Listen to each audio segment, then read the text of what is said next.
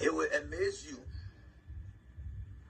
when I tell you who Joseph Boakai is. So I want you to take a good look at Joseph Boakai here. All right?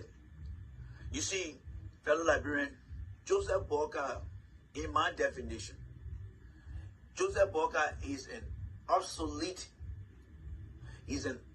politician who doesn't fit into today's contemporary and social political environment. Copy that?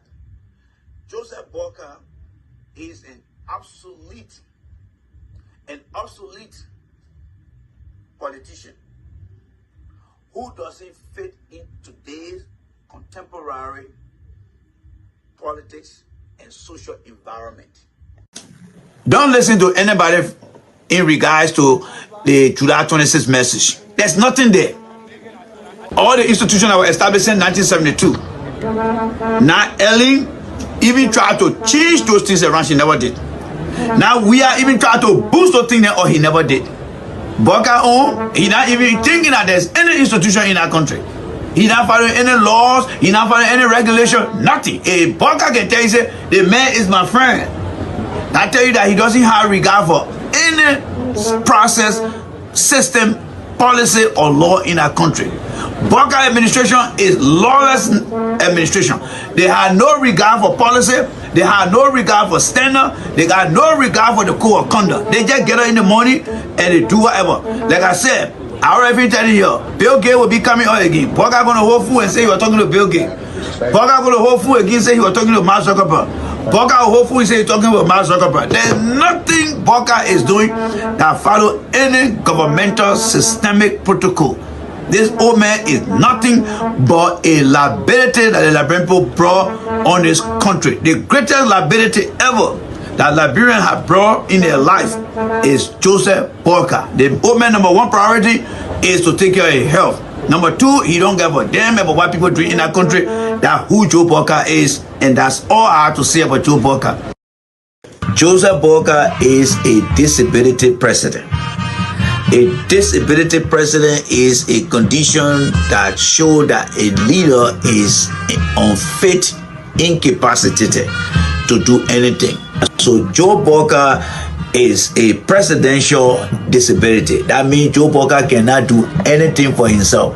And because Joe Boakai is a presidential disability, that's why he is being used by incompetent guys that directly alone. A society dropout, a high school dropout, a college dropout, and everything dropout. Joe Boakai is nothing but a presidential disability. So you tell the Unity Party people, Joseph Boakai was in a know of this speech, but because of him being a presidential disability, that is why he allowed a government to face this issue today.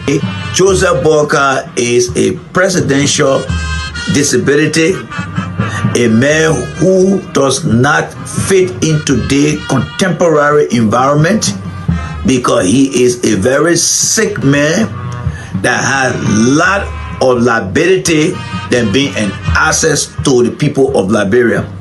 And the Liberian people, you guys made a very big mistake by electing a man who comes with a baggage of liability. Joseph Boakai is a disability president. A disability president is a condition that shows that a leader is unfit, incapacitated to do anything. So Joe Boakai is a presidential disability. That means Joe Boakai cannot do anything for himself. And because Joe Boakai is a presidential disability, that's why he is being used by incompetent guys that directly alone. A society dropout, a high school dropout, a college dropout, and everything dropout. Joe Boakai is nothing but a presidential disability. So you tell the Unity Party people, Joseph Boakai was in a know of this speech, but because of him being a presidential disability, that is why he allowed a government to face this issue today. Joseph Boakai is a presidential disability, a man who does not fit in today's contemporary environment because he is a very sick man that has a lot of liability than being an access to the people of Liberia. And the Liberian people, you guys made a very big mistake by electing a man who comes with a baggage of liability. Some of you guys are fucked up. Joe Parker that somebody rescue somebody.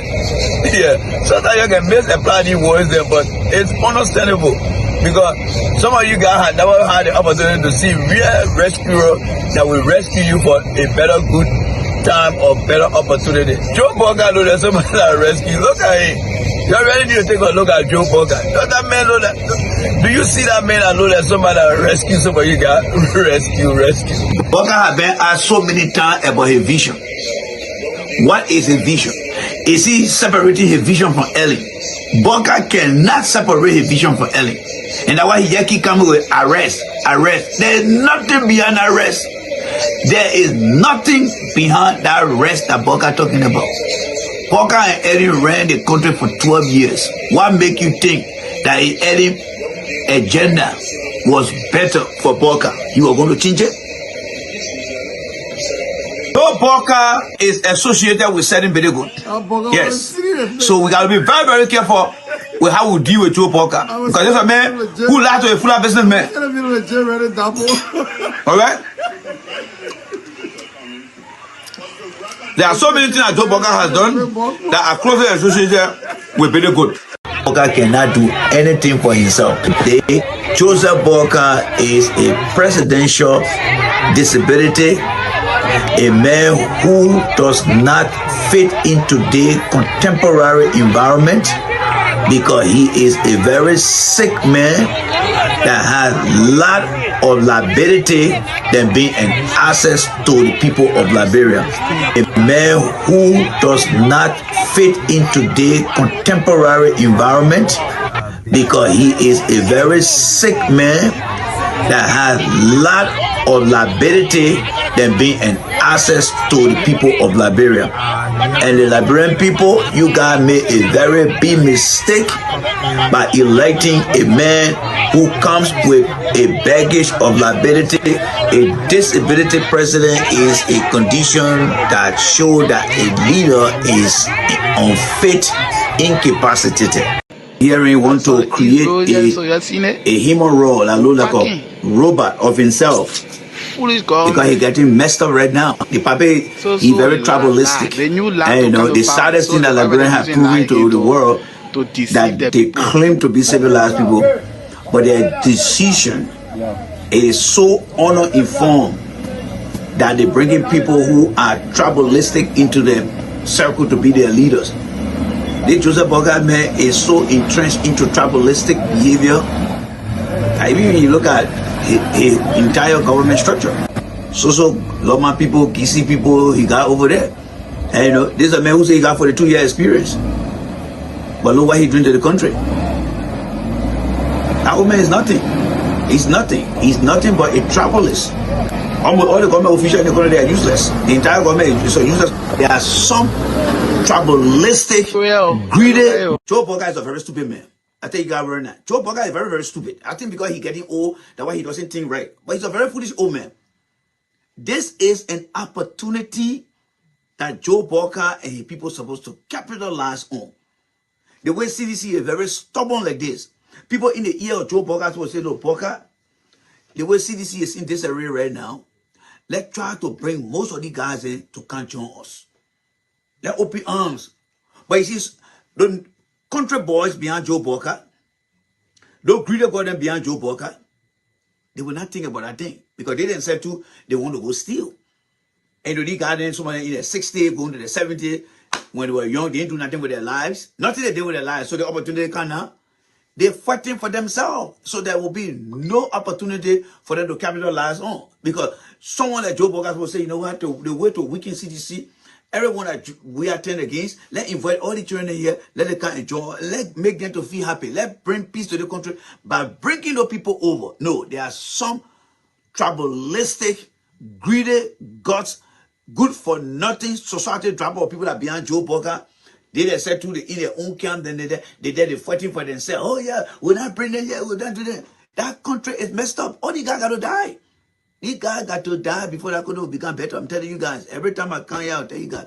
I've said in the first 100 days, no car will get stuck on the major road in this country. And I mean it.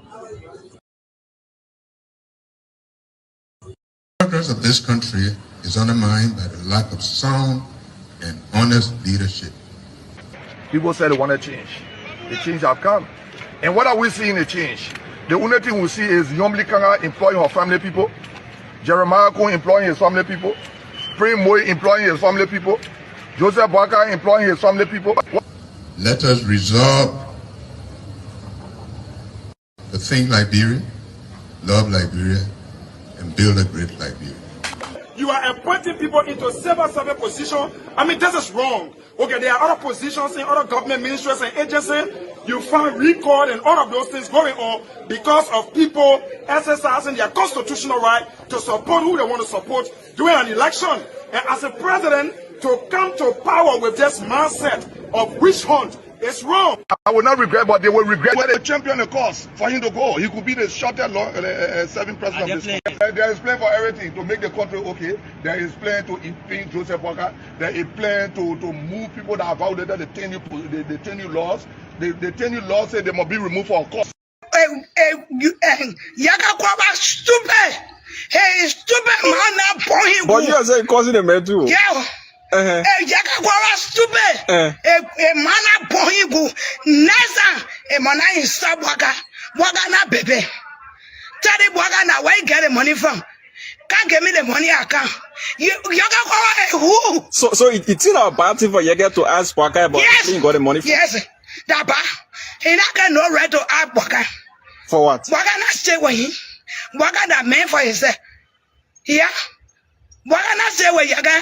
Because some people say before Boakai could become president-elect, he complains saying you not get money, but now they get putting the fee they finish electing and he getting plenty of money. Maybe that's what Yaga asking question for. No, another. Boakai get his own money, his personal money. Yeah. Boakai get money, he got money. Yeah. You got a frosque in the country. Hey, who? What you trying to say? Huh? You got what you trying to say? You who?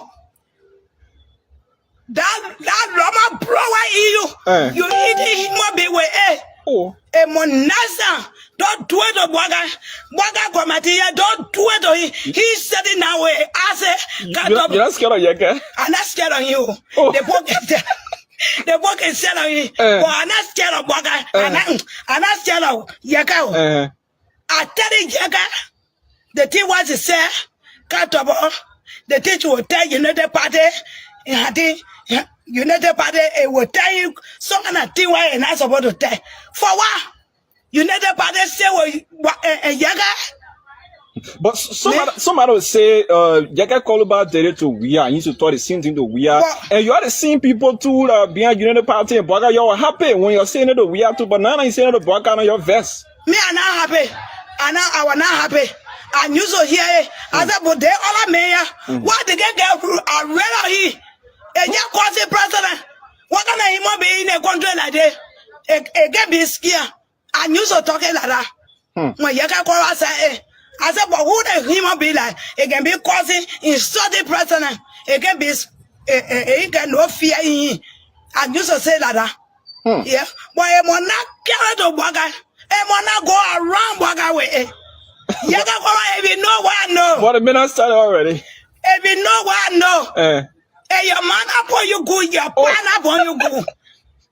Please, I tell you from today and today, next time, don't insult Boakai.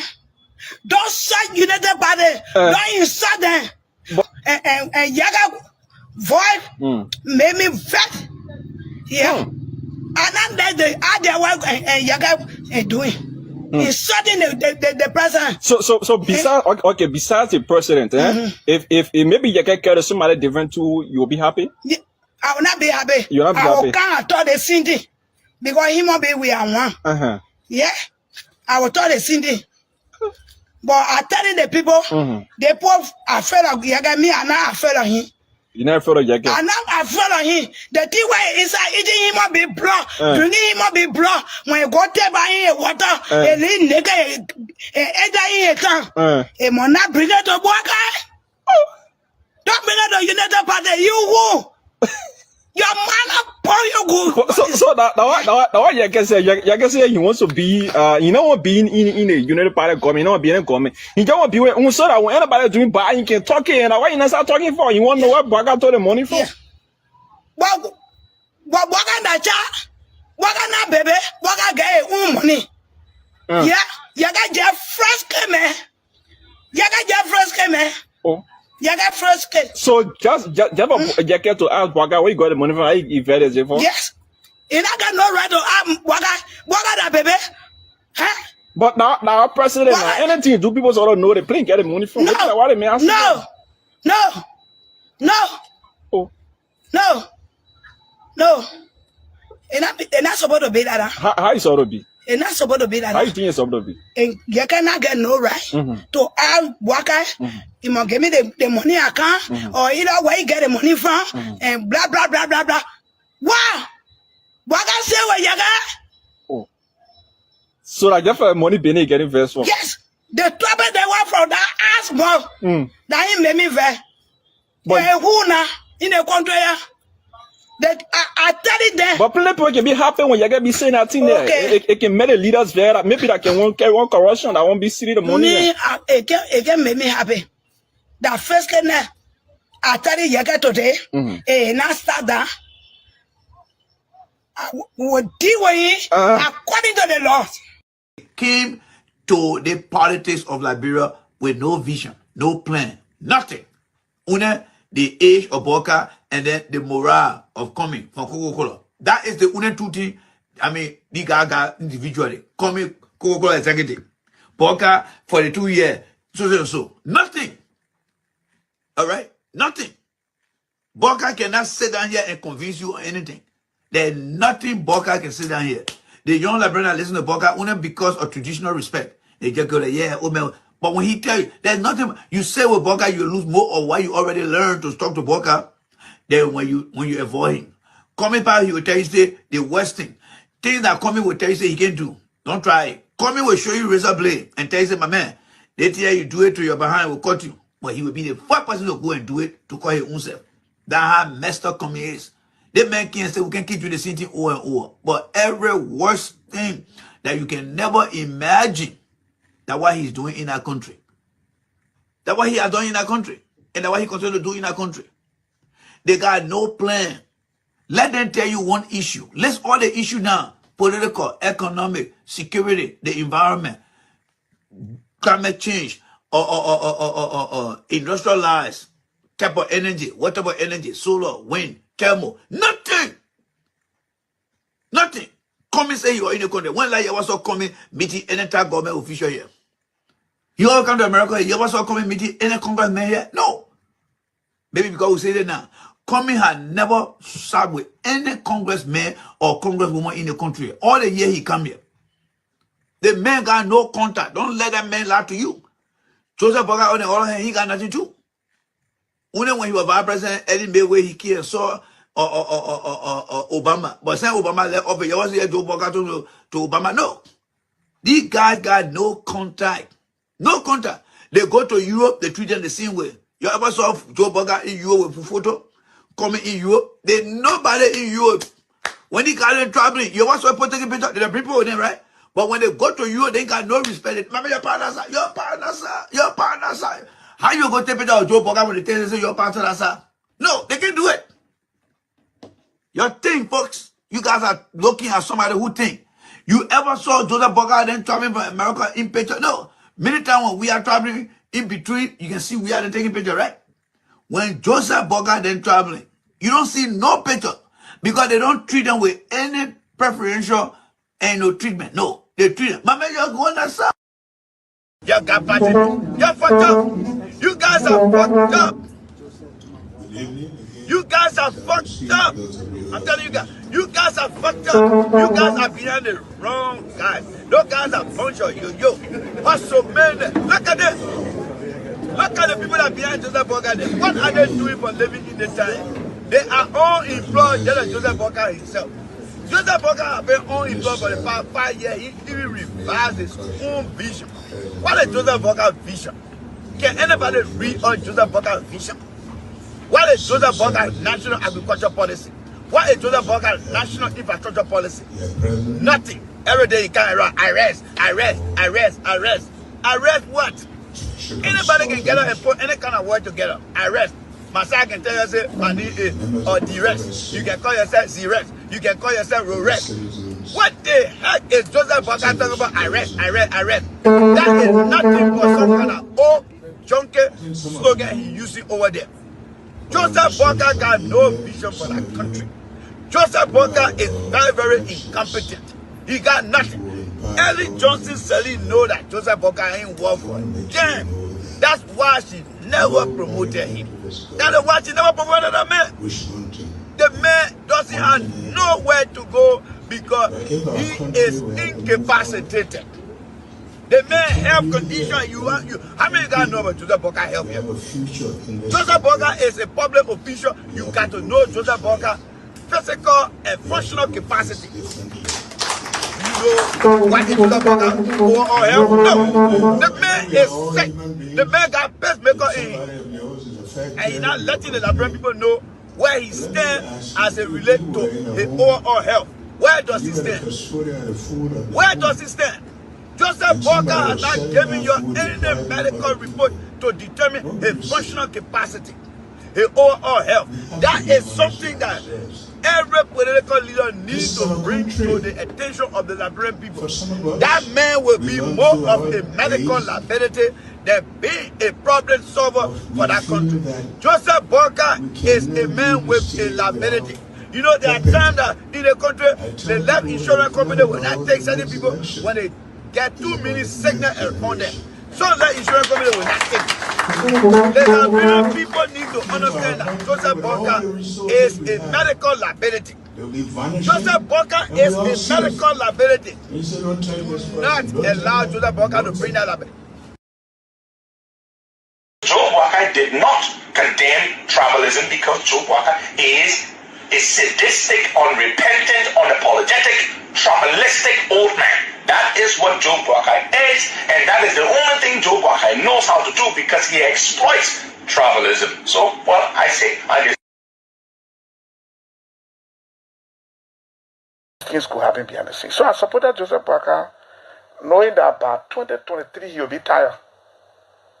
Okay. Knowing that 2023 he'll be tired, he could have a good heart, everything good, but the brain is going down. You're not holding the end, you're moving down the hill. This is nature. My father, right now, I buy him pamper. Every day I gotta buy a pamper. There's a man who bought me pamper before. I'm buying him pamper now because the time has reached. So I thought the old man could be president in 2017 and run for this. And he himself said, he said, when you run for one term, he himself said it. I agree with him. 2023, no, I disagree. In my mind, he should rest, find somebody else. Good morning, Mr. Vice President. Good morning. You look very well this morning.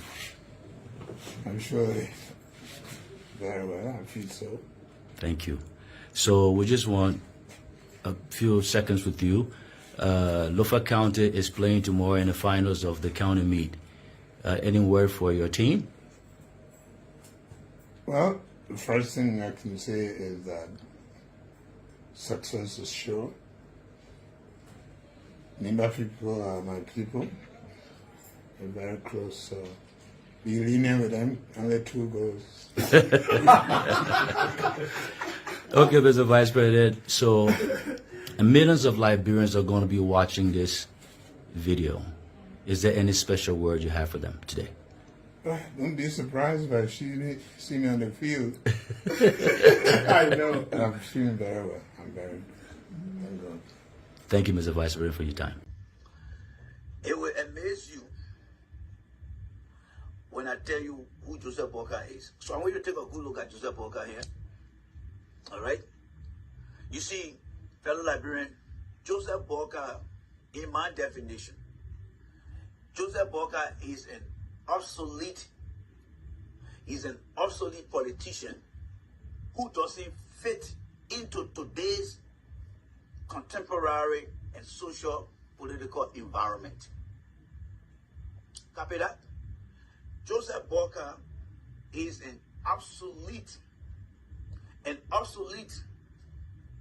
politician who doesn't fit in today's contemporary politics and social environment.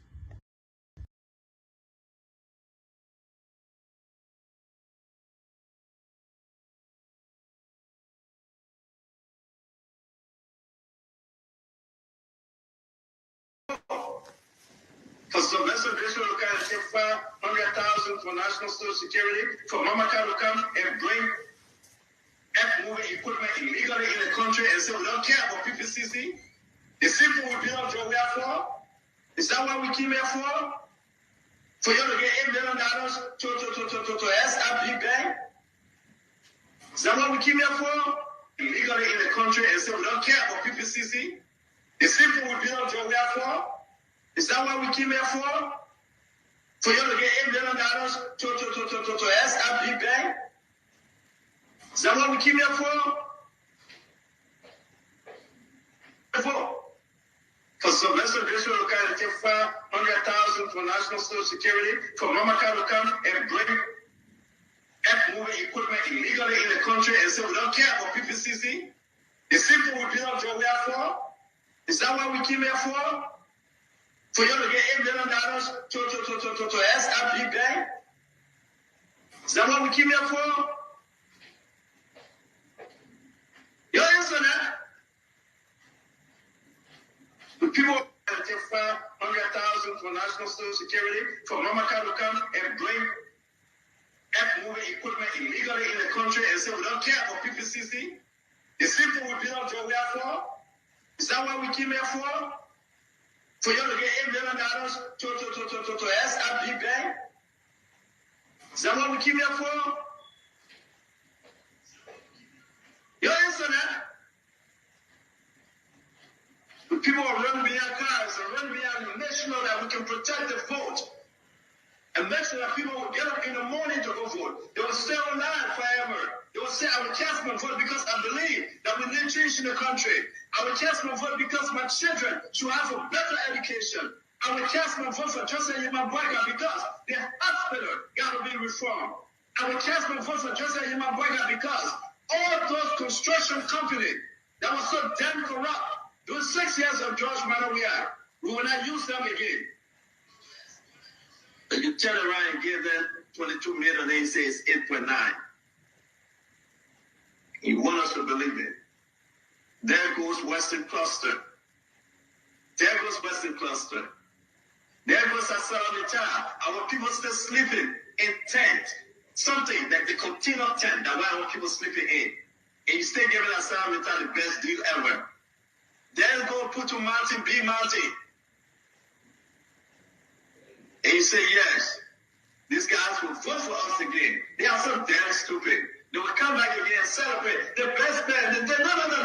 No. Don't use Joseph Walker as the cover. Not because we love him. Not because we say, yes, he will bring a change.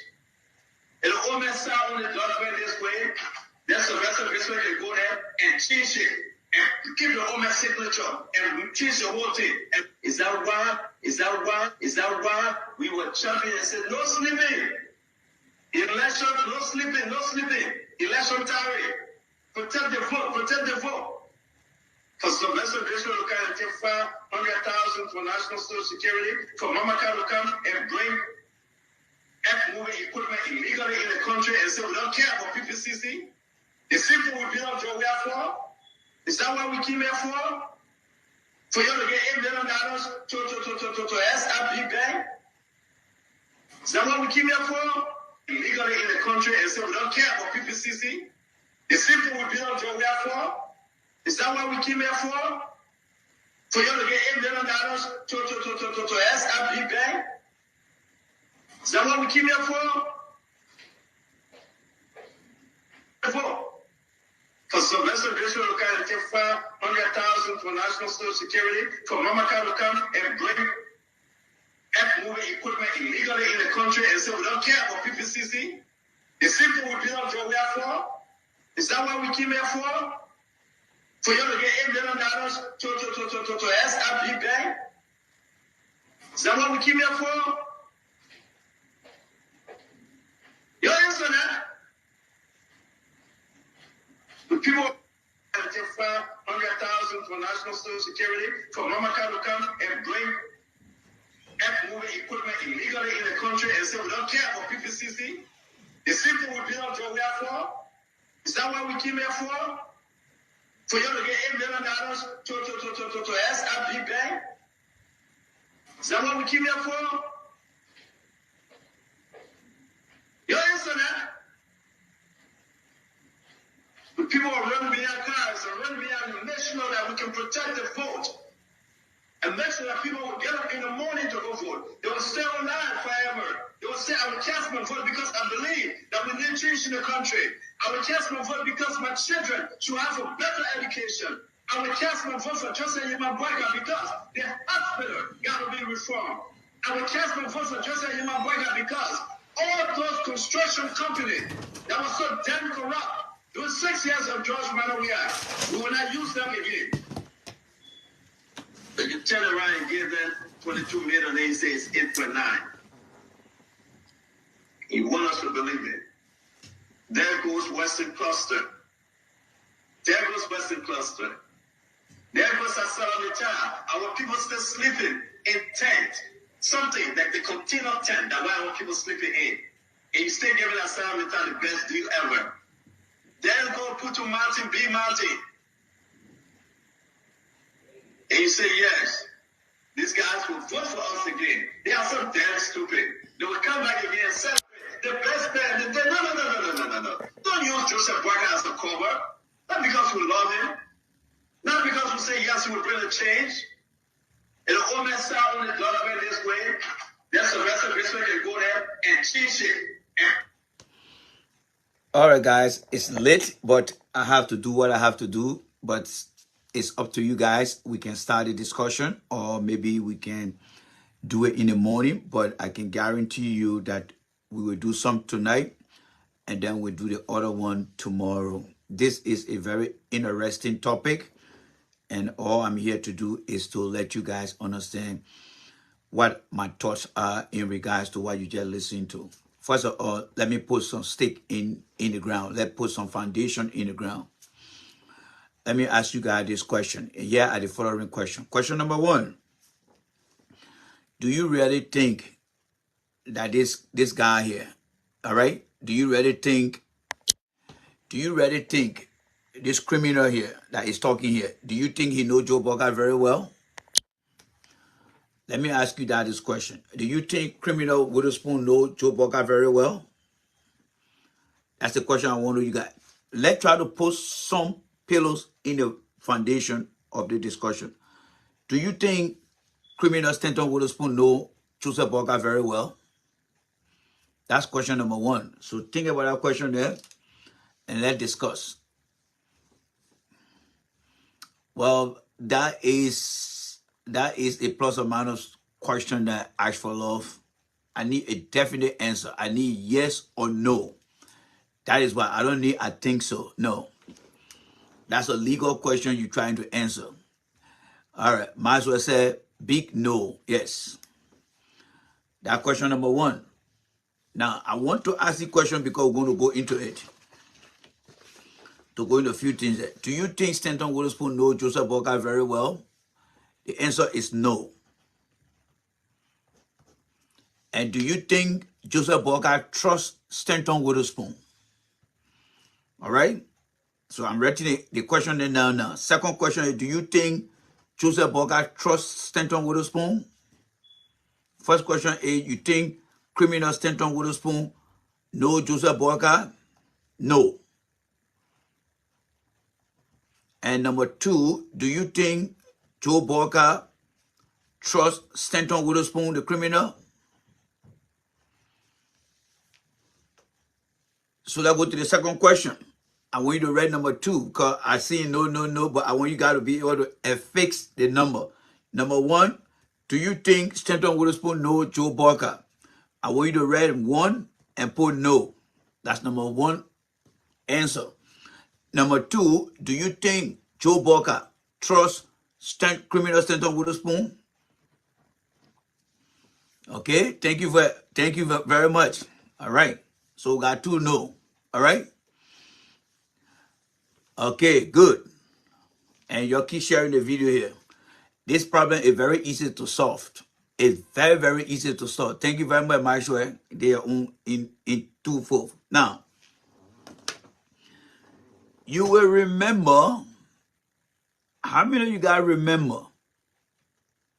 How many of you guys remember? So we already put a foundation.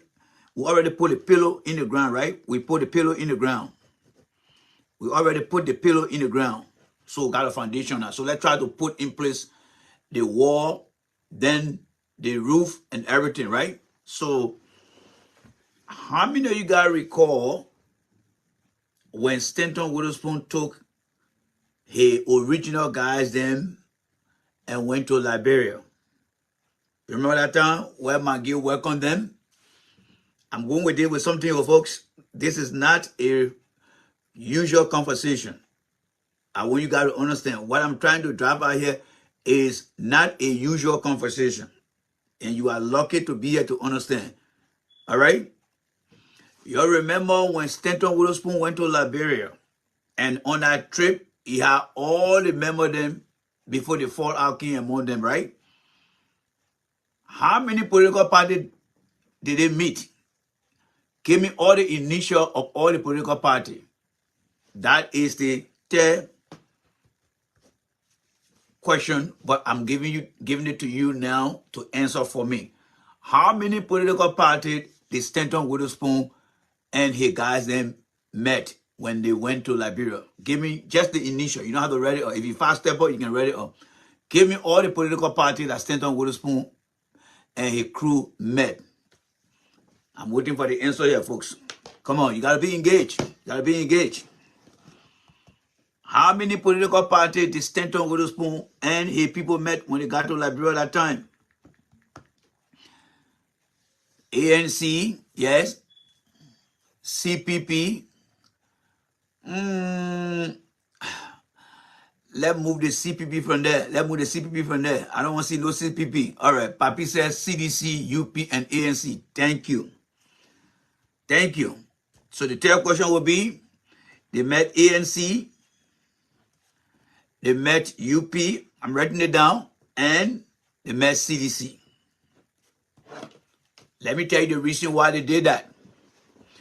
Stanton is a born crook. He is a born crook. When he went to Liberia with the group, he was selling his platform to the highest bidder. That's what he was doing. He was selling a platform to the highest bidder.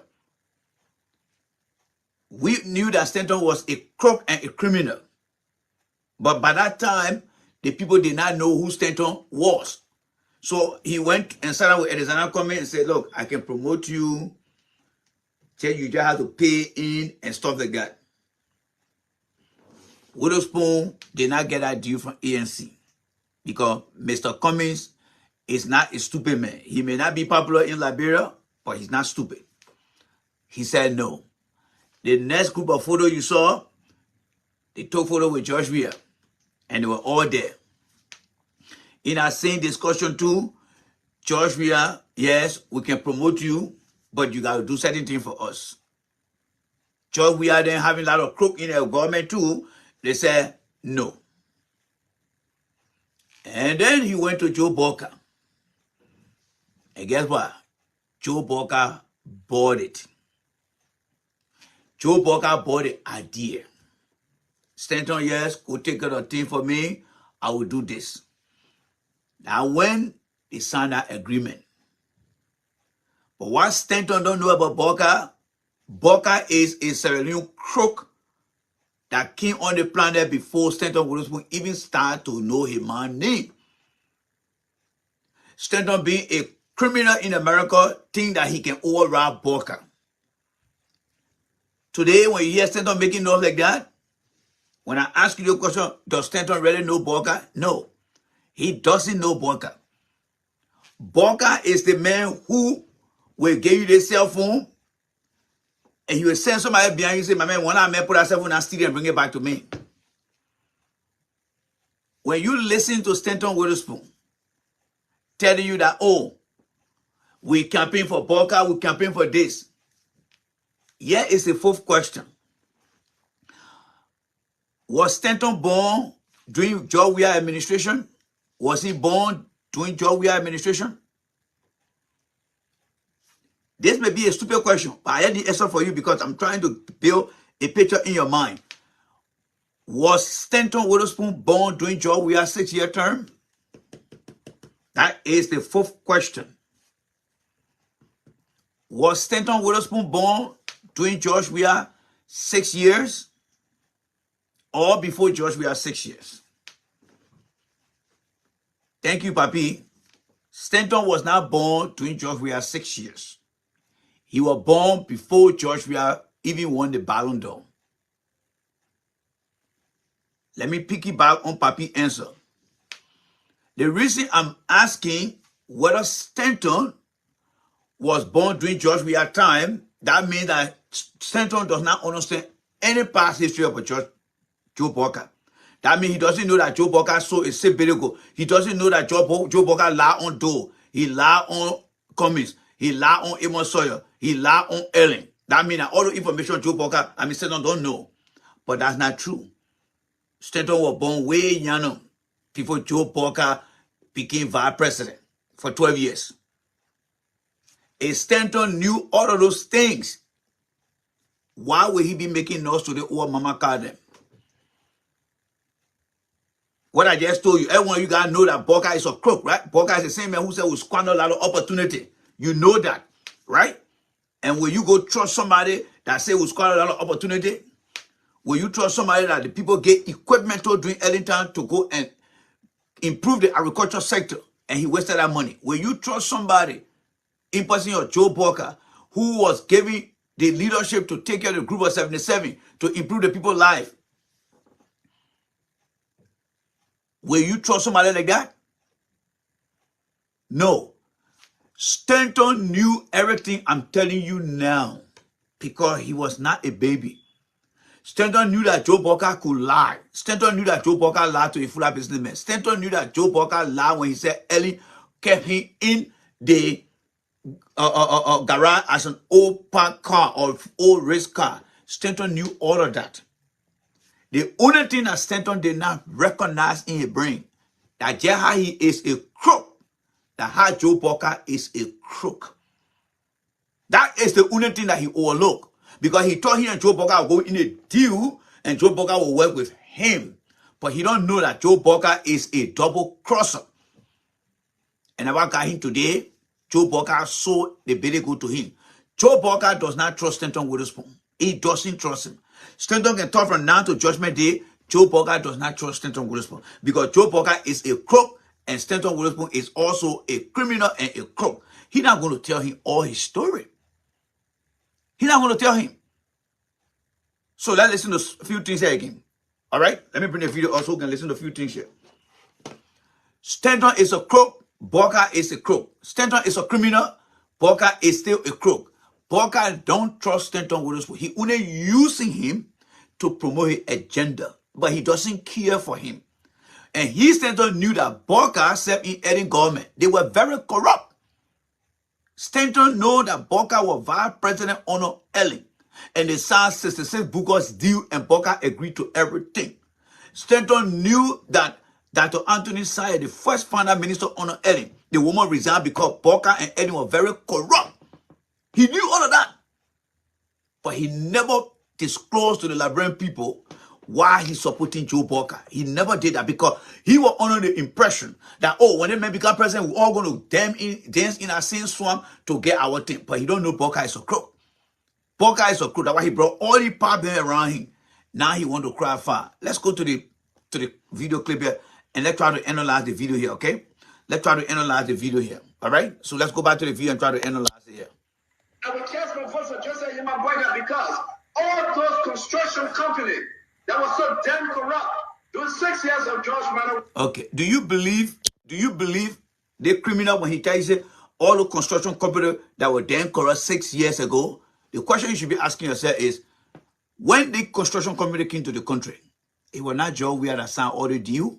It was Joe Boca and Eddie administration that signed the deal. It was part of the extension of the deal that we are key and we are and the people just are managing it. He knew. How many of you guys, all the companies that are in the country now, when their concession was signed originally, during Eddie and Boca time, right? Why were the people complaining? Why they took Boca out of office after Ellen left?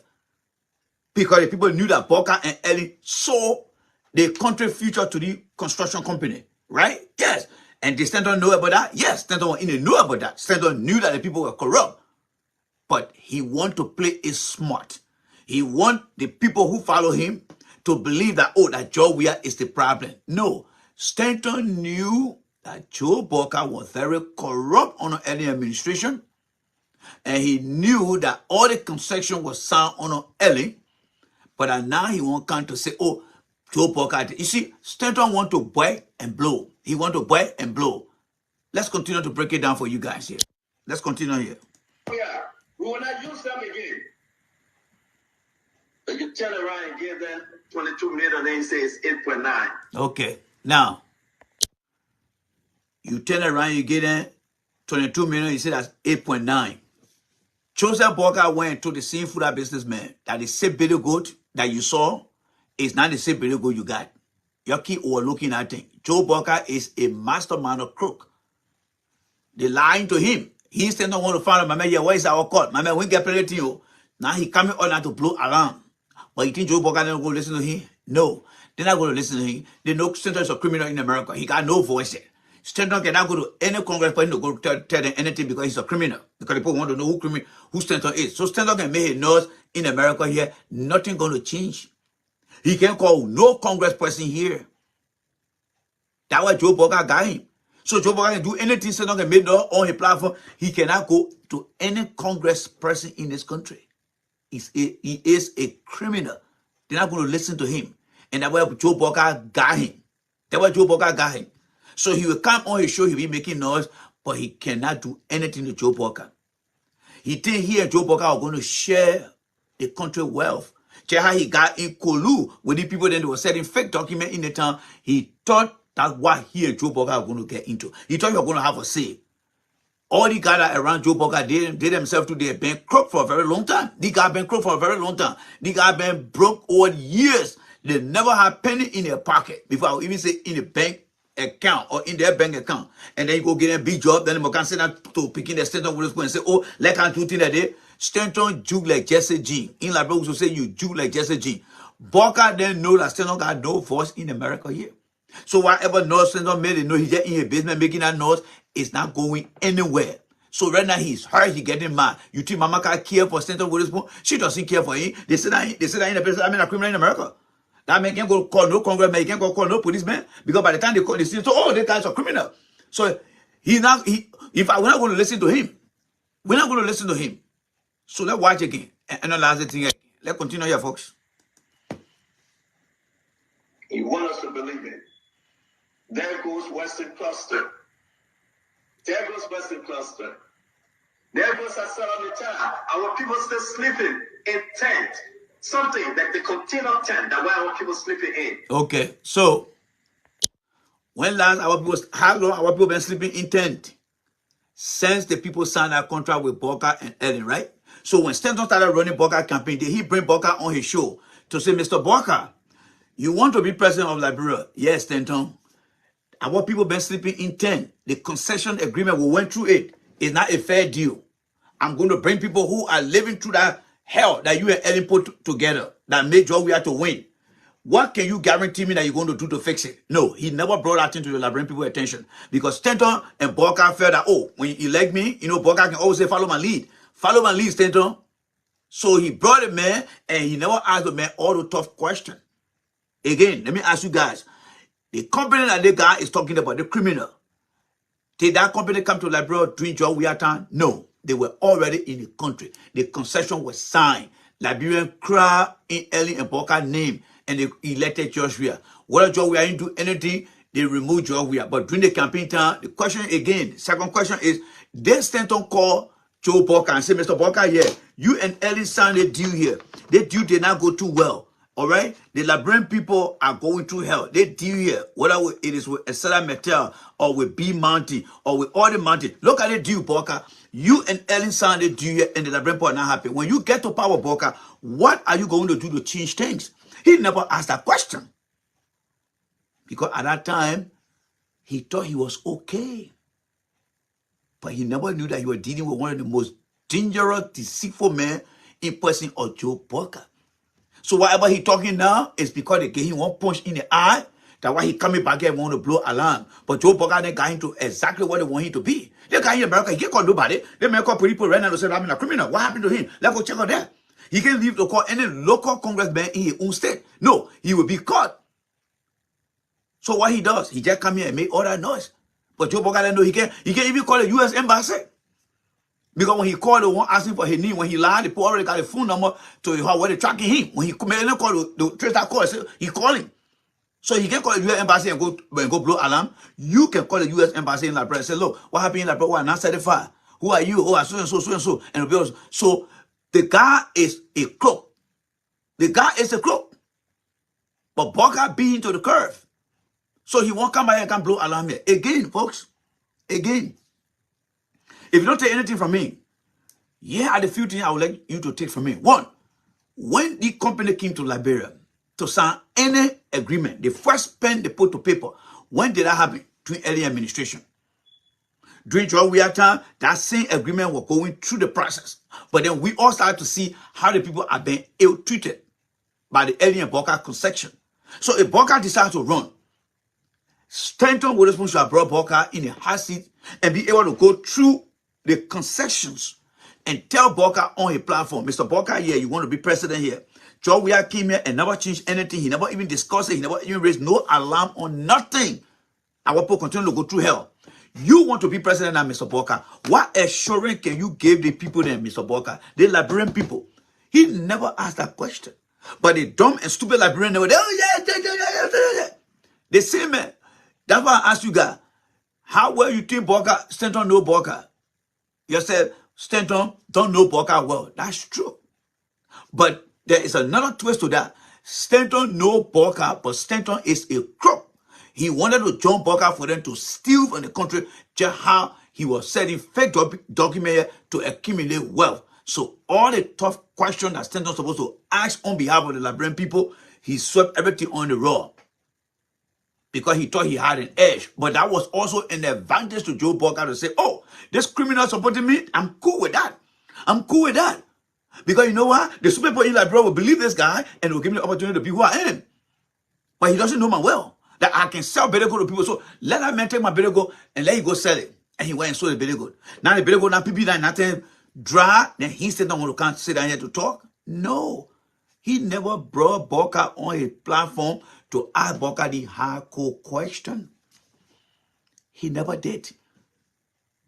George Weah then too, the guy was crook. They knew they can see crook, they see crook. George Weah look at and say, Mama, they man, we get to man, because man, crook, we are crook here too. So when crook me crook, nothing. So George Weah was very upfront. Coming to he was another smart guy too, who like, I won't deal with the guy because I don't trust the guy here. So they were very upfront. But Joe Boca being a mastermind of all the crookedness, he kept quiet. He said, my man, anything you say, my man, I ill. I you know anything you say that, hey. All Joe Boca wanted to just wanted to cross the river. He wanted to cross the river.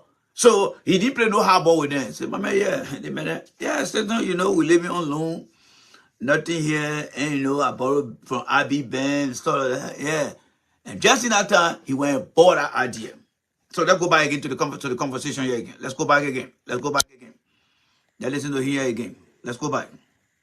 And he's still giving us the best deal ever. Then go put to Martin B. Okay, you're still giving Estella Metal. Where is it coming from? You're still giving Estella Metal the best deal.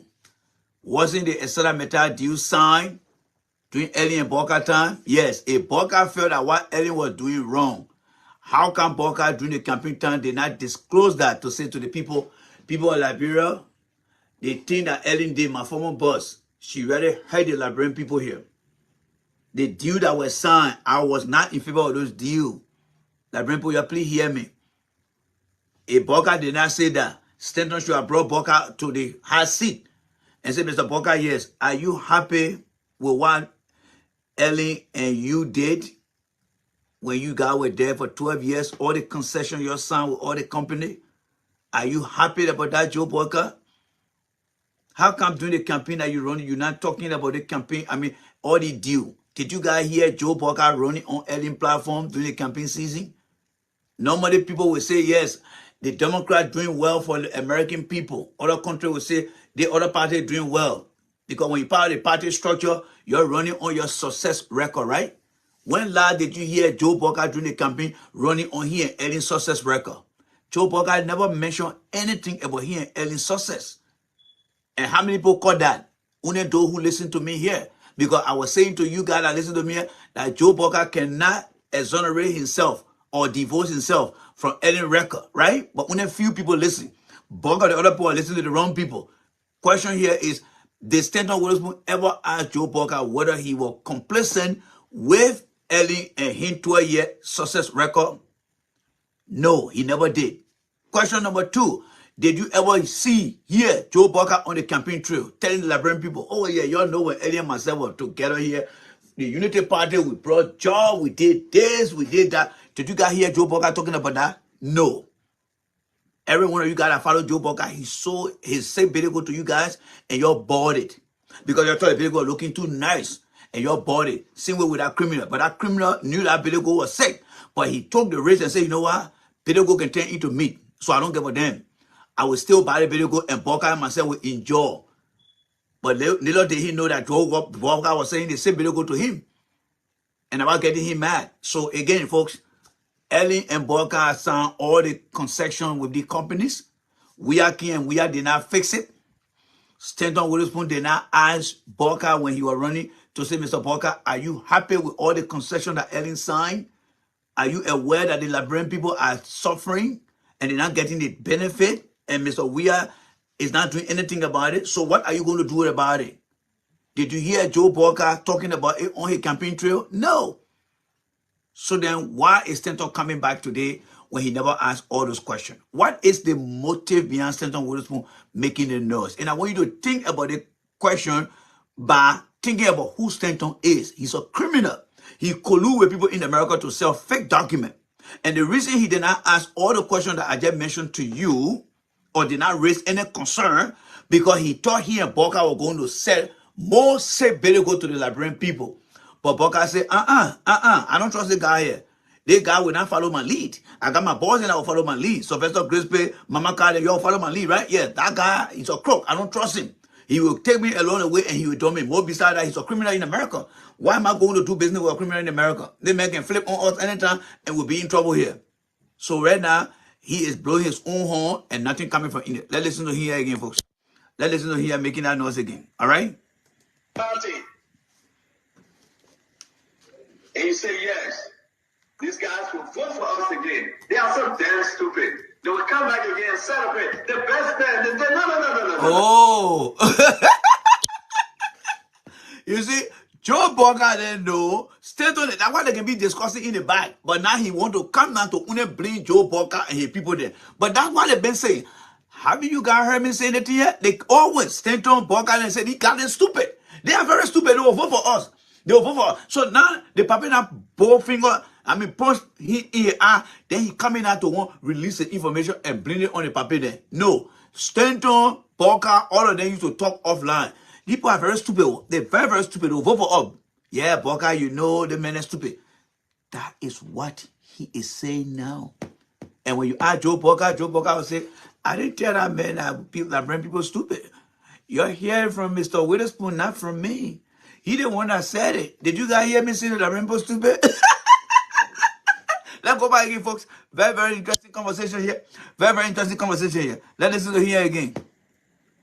And you say yes. these guys will vote for us again. They are so damn stupid. Yeah, yeah. So that's the conversation. That is the conversation they've been having. So every one of you guys sit on that platform, Walker and his man Stanton during the election time, they need to go offline and talk. Yeah. You really doing well with Stanton? Yeah, Papa, I told you they got them very stupid. People are very stupid. Who said Joe Weah was doing the wrong thing? Joe Weah was doing something. Joe Weah was there holding it. But these guys are very stupid. They like new thing. Hey, my son, don't talk too much. They think when we win, everything will be all right for us. Just keep talking. Just keep talking. All right? Yes. That is the confession now. He's making out there. So Stanton Witherspoon know that you guys are very, very stupid. All right? They know that you guys are very, very stupid. When they're smart people, they will keep out of their place. Many of you guys have gotten black before, right? Because when you start asking a serious question on that platform, they will get rid of you because you will start opening people's eyes on that platform. So when they see that you come in with tough questions, they will black you.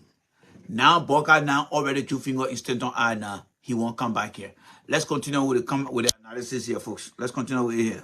They will come back again and celebrate. The best man. No. Don't use Joseph Boca as a cover. Not because we love him. Not because we say yes, he will bring a change. And the old man sat on the judgment this way. Then Sylvester Bismarck can go there and change it. That's a lie. That is a lie. Never believe what he said. Never believe what he said. You know why? Let me give you a reference from the past. When Stanton telling you, say, oh, when the paper signed the document, Sylvester can go and change it. Flashback. What happened to ANC? Somebody mentioned about CPP documentation here. What happened to CPP documentation? Where they say Alexander come and fake that thing. You see how they got playing here? Every deal that is signed that comes to the public, Joe Boca is aware of that. But when you listen to Stanton Witherspoon, they say, oh, don't bring the old man because we love the old man. He acting like a rat. He biting, but I see that he blew it. So you can, so Boca didn't get fever, but he want to throw the blame on Sylvester. No, don't be fooled with that. Remember, you're dealing with a criminal. His mind is so sophisticated in tricking you to believe in lies. And I'm here to untangle that. Boca knows everything that happened in his government. Boca know how to play people. Yeah, he know how to play people. And Stanton 2 is still keeping that same line. Go back to the CPP document. Boca said Alexander Coming Finger document. Now he president and big money switching hands, and he want to tell you that Boca don't know anything. Please don't fall for that thing. Stanton is a double agent. He know that the people very stupid. He tried to put Sylvester Grisby and Mamaka under the bus to protect Joe Boca. But I want you to understand that Joe Boca is a crook. The man can look at the Fuller businessman and go and bring back the same video and fill it up with water and bring it back to the Fuller businessman, and the man buy it. The man said, Cummings fake a document, and Cummings said, I did not fake no document. So it's the same thing that he trying to use. So pay attention to the key points that I'm making in the analysis here. Let's go back again and rewind it again for a few times. Share the video here, folks. That one the reason why you are not farming on the garden platform, because they know, they face, and they mind when he sit down on any platform, he will cause more damage that will open people's eyes. That is why I'm so restricted on all the Liberian platform. They don't bring me on any of their platform. Whether like Men of God, political talk show, because they know when I come with nothing but the truth.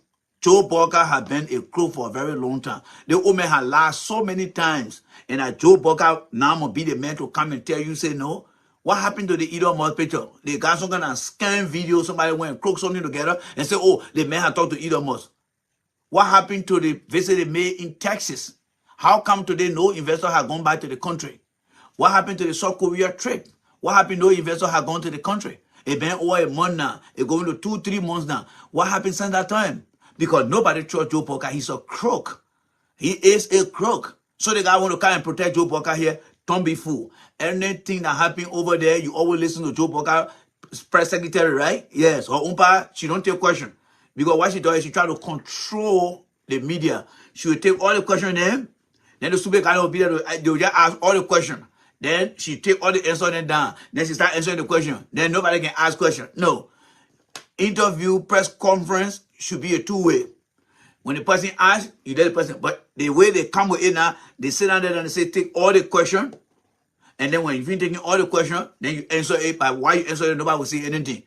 If I were any journalist, I would not go over there. Because they're trying to control the press conference. You ask all your questions, they answer the way you want to answer it. When you go raise your hand, say, but man, whatever you taking your answer, your question now, we can't answer it. Joe Boga didn't know what they're doing over there. The papi is a crook. He has been selling more bitter good, and he will sell many, many bitter good. Stanton Witherspoon just realized that the bitter good the papi sold to him, the bitter good now PP, and nothing in that bitter good as far as it having good flesh or anything. Now he's mad. So let's go back again. Let's rewind what he come to see again. Let's go back there again, folks. Let's go back there again. Listen to him here. All right? Let's go back again. We love him. Not because we say yes, he would bring a change. And the old man sat on the judgment this way. That's a vessel this way can go there and change it. That's a lie. That's a lie. You see, Stanton Witherspoon is a guy who knows how to fake documentation. So that particular part he explained over there, he got PhD in it with all A's. How to fake documentation. But I want you to understand, don't be carried away by that. Joseph Boga knows all the documentation. He knows it. How? Because everything they do over there, don't we hear it outside here? You think Joe Boga don't hear? Joe Boga don't live on planet X where he don't know what happened in Liberia. If Joe Boga know he signed something and the new media announces that it's not right, what do you think Joe Boga will be doing? Joe Boga will call the person and say, but I didn't sign anything here. What's going on here? What is going on here? Sylvester, yes, I said, let's put A and B in the box. But I know I'm hearing from outside there, you got C in the box. No, but still don't want you to believe that Joe Boga live on different planet. So whatever he signed, when he signed it, just how God gave Moses the 12 commandments, right? Initially, God gave Moses the 12 commandments. And said, hey, Moses, take the commandment to the people. I'm up here. And Moses said, yes, I'm carrying it. But then when Moses got it, he got mad. According to the Bible, he broke the 12 commandments. And God said, oh, Moses, what's going on here? Well, Lord, the 12 commandments gave me. I messed it up. So I'm back here again. Oh, you buy okay, but you're very, very emotional, right? Yeah, I'll penalize you for that. No, that is not the case. Everything that happened in our country, Joe Boga is right there. He signs it, he know about it, they discuss it, and it go outside to the public. So don't let Stanton Witherspoon come here and say, oh, we love the old man, but Sylvester Crispy Jr. No, they are all involved. They were not trying to play. Remember, the man said that Liberian people are stupid.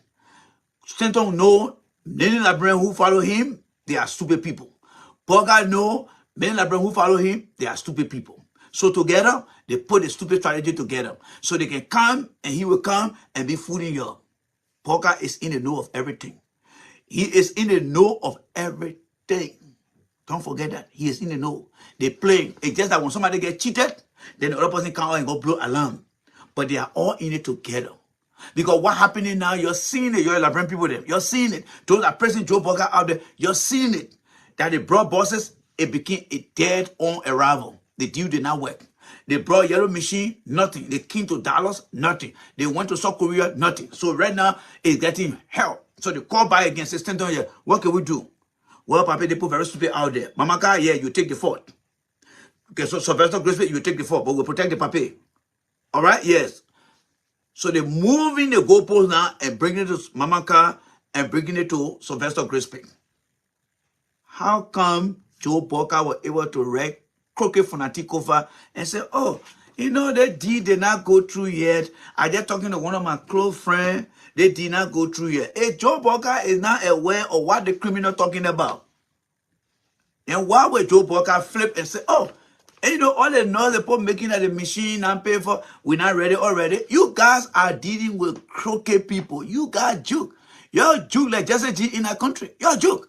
These guys are playing you. These guys are playing you so bad, all right? These guys are playing you so bad that they're using you too much, and I feel sorry for you guys. They are using you, but you don't know because you don't have the eyes to see. They play you. Let's go back again, folks. You know, they hate to see the kind of view. You need to share the video here. There's a J. Rani. They call him the destroyer, the spoiler. That's me. That's why they're all afraid of me. I am a dinosaur in the thing. Since 2010. I know these guys. I know these guys. And in the end, I will always win. Because I'm confident about what I always say on my show. All right? Let's go. Maybe when they start to sanction Delon there, sanction Prince Moi, sanction Nomli Kanga, I have been saying there, That maybe by that time some of you guys will start believing it small. But they know exactly what they're doing. They screw up now. How many of you guys ever watched the movie they call the 24? The TV series they used to have, I think on Fox, they call it 24. How many of you guys watched that show with Jack Bauer? How many of you guys watched 24? I want to see yes or no. How many of you watching me right now ever came across the TV series called The 24 with Jack Bauer? How many of you guys? How many of you guys? How many of you guys? How many of you guys watch Jack Bauer? Thank you very much. Wilhelmina says she watched it. Money says she watched it. If you ever watch the movie Jack Bauer, you will know exactly what Boca and Stanton are doing. There are times that Jack Bauer then will allow somebody to take the fault. They will even kill that person for the person to take the fault. So when you see Boca, when you see the criminal coming out here and saying to him, how they call it? Sylvester Grace ain't doing it, Mama Carl ain't doing it. They already feel the Liberian people, but somebody got to take the fault. Even American family in this country, they take the fault. I was working with a white girl back in 2007. When it came to the school and the family, she told me one time, she said, Randy, yeah, what we do in the family. Sometimes the husband got to take the fault or the wife got to take the fault. I said, what do you mean? She said, well, maybe sometimes when the child go to work, when the child go to school late, we can say, oh, my husband's supposed to do the homework, or my husband's supposed to drive the child, or the child was not there. So my husband was the cause. And she was, okay, so what happened? Well, my husband forgot. And so then the husband will say, oh, my wife's supposed to do this, and my wife forgot. She said, my point is, somebody got to take the fault to face the problem. When you see the guy coming and you watch Jack Bauer movie, there are a lot of things that can take place. And some of the things, when you watch Jack Bauer movie, there are things that took place in that movie where people who were dedicated, they had to kill them to cover up. If you think what Joe Boca and Stanton Witherspoon are doing, they're playing with you. They're playing with you. That high level and level they're using on you. So Sylvester Grace know exactly what he's doing because Boca is aware of that. Mama Car know exactly what she's doing because Boca is aware of that. Criminal Witherspoon also know what's happening. But when things don't go the way, then they come out and want to blame somebody. They come out and want to blame somebody. There was a guy they used to call Scooby Levy. He was under George Bush administration. What happened to that guy? The guy took the blame for George Bush then government. They put him in jail. By the time George Bush was leaving, George Bush freed the guy under executive clemency. How many guys remember that time? About the whole Iraqi thing here. There was a guy they called Scooby Levy. Go check it out. He took the fault. And they put him in jail. By the time George Bush was leaving, George Bush freed the guy. This is high level criminality the guy is playing with you guys here. So don't let that make out, oh, when Joe got some people in the day, then they kind of bring it here. That's all coordinated plan. But he is the messenger of lies. Because they know that what he does best. He came to America here, he became the chief criminal. That's why they got him arrested. That's why they got him arrested. Because he's a criminal. He knows how to put documents together. He knows how to put documents together to fake people. To fake people. So let's continue here, folks. Listen to him again. Is that why we were champions and said, no sleeping. Election, no sleeping, no sleeping. Election tarry. Protect the vote, protect the vote. For Sylvester Grace to come and take 500,000 for national security, for Mama Car to come and bring moving equipment illegally in the country. All right, so let me hold you there. This guy just told you, say, the paper where he signed the thing here, and then the thing happened here. Let me ask you guys a truthful question here then. The 500,000 that Sylvester Grace were trying to get from National Social Security, wasn't that happening in the public. You heard it, I heard it, we read about it, many platforms carry it. So everybody who tune into Liberian situation on a daily basis, they are all in the know of it, right? Question, why Boca did not react to that? If all the news media carry it, even the US Embassy carry it, why Boca did not say anything? Oh, I get Boca don't live in Liberia, right? He live in Space X. Either more talking to Space X, the way he live in there. So he don't know what's going on around here, right? That is not true. Boca is in the know. Boca is in the know. Everything that he said Mamaka is doing. Why did Boca write to the national legislature that no deal? Boca know everything. But this guy, the Constantin, he's a crook. He already know that the people that follow Joe Boca, the people that listen to him, they're all stupid people. He knows that. So he can come and be the fixer. When things go wrong, he say, Papi, I get it. But when I go on the show now, Sylvester, Mama, like you are going for now. Mama, like you are going for now, protect the Papi. Yes. And that's exactly what he's doing here. That's exactly what he's doing. That's exactly what he's doing. That's exactly what he is doing. Thank you very much, friend Sako. All that money, people talk about the inauguration fund that got missing. Joe Boca was in the know. Everybody talk about it. People talk about Sylvester Crispy. Boca, not president, he went to NASCOM to go get the money. He got it, according to my man, friend Sako here. The Yellow Machine King, it was a big news in the town. Everybody was running with it. You want to tell me that Joe Boca is not aware of all those information? That's not true. Stanton is doing what Stanton does best. He is nothing but a crook, a criminal. So Liberian people, you're in it for a long haul.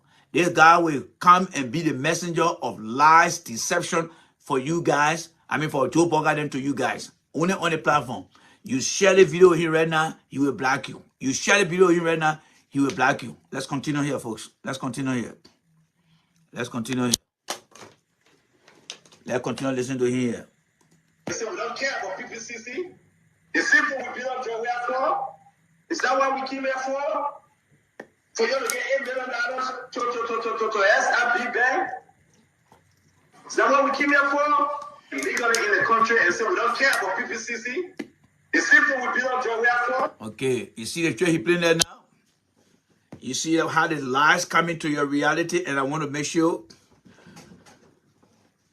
Why? I mean, when the PPCC started during Ellington, right? When Toba Jala was the PPC, Joe Boca was vice president. Joe Boca knows the PPC process. He knows it. He knows what it means. This is a man who came to power for the 2 years. So I get a man come to power on a 42-year record and not even know about the PPC process. This is a man who said with Ellen, they took over Liberia as the new post-war Liberia, and they put every institution, they revamp it, they re-policy, they create processes and everything, right? Yes.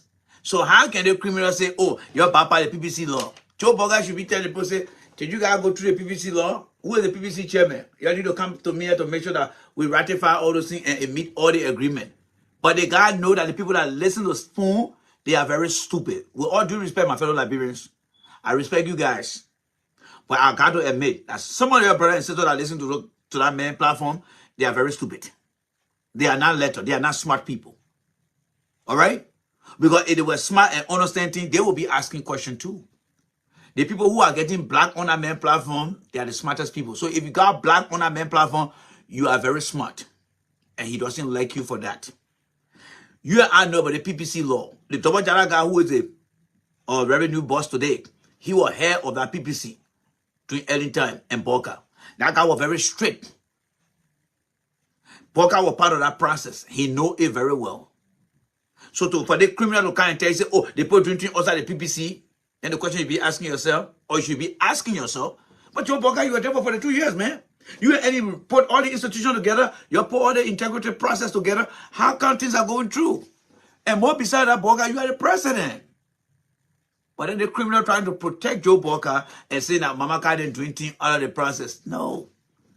Joe Boca is in the know of what's going on. That's Liberia.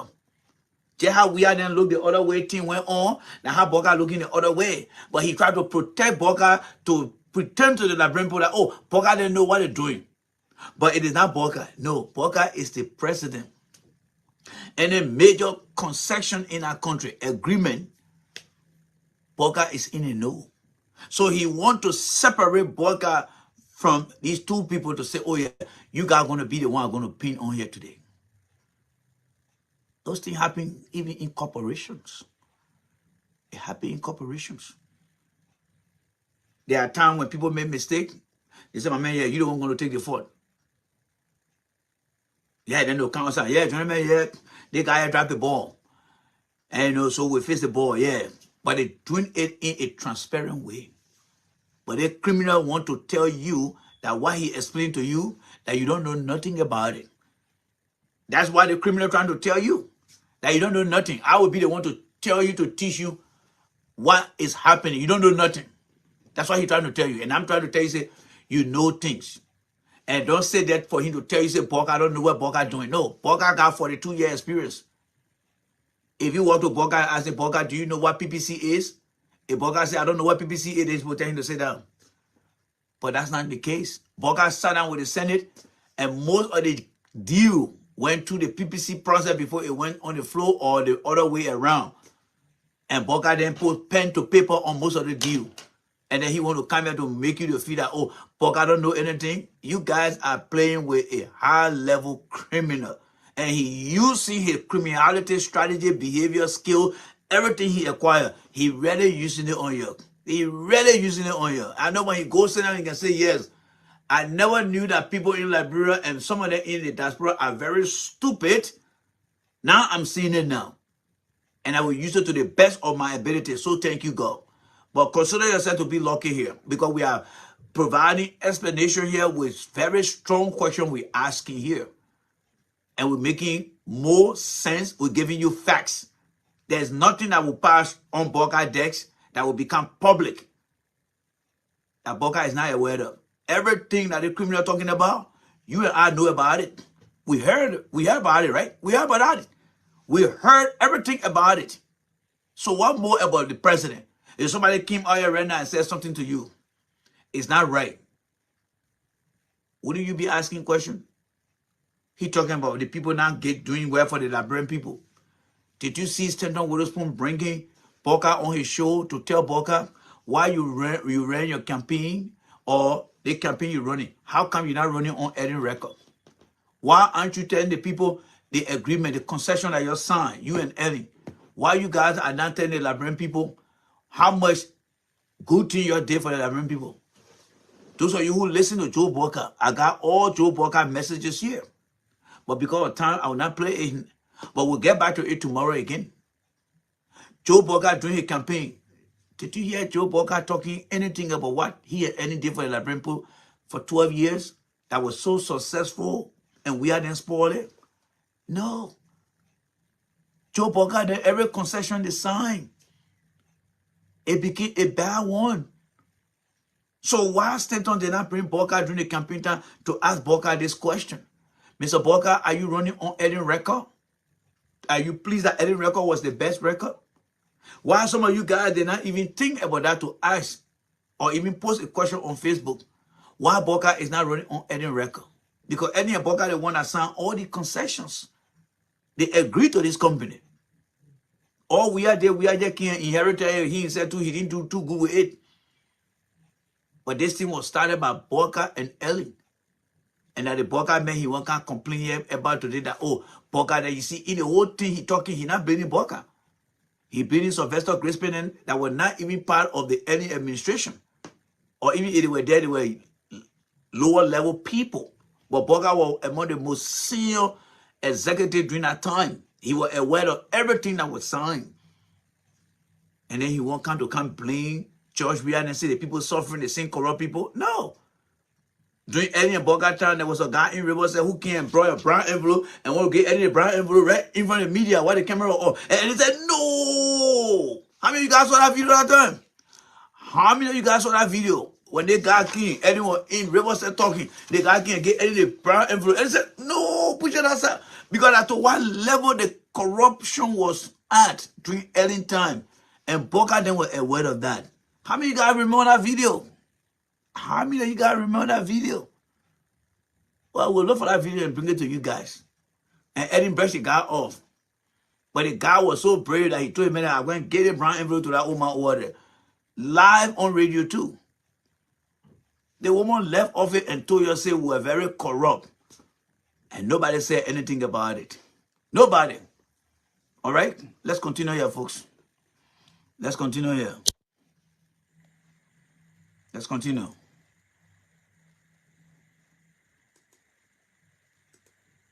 All right, let's see here. All right, let's continue here. Is that what we came here for? For you to get $8 million to SIB Bank? Is that what we came here for? For Sylvester Bishop to kind of take $500,000 for national social security, for Mama Car to come and bring moving equipment illegally in the country and say we don't care about PPCC? The simple we build up Joe for? Is that what we came here for? For you to get $8 million to SIB Bank? Is that what we came here for? You answer that? Nobody should listen to that criminal. Nobody should listen to that criminal. He is faking your right there. Thank you. I think somebody wrote something. Let me see here. Yeah, friends said that was friends. Yeah, friends Sarko say yes. Thank you very much. I knew some people here remember that thing. Friend Sarko said that was Buchanan Renewable Energy people at that time, Randy. Thank you very much, Frank. Thank you. I knew my mind still keep that thing together. So it happened in Buchanan, somewhere there. The guy came during any time. The guy actually came with a brown envelope and decided to shove that envelope in Ellie's hand. While the camera was rolling, all of them was saying that to what extent those guys were so corrupt during the Ellie administration. They were so corrupt. They were so corrupt. And then now, this criminal called Stanton Witherspoon want to come and persuade you. No. Stanton Witherspoon sat overnight with Boca, with Crispy and Mamaka, and the plan is you're going to go out there and you're going to dirty Sylvester Crispy, you're going to dirty Mamaka. You got to protect the woman. Sylvester, yes, you're not going to get spoiled out there. Papa, we don't care. They've already. Mamaka, you're not going to get spoiled. Yeah, go ahead. These people will be sanctioned. The only people that will bring the truth out will be the American people. They will sanction them. That criminal part he read in New Jersey, that he own part his record fucked up in the country. He's nobody here. He's nobody. Even the battle here is better than Stanton. You can take the battle right now and you put it outside there. Somebody will respectfully put it back on your lawn. But that guy, he's nothing. That man got his ankle bracelet on his foot. He don't go anywhere off with it on paperwork. So he's a useless guy in America here. So don't see him coming and can't be pretending to you guys here. No. Remember this. Whatever you hear in the public that comes from the Boca administration, Boca is in the know. If Boca is not in the know, Liberian men always say silent means concern, but the American men say silent means consent. That means you agree to it. When you see things happening out there and Boca is not talking, he already agreed to that. That's why he's not talking. Nobody will take your knee and put your knee out there or say something on behalf of you and you heard it and you know you never did it. You will come out here and talk about it. So whether that yellow machine, whether that this amount going to the bank, and everything else, Boca is in the know of these things. If Boca was not in the know, he would be coming to the media and be coming up with a public statement condemning what has happened. But Boca will say with the criminal, because they know the criminal got so many followers from Liberia and in the diaspora that are so dumb and stupid. They tend to say, go out there and go face the problem for us. That's why we hire you. That's why we're giving you little thing. Go out there and convince those stupid people. We need the stupid people to be aligned. Let them stay on their line. Don't make them to go offline. And then he will come and start to do what he does best. This is exactly what he's doing here now. Listen to him again, folks. The people take $500,000 for national social security, for Mama Car to come and bring moving equipment illegally in the country and say we don't care about PPCC. The simple we build up Joe for? Is that what we came here for? So, Sam Mamaka came up with that information. Have you ever seen Boka or heard Boka coming out to say anything about it? No. Right? So what the guy coming up to come blow steam? You see the Boka people always moving the goalposts because they got no game to play, so they keep moving the goalposts. Whenever they get strangulated, they move the goalposts. But things are catching up with them now. Right now, the country is in a serious debt crisis. They're not getting money from anywhere. The government cannot borrow more. So they're asking them to revise. Remember the story I told you yesterday? The government got more bill to pay. They didn't get the money to get and to catch up with their bill. So that means they just going to keep their head above water. They just did now. The government just this. By the time they level their head at this, then they pay, they put debt, and they go down. They pay their day, they put it. So they cannot keep their head. The Liberia government cannot be like this right now. The Joseph Boka government cannot be like this. They are deeply in debt like this. They are in serious debt. They can't pay nothing. So that is another issue that coming down the pipeline. From now to December, the Christmas will be bad. People will suffer in our country. The government got nothing to depend on. Nothing. The little money that Joey left there, they start pushing the money around. They say if you put the money in other places. And now the only source that can give them money now is the IMF. But the people money they borrow, they cannot pay the money back. They are in debt that they need to pay back. How are they going to pay that money back? I got no money to pay. What they come and get credit for me? I pay here. In America, we all get credit here. Where they going to get credit for me? The people in debt. This government is facing serious problem. You see, Stanton Witherspoon will keep lying until his lie will catch up with him. Because there's no way you can fake the lie now. The problem between them, because right now, they are not collecting taxes. The companies are not paying taxes like the way they used to be, because they're not making profit. Things are getting hard now. Everywhere you go, things are getting hard. The people going out there to do business, they're not getting anything. So I can guarantee you from now to December, it will get rough in our country. Inflation will go up high. Unemployment will go up high. Armed robbery, attack on the street, cell phone. People start checking people's cell phone to survive. You are looking at a serious calamity. That's why you're looking at here. A serious calamity. Joe Boga knows nothing about leadership. I'm telling you guys. We're talking about equipment. Go to Lofa country right now. Those John Deere machine that Gaddafi gave. And then look at Joe Boga. And they say, Boga, Lofa country used to be the bread basket. Carry the machine and go establish agricultural stuff. Joe Boga allowed people to carry that machine over there. They got stuck in that place. And nothing came out of it. Absolutely nothing. Nothing came out of it. Nothing. Those machine park over there until all the grass, everything that grow all between it and snake, they all living in there. Nothing. Absolutely nothing. Nothing. So Joe Boka is nothing but a complete unfit individual. Unfit individual. Complete unfit individual. So you guys are in the wrong hand. So what he doing now, he trying to dig one hole and cover another hole. The Boga people got no plan. Yeah, much I don't agree with George Weah time. Last year, I mean, when Weah took office, in the first year, things were going on smoothly. Things were going on smoothly. But in the public government, there's nothing. The people don't even trust Joe Boga anymore, folks. The people are realizing. Did you guys see, or I know I call it River Livingston? Livingston came out.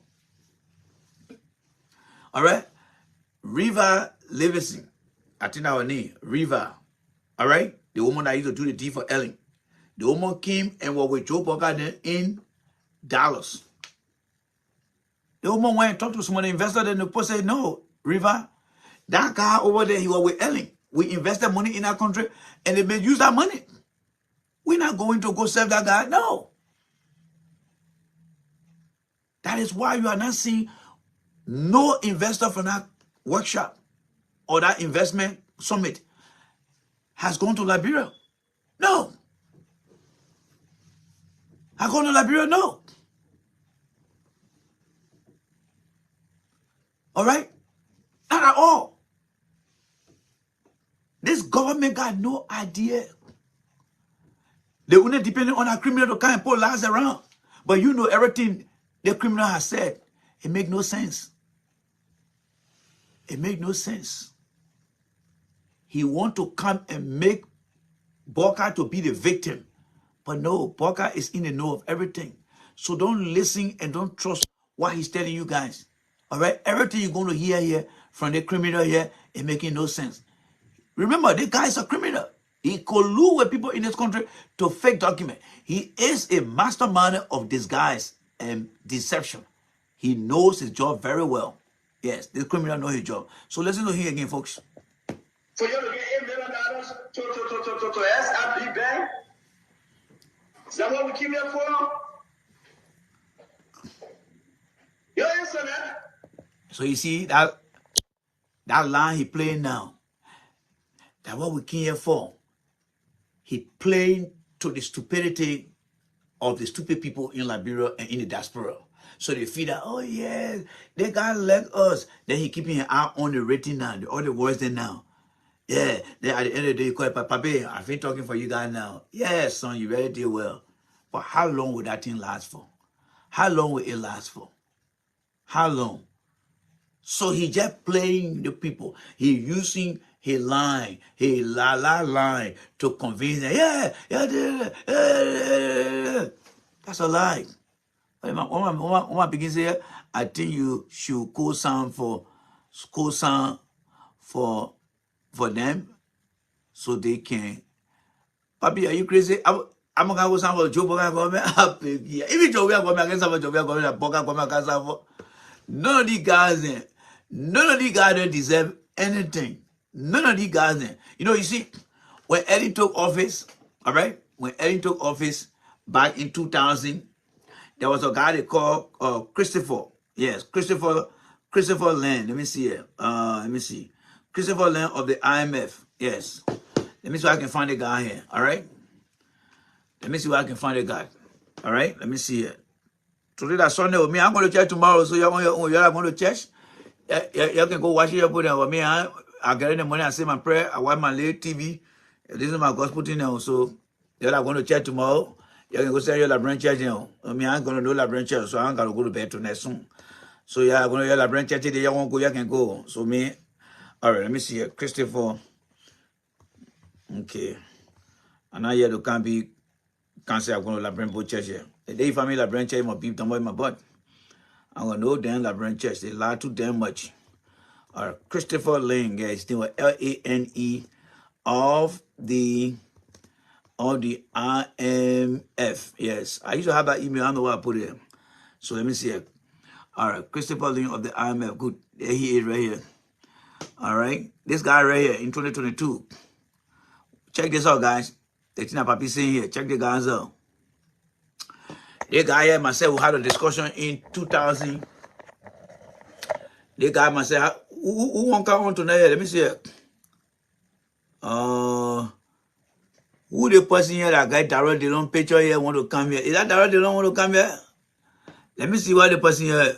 Wait, hold on here. You that got that Darrell Dillon picture, you want to come out here? Hold on there. Just hold on there. You that got that Darrell Dillon profile over there, you just hold on there, all right? I will bring you on. All right, if you're Darrell Dillon man, you must be hiding over there. I want for you to come. Hold on. Let me just show you my man here. So this guy here, his name is Chris Lane, right? This guy, I interacted with this guy here in 2009 because he was serving as the World Bank, the IMF guy to Liberia. This guy, all right, as you can see here, all right. He now works for Center for Global Development, but as you can see here, October 28, 2022, Chris Lane was a leader, change manager, and spokesperson at the IMF. All right, he was there from 1994 to 2020. I interacted with the guy here before. Yes, I interacted with him and during the early time. So I asked him that question one time. I wrote to him and said, why you keep giving Liberian people money all the time?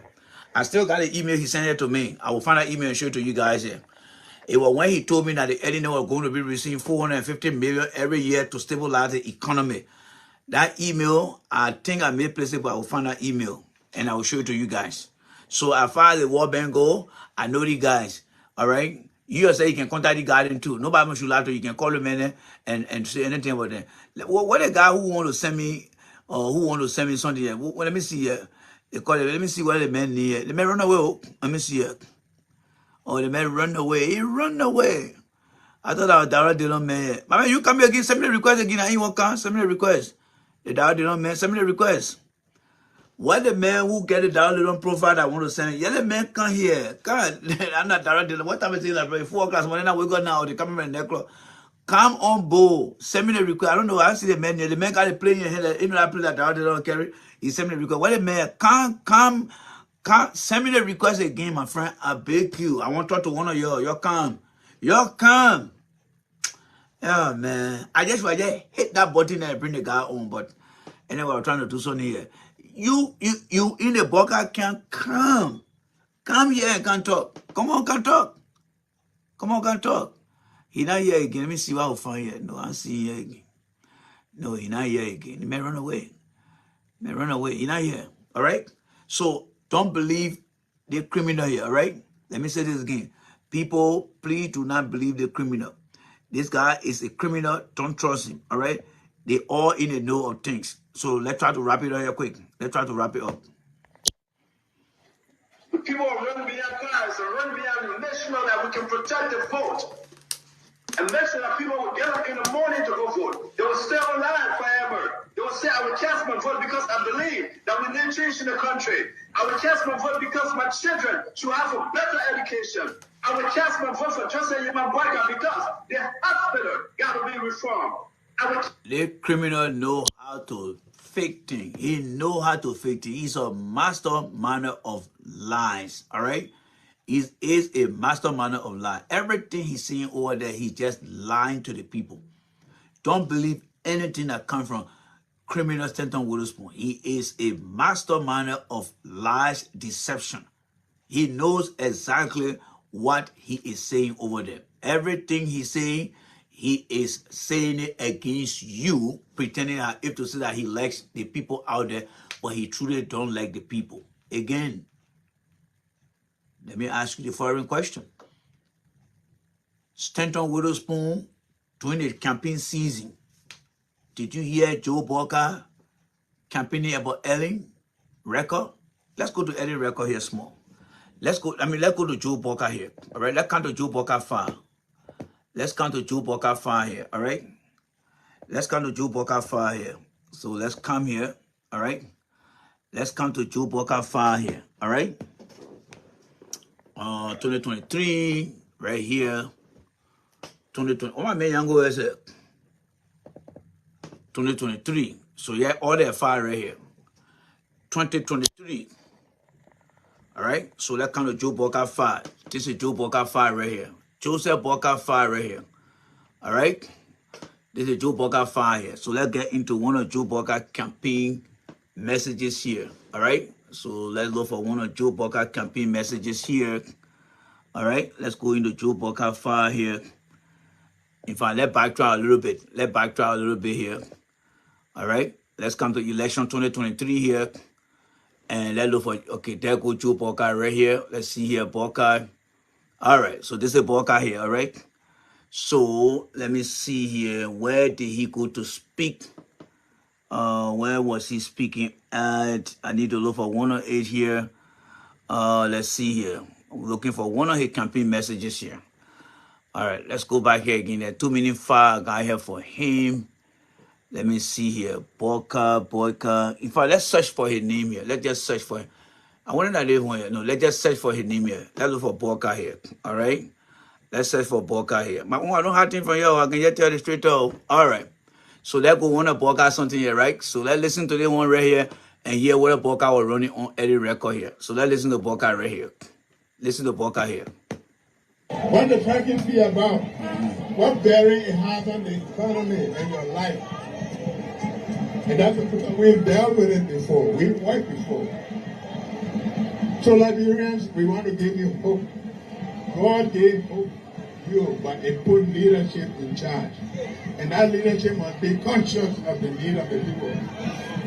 If that leadership is not conscious, it's already talking about chartering planes, going around, singing, and taking your children, pushing them to kush. What they want to do is to destroy you so their children can go to foreign schools.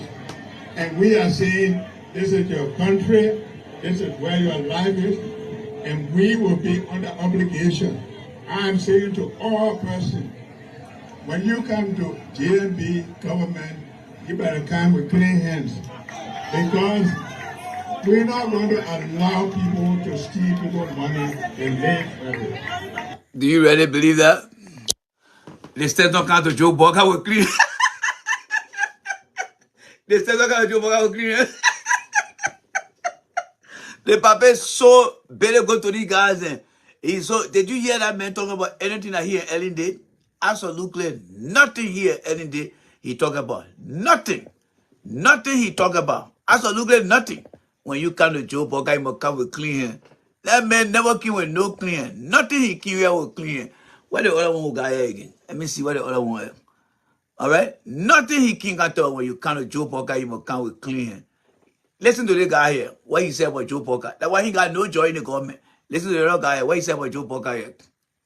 Listen here. The Constitution says the vice president shall assist the president. It didn't say may assist the president. So when you say that you don't go assist the president, you want to benefit from that? That negligence of duty. Okay. They didn't say you may assist the president or the president may ask the vice president. They gave the authority. You are mandated by the people of Liberia to assist the president. You don't want to get in the money and go to Madam President. What do we have on the plate? I suggest we do so and so and so. I suggest we do so. I think we need emergency cabinet meeting on this topic and this topic. You do it. Then you say, I was just there.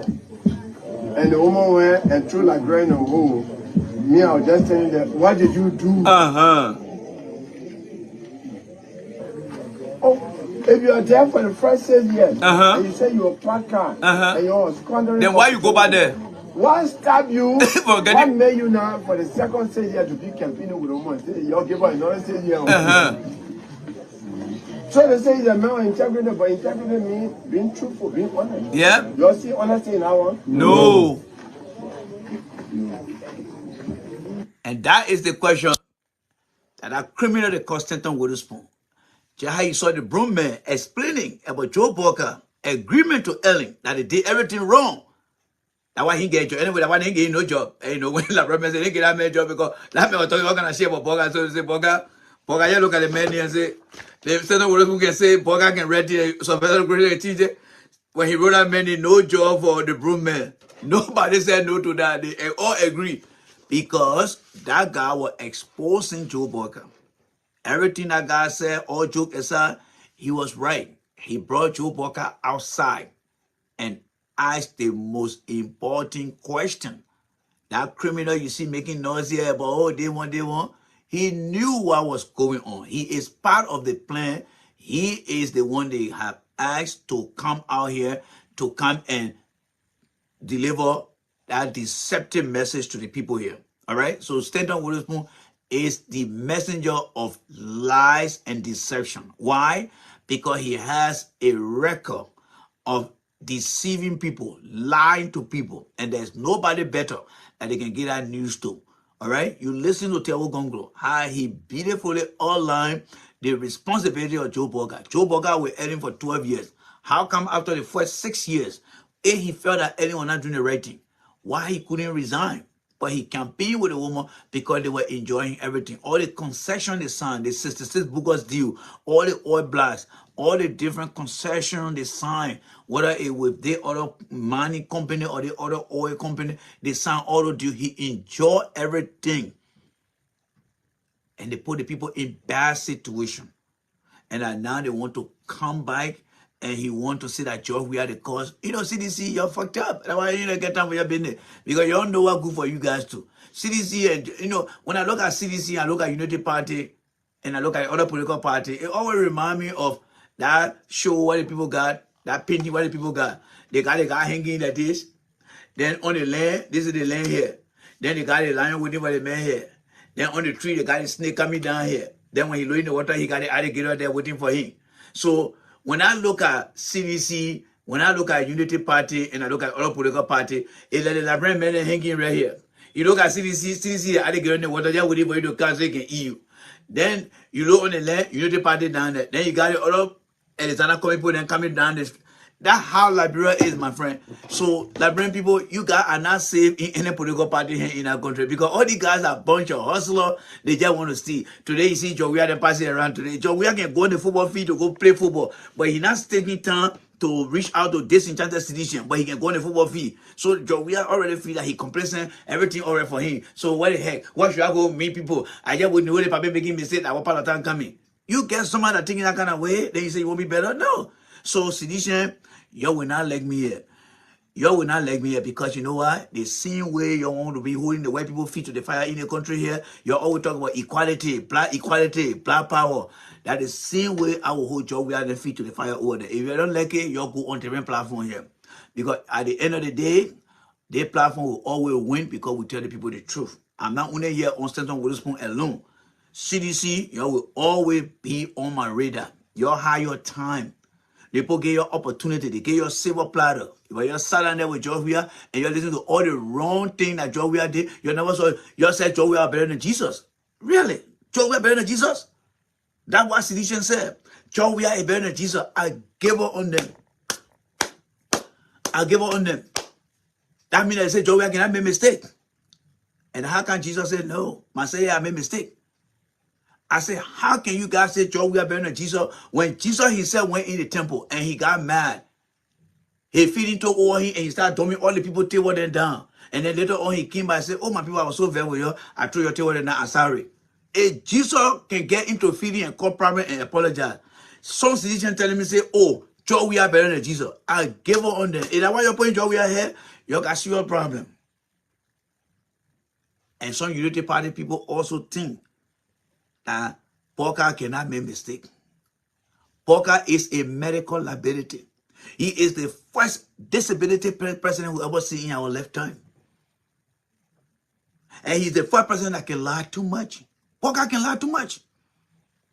Remember, the man told the Liberian people on Costa Show that he lied to a food businessman. I'm not the one that's saying that Porker can lie. Porker told Costa on his show that he lied to a food businessman.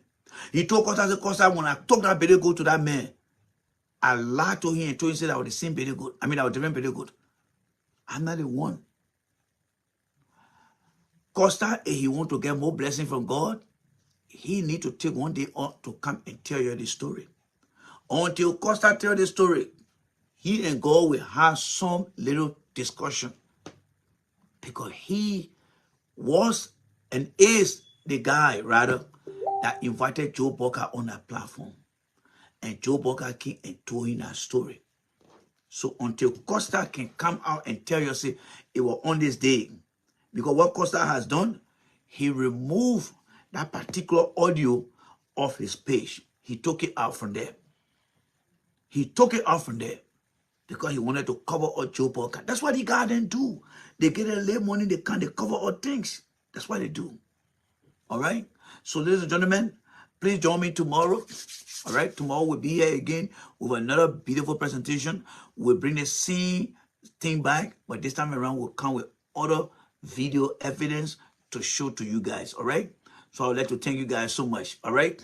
Somebody say, Randy, I listened to Costa about that story before. Really? Yes. And Sheikh, if you have that video recording, because it used to be on, because Costa used to run his show on, how to call it here. Oh man, it just came to my mind. I just forgot the name.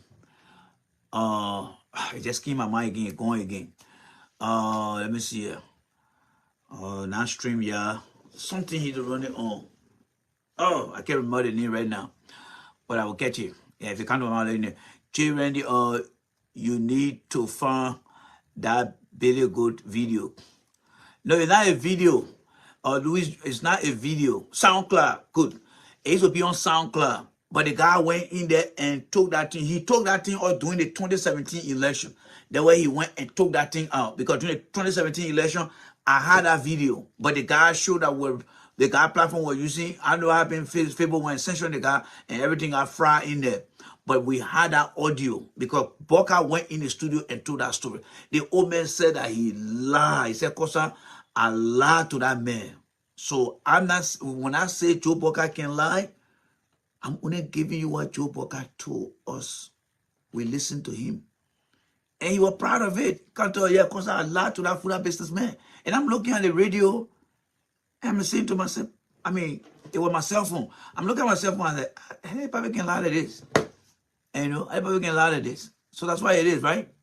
All right. I am sending, let me see here, let me read a few comments here. I am setting the guardian angel to protect you and your family and have a blessed night. Yeah, thank you so much, guys. Yeah, thank you so much. President GMB, so proud of telling the story. Yep. Thank you guys so much. God bless you guys. I will be on, but I don't think it will be in the morning. Perhaps in the afternoon, or maybe around 7:30 or 8. So tomorrow morning we'll play some video over so that you guys can get to see. But I'm thinking maybe I might be on tomorrow around 7:30, 8:30 between there. So in the morning you will see just a repeated video, and then we'll come on in the evening. Until then, God bless you guys. Have a blessed night. God bless you guys. Thank you so much for the turnout. I know I came on late, but you guys always, live up to the expectation. So God bless you guys. Take care.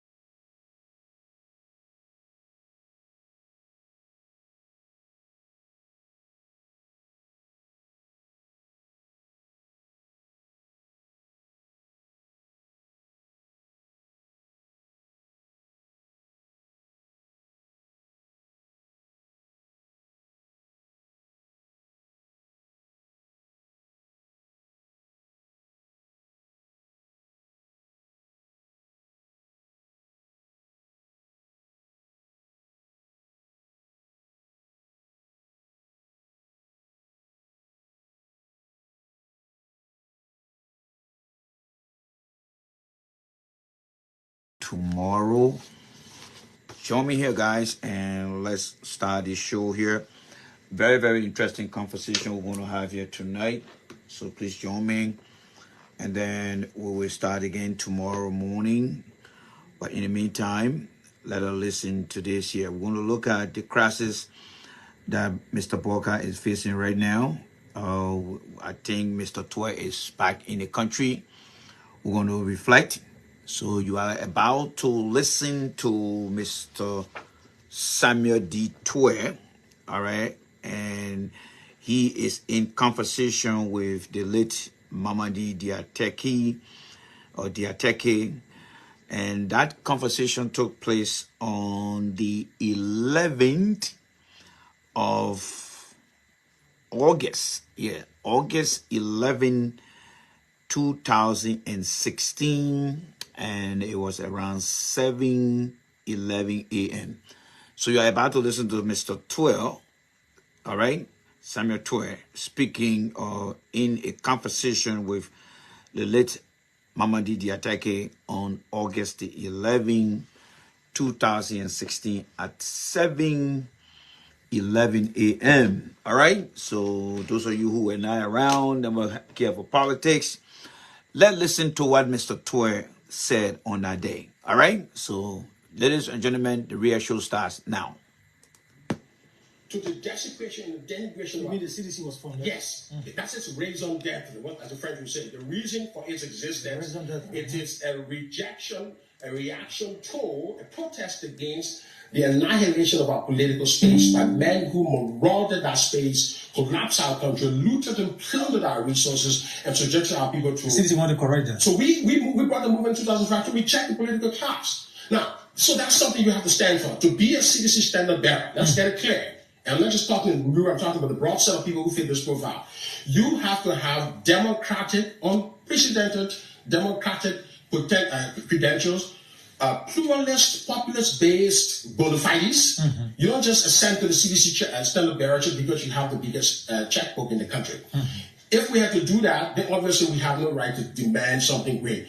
To demand something of CDC, it means those who lead CDC have to be able to aspire to something bigger to transform. But if your past is checkered, and then you become the standard. Samuel, are you indicating that Benina Ure does not fit in your definition of a qualified candidate for the CDC? In my definition, when we founded the movement, I wouldn't imagine him being the standard bearer of the movement. Why?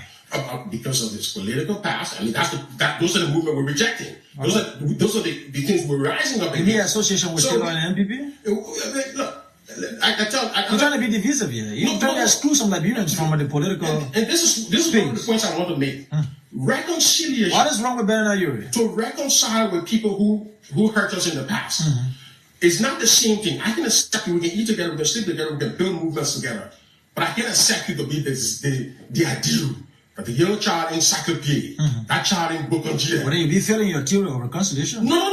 The elections have consequences. When people govern a country and when they collapse it, there must be consequence. We can tell our citizens that Dakate will make him minister. Are you indicating that people who were in the former government should not be given the opportunity to serve or to lead? I would tell Liberian people that people who have... That would be an exclusion of a whole generation or a whole class of Liberians. In Sierra Leone, people who commit violence against the people don't get elected into office. Violence? No. Oh, of course, we see in our country where people who did heinous crimes get people elected. So we have a different... Talking about Benina Ure, what did he do that you don't think he fits? I don't want to focus. I want to focus on the broad set. No. I want us to focus on the man who is coming to take over your party. I understand. Benina Ure was a major part of the whole MPP thing, and we saw what happened. I never left this country until 2001. I saw the culture of arbitrariness. I saw the lack of moral compass, unprecedented plundering of our country's wealth. Those are strong descriptions you're giving to people from the past, especially. Yeah, and some of them collaborated with you. You received their money from the CDC. You've given them job in the CDC. You've elected some of them as a party. But now we come to Benina Ure, you're raising all these qualms. No. This has been the preach. This is why I'm here to reclaim the moral high ground of the CDC. If some of those things are happening, we don't have value. Okay, what happened in our history? We care for the George Santayana said it. Those who... When did you realize this? Of course, that's why we founded the CDC. Now, unfortunately, one of the difficulties is that not in the leadership of the CDC. So if I were in the leadership of the CDC or leading the movement, you would hear this more. I'm receiving in the background, and the leaders speak and they etc. But the values are there. Can we use money to buy the CDC? We cannot. Look, those who intended to purchase the CDC will be. We have precedent here on that the CDC received money to trade some political flow. No, definitely. The Liberty Party was loud on this, that they gave your Standard Bearer $180,000. That's not political propaganda. See, You have not counted that sufficiently. Of course we said no. The Liberty Party, I mean, anybody can say anything in politics. The Liberty Party would not purchase. See, where does it show to you that if I don't think CDC is consistent when it comes to his presidential candidates. It is. You always have strangers coming. We have the situation with Winston Thomas. This is the man who came a few days and then took over. He supported the CDC in 2005. Second round. He endorsed the CDC when we traveled with him to Bernard Yuri was around then. And I told you, I never saw Bernard Yuri. He was never there. I remember the people I remember in Sunny Valley, where the current chairman of the Unity Party, Ronnie Sherman, people like Winston Thomas, the company ambassador we are. So this man endorsed the populist ideas of CDC. So I think. So do you see danger? Oh, of course. Look, let's face it. If people of that caliber I'm talking about take over the CDC leadership, I can tell my bureau one thing. And this is the fundamental paradox that I want to expound on. Go ahead. If people don't take anything from me, let them take this one. You don't have a right to complain about the lack of development, corruption, when the quality of leaders you elect will engender that. So where the scrutiny, where we need to tighten the bolts, it's not when people are elected and expect something. It's before how the process is the path to get that position. We can expect of people in Nelson Mandela. Nelson Mandela took 27 years in jail. This man could walk free out of prison if he wanted to live a life. He stood on principles. So we don't have a right as a people to expect Nelson Mandela as president, but then to expect the individuals who don't evidence that credential at the level of party and to forget about that, and all of a sudden when they become president and senators, then we want them to wave the magic wand and develop nuclear overnight. Of course, they're not going to do so because their entire life, the processes that led them to that, were checkered. So my people need to be more critical before people are sent to office. Look, you journalists need to profile candidates who are running as representatives and senators and presidents. Say, look, of the five, we think that these two have the best democratic credential. We can't predict. We don't have a crystal ball to look into the future. But if we're looking at the past, as from the George Santayana, we should not forget the past. Unfortunately, in this country, we forget the past. The Liberian people. So we talk about credential. I'm music, credential, history, bona fides. When you bring the question of credential, there are many persons, many people in Liberia who are challenging the competence, the credential of your standard bearer. Well, credential doesn't just mean educational and all of that. Credential. No, I'm expanding on that. Yeah, it's a whole package. Yeah, the whole package. Yeah, for example, experience. Joshua has not served in any political position or any position in the democratic space, and to warrant him to be president. There is an argument that people provide that he has not met what is required to have a very good Liberia. No one candidate will have all. Okay, so it got to be a group of people. No, I mean one candidate on 5 credentials. You have one, you have 2, you don't have the other. So the major thing, Ambassador George Weah is a symbol of hope in this country. What's the difference between Weah and Bernard Yuri, for example? We has absolutely not committed any harmful thing against it. That's the first one in our against the citizens of this country. He's never has Bernard Yuri done that? Any government. Bernard Yuri was part of a regime that definitely we would not want to experience anymore in this country. Okay. That lawlessness and the plundering of our national wealth. We don't want that. And so I have friends in that who are part of that. Many of them are repentant today and they wouldn't want to go back to that. But we can't go back to that era. We need to choose the best and the brightest from all political parties. Man, look, there are sons. Why are we restricting ourselves to the decadent era of the past? There are many progressive, productive sons and daughters who so I know, for example, many persons in the NPP will not be happy with the comments you're making. You're trying to explain. I have many friends, but look, I raise my country first. I want people. If we can't, you are saying we should proceed, but not with Liberians of the past. Because there are many other Liberians who can do better. If you had a chance, Mamadi, why don't we go on the path of second chances? When we have people who have not had the first chance. Okay. Why don't I try Mamadi who never had a chance, but try my brother here, Solo, who's had 2 chances, and I'm then giving him the 3rd chance. That's wrong. I'm morally, reprehensibly against that. So there are many. I know you have an opiate tax. Oh, of course. This is coming to politics is a challenge. If I would be a lone voice, I'll be the lone voice in articulating this. Okay. But I'll continue to educate to the. All right, guys. Let me say hi to every one of you guys there. So let me just turn it around. If you just joining me here, thank you so much for joining me here. That video was actually on the 11th of August, the same very August we're in, August 11. I said August 11, 2026. Yes, 2016, not 2026, but 2016. That's when that recording took place. We got all the videos here. We learned that Mr. Twerk is in the country and he's there to provide his side of the story. And I hope that Liberians clearly understand the return of Samuel Twerk is in no way a guilt for what he has done. When you are indicted, you have to go through the process and explain things. And that one of the reasons a criminal in New Jersey, he tend to be a social platform or social media influencer, but he doesn't tell his own story. And that's the sad thing about him. And he was indicted in January of last year. He went to court.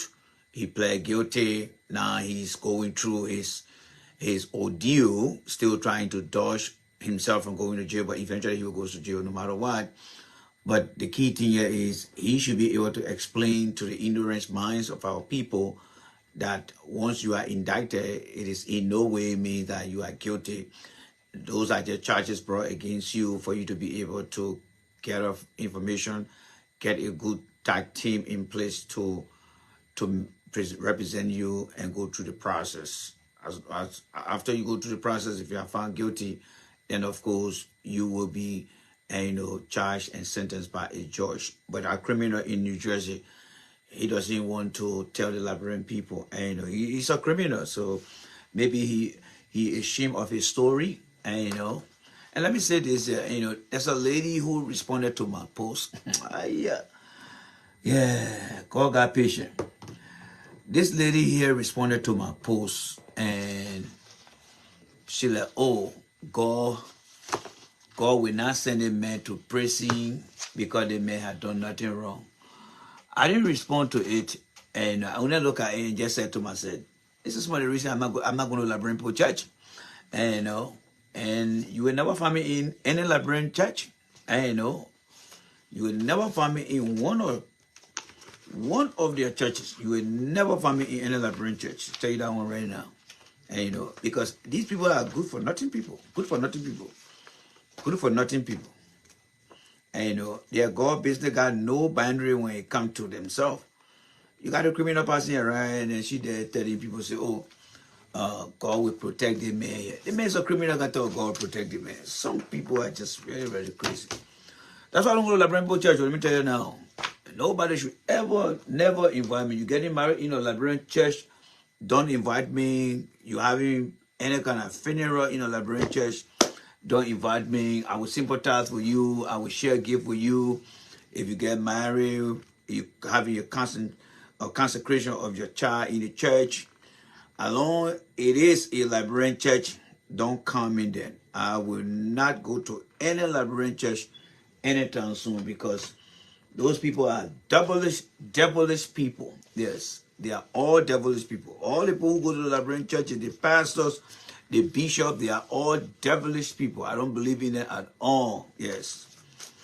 And I don't know about you, but for me, I don't trust no Liberian pastor. Since the end of 1989, when the war came to Liberia, all the good pastor, bishop, imam that I knew, they are all dead and gone now. And therefore, the other one in around here, they are nothing but a bunch of hustler, deceitful individual that passing around here calling themselves men of God. You see why the country dead like that? Because God doesn't even care for that country because of these guys.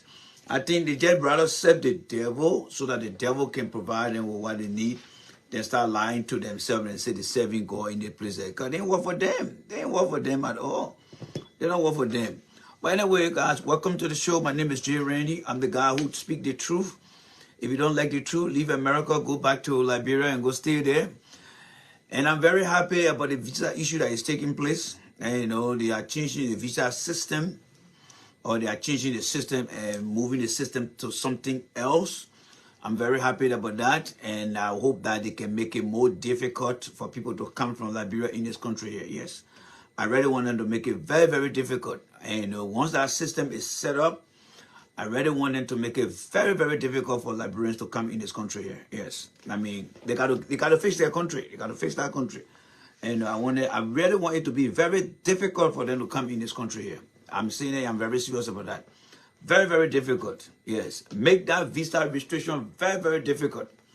And, so that Liberians can find it very difficult to come in this country here so they can get their act together. Because Liberia is turning into a welfare country. And, I remember growing up in Liberia, we were not too concerned about America. Growing up in Liberia, when people leave from our community to come to America, we used to say, man, let me go, man, we care, man, we here. But nowadays, no. Almost everybody in that country want to come to America to come do what here? Nothing.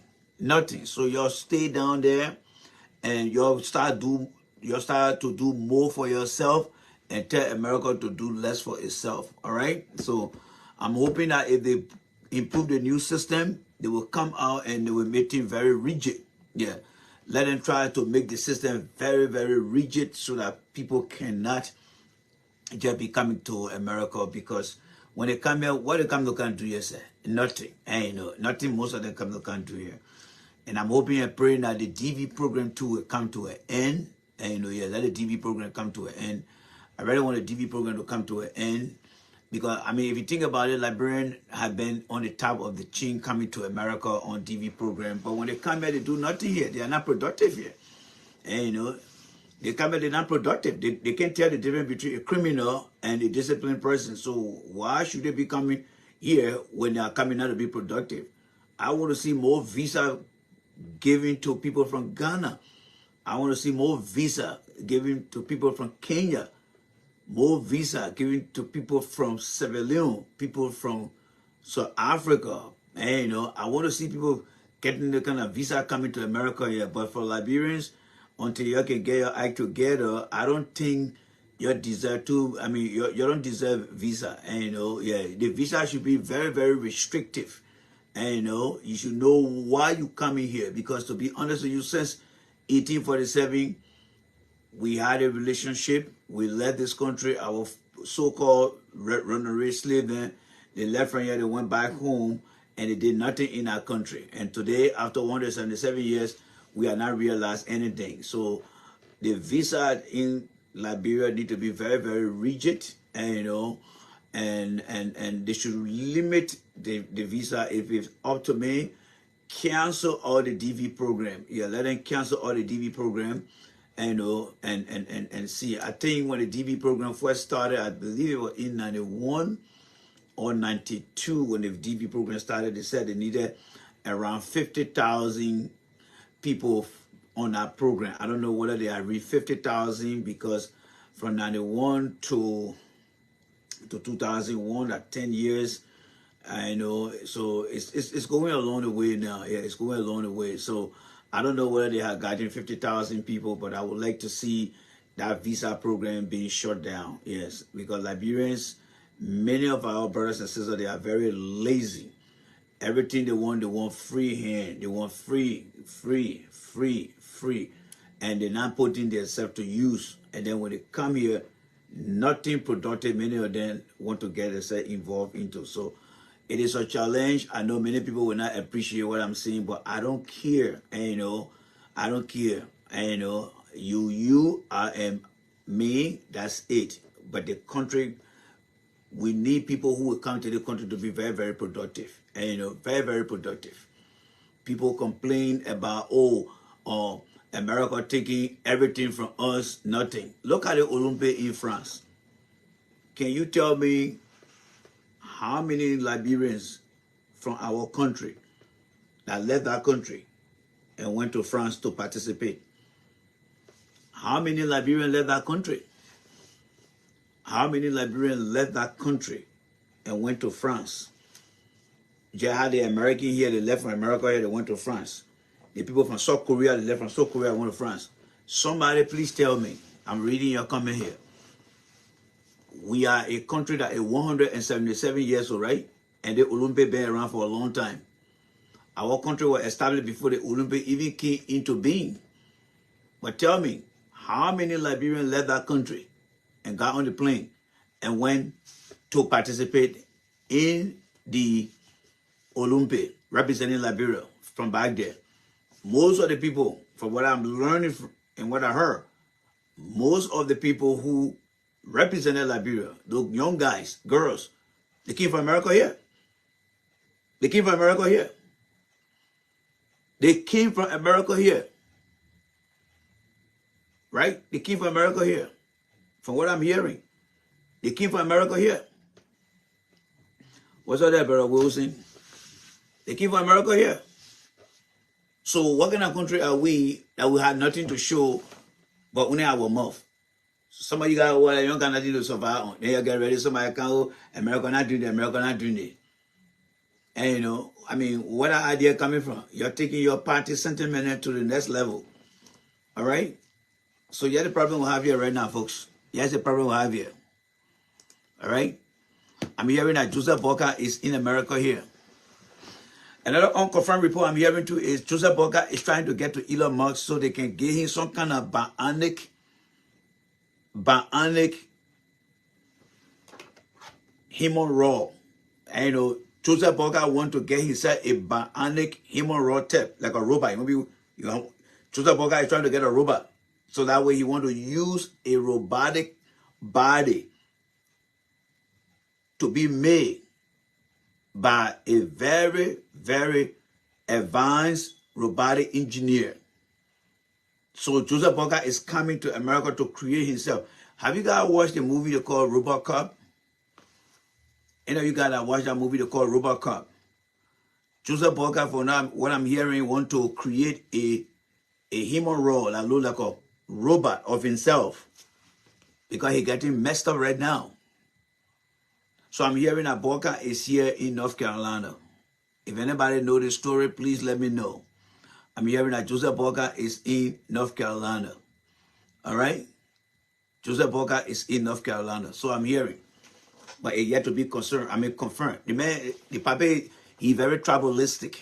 And you know, the saddest thing that Liberians have proven to the world that they claim to be civilized people, but their decision is so honor-informed that they're bringing people who are tribalistic into their circle to be their leaders. This Joseph Boca man is so entrenched into tribalistic behavior that even when you look at his entire government structure, so Loma people, Gisi people, he got over there. And you know, this is a man who say he got 42-year experience. But look what he doing to the country. That woman is nothing. He's nothing. He's nothing but a tribalist. So I'm hearing people are sharing things with me, but I will treat it as unconfirmed sources. But if anybody listen to me right now, if you have the phone number of Humane, the Minister of Internal Affairs, please send them my way. If you got the phone number of Gregory Coleman, because he got a bunch of useless guys. He's very, very useless. Almost all the government officials in the country, they are useless. The entire government is a useless government. Because as a public official who provide public services, you should be having a landline that people can go online and see that number and call. Right now in this country here. Right now in the country. Monday morning, even tomorrow, you go to any website right now, from the chief of police to the institution, they got all their number online. You can pick up the phone and call and leave a voice message. But Liberia is the only country where everybody carry their personal cell phone. They say they're serving the public, but they got their personal cell phone. There is no public cell phone online to find you guys. So that tells you that the society is messed up. If that was the case, I wouldn't be asking you guys here. But that's not the case.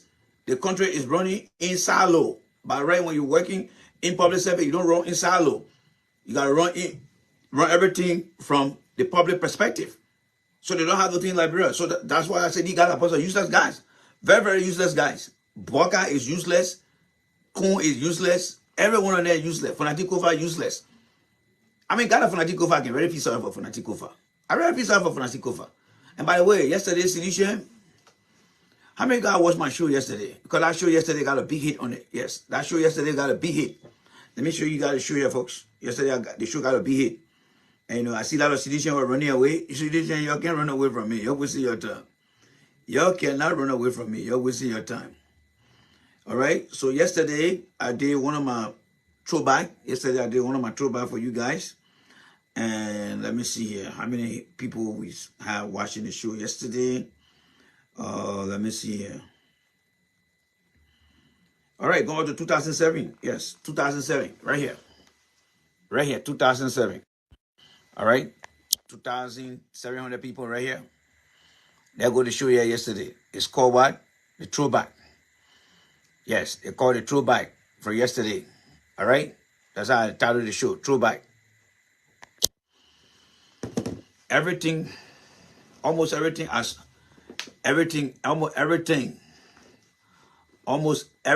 said during our podcast, it came to pass. Everything I said during our podcast, it came to pass. Some of you guys were watching the show yesterday. So, Sidishan, let me say this to you guys. Until you're listening to me, you're not going to win no election in our country. You know why? When a woman gave birth to a child, that woman spilled blood for that child to come outside. So that child is responsible to always respect his mom. Some of us, let me speak for myself, made the ultimate sacrifice to get you we are elected. And as long CDC don't recognize some of the recommendations we're giving them, y'all will not smell that presidency again. Let me tell you right now. Y'all will not smell that presidency. This is a battle between your leader and myself. I'm telling you guys right now. You will not see that seat. And I will continue to make more revelation here. More revelation. Men like Jefferson Koji showing his face over there. You think the American Post stupid to go see men like Jefferson Koji? That ambassador that entered that country today. You think they're not getting all the briefing? When he went there, they told him, say, they got to call Nathaniel Magay. You see a picture right here? Yeah, that man on sanction. They don't want to call Jefferson Koji. You see a picture right there? Yeah, he was sitting there, but now he gone back to the party. That man over there, he's on sanction. The people getting people all deep briefing of everything in our country. But some of you guys sit down there when put 10 years, you don't want to listen. You think CDC will be able to come to power with many Nathaniel Magay can't say the speaking or the rebel. Who gave Nathaniel Magay the right to go say he's speaking on behalf of CDC? CDC, sometimes you guys can embarrass people that it can make me to look very, very funny. All right? Nathaniel Magay is sanctioned. What is he doing talking about budget business? Where the money coming from? The money coming from the IMF, World Bank, coming to Liberia. What vote does he have? They made sanction. Put that man on the side. Bring somebody in. Bring somebody in. All right? He can just be a support star. But you think you can just get ready and just pull Nathaniel Magay in there. You forgot to know that he put on a sanction. You think them breaking people joking? Whether Donald Trump win or Kamala Harris win, whatever the people put against Liberia, it will remain there. The not Liberia when they can't start tearing everything. No, they put in the country and under Liberia. By the time they call the power, no. They don't clear nothing there. Anything they put there will remain there. So, sedition, you better get your act together.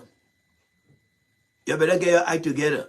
You need to start bringing new faces in the picture. Joe, we ain't got nothing to lose. The one thing that Joe we are doing, he taking care, he said, he made sure he ain't got no trouble with America. He made sure when something come, he learned his lesson from that. He ain't got nothing to do. He clear his head. Some of you guys, you don't clear yourself yet. Your side ain't clear yet. Ain't Joe we out here the few down? They say Jack drunk, but Jack ain't fool. Jack is drunk, but Jack is not fool. Joshua know exactly what he's doing. He will not get himself involved into any trouble with the American people. He knows that. So he will take his own time.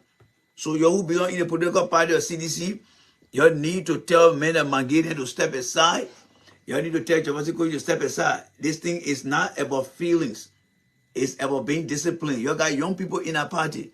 You think the American people will be stupid enough? Even if the CDC wins some kind of election, you think American people can work with you? No. If you win any election, American people are not going to work with you. The first will tell us, because I know when Joe will win election, you're going to bring the simple back. The people are going to tell us, Mr. President, all that people bring why you on your own. We sanction the people you want to disrespect all your people coming. I don't know who's supposed to sit down with Joshua and be telling Joshua this. Look, Joshua will not do this. Somebody need to be telling that man some things. Somebody need to set Joshua down and be telling him that, look, the thing they call diplomatic sanction, the thing they call international sanction, here are the consequences and the repercussions. And you know, when I be seeing the thing you can't platform, you're running away here. Alone, Jefferson Koji, Natana Mage be the face of CDC, you're wasting your time. Lobo, rather turn Joe Boga into a robber when you be walking like this. Either will bring Joe Boga in a factory and lay him down and put all the machine all in, bang, bang, bang, bang, bang, bang, and turn into some kind of Terminator. And Joe Boga will go back for 2029. They will do it just to make sure that CDC don't get to power. That to what extent the people will be willing to do things. So you'll start wasting your time behind Jefferson Kuji and coming around here. All right? Let me tell you right now. You'll start wasting your time. You got enough young people in that place. But some people just believe that, oh, they party here, our party, we're not going to listen to nobody. But the American people here, the American people are here and they will do everything. All right? They are here and they will do everything here. All right? Every one of these guys need to step aside. Citizen, come on, man. You guys got a party that has a very big and bright future ahead. You can't allow people to come and hijack the party and you don't want to say anything. All right? You got to take a leap of faith. You got to be brave enough to stand on your ground. All right? These guys have their time. Listen to Tour right now, right? Before Tour then joined the government, where you're saying, oh, we can't take Bernard, we can't do that, we can't do that. Okay, he set his ground rules. They went there, they did what they were supposed to do. They messed things up. All right? So now it's your time now to say, look, Mr. President, you have to do this here. You know, the only thing I don't like about the Liberian political system, Joe Boga is a very stupid man. I tell you guys right now. Joe Boga is very, very stupid. I think because he's getting old, that's why he doesn't think right. But he's a very foolish old man. This is an opportunity that Joe Boga and his people are supposed to capitalize on. The way CDC is very stubborn like this. People in the ear of Joe Boga are supposed to say, look, Boga, the way CDC is in this area right now, let's try to bring most of the guys in to come join us. Let's open arms. But you see, the country boys behind Joe Boga, those greedy them behind Joe Boga, they will not think about that thing. Because they didn't say to, they want to go steal. And the guys then somebody in their 60s, going to the 70s, when they were young, they didn't do nothing with their lives. Nothing they did with their lives. So the opportunity come now. They're fighting for themselves. So there will be no opportunity for them to capitalize on. Because someone like Joe Boga will say, you know what, the way to weaken CDC, everyone that we are turning against, let's invite all the children here, let them come enjoy, let's make them to feel happy, let's bring peace to the country by bringing the people over. No, there are some tribalistic, greedy, guts, good for nothing society tribal of people that behind Joe Boga. They said to in their own camp, then they're fighting for themselves. Oh yeah, we're not bringing them here, we're not doing that. That country is messed up. All the guys got to die. These guys got to die before that country will become better. I'm telling you guys. Every time I come here, I'll tell you guys. These guys got to die before the country. That's why I say from now to 2024, before the men will die. I mean, before time will come. All right? These guys will be gone. These guys will be gone. They got to go. All right? They got to go. These guys got to go. They are in the way of the future of that country. Those guys mean nothing for that country. The Boga people mean nothing. The weird people mean nothing for that country. We are went through the kind of hell. People saw what people did to him. Instead of we are coming up and saying, oh yeah, let's try to revamp the country. No, we are just feeling to the back of him. So we are man and he feel that, oh, that's just we are. Boga then town over there, our town will go there. That kind of mindset will give somebody a better future. That kind of mindset will give somebody a better future. Because we are now is going to the same 6 and 7 book of Moses. They just waiting now. Yeah. German will hear no go now. Oh, pattern together. No plan, nothing. By the time they get it, go do the same thing. Those guys are wasting the young people time in our country. I'm telling you guys. They are wasting your time. Every day that comes, you are getting old in our country. Every day that comes, you are getting old in our country. After 6 years, you will be old. And you are 30-year-old after Boga take office. By the time Boga leave, you'll be 36-year-old. When you are 20-year-old after we are left, you're 26-year-old. Time is not waiting for you. Those guys mess your parent future up. You're seeing your parent and go all in the interior today. Your man cannot read, they cannot read. You saw the man call thank you. Thank you could barely read. Taking your own time a day. That guy became victim of the system. The system messed him up. That's why he can't even read and write. Somebody got to be studying now, house, all the kind of thing for him. Some of you guys will become statistics in our country. Those guys don't care about you guys. They don't care. Look at the criminal in New Jersey. You think that criminal care for you? He doesn't care for you at all. All right? That criminal does not care for you at all. All right? That criminal don't care for you at all. Why? Because he got a family here. Right now, he doing nothing right now because he fucked up in the system. Guess what happened? He will go get some kind of late job, getting subsidy to help his children. But he's not telling the people back home that this thing happening here. And you know, so it is what it is, but Liberia would not be a better country anytime soon, folks. I'm telling you guys right now. All right? All right. I got something here for Clarence Jackson. They got it called Clarence Jackson. Clarence Jackson, all right? Clarence Jackson or OKFN, the man and my man. But the other one here, Clarence Jackson and myself will not get along the one here. All right? Clarence Jackson need to understand the American system. So let me just find something I will share with you guys right now. For me, I just see it and I tell it as it is. I'll share the video quickly here. Yes. They got it called Clarence Jackson. Let me tell you guys right now. Now my man, what I listen to him, but I think he need to get some lecture. And you know, he need to get some lecture from Jay Rennie. So let me just find something here for Clarence Jackson here. Let me see here. I need to find that thing there for Clarence Jackson. So anybody that know Clarence Jackson, you share the video here tomorrow or whatever day you want to share the video here. Let me see where I can find the video here. And today, guys, I was so tired today, so I didn't put my stuff on, okay? But let me see where I can find Clarence Jackson. I got some kind of news about Clarence Jackson. And I heard a man talking about something else there. I want to share something with Clarence Jackson here. And some of you guys, when you see it, you will know. All right? So let me see here. This kid right here. All right, let me see here. All right. So it has to do with this boy who is participating in the Olympics. Yes. And for me, I don't give a damn. I don't give a damn what people say and stuff like that. So let me find a video here, and I'll be able to show you guys what I'm trying to talk about here. Okay, I think it's coming up. It is coming up. Well, yeah, I see Al Capone. I see your man Al Capone and how they call it, Al Capone and John Garang making flour here. I want that right here. Let me see here. No, that's not it. Okay, this is it right here.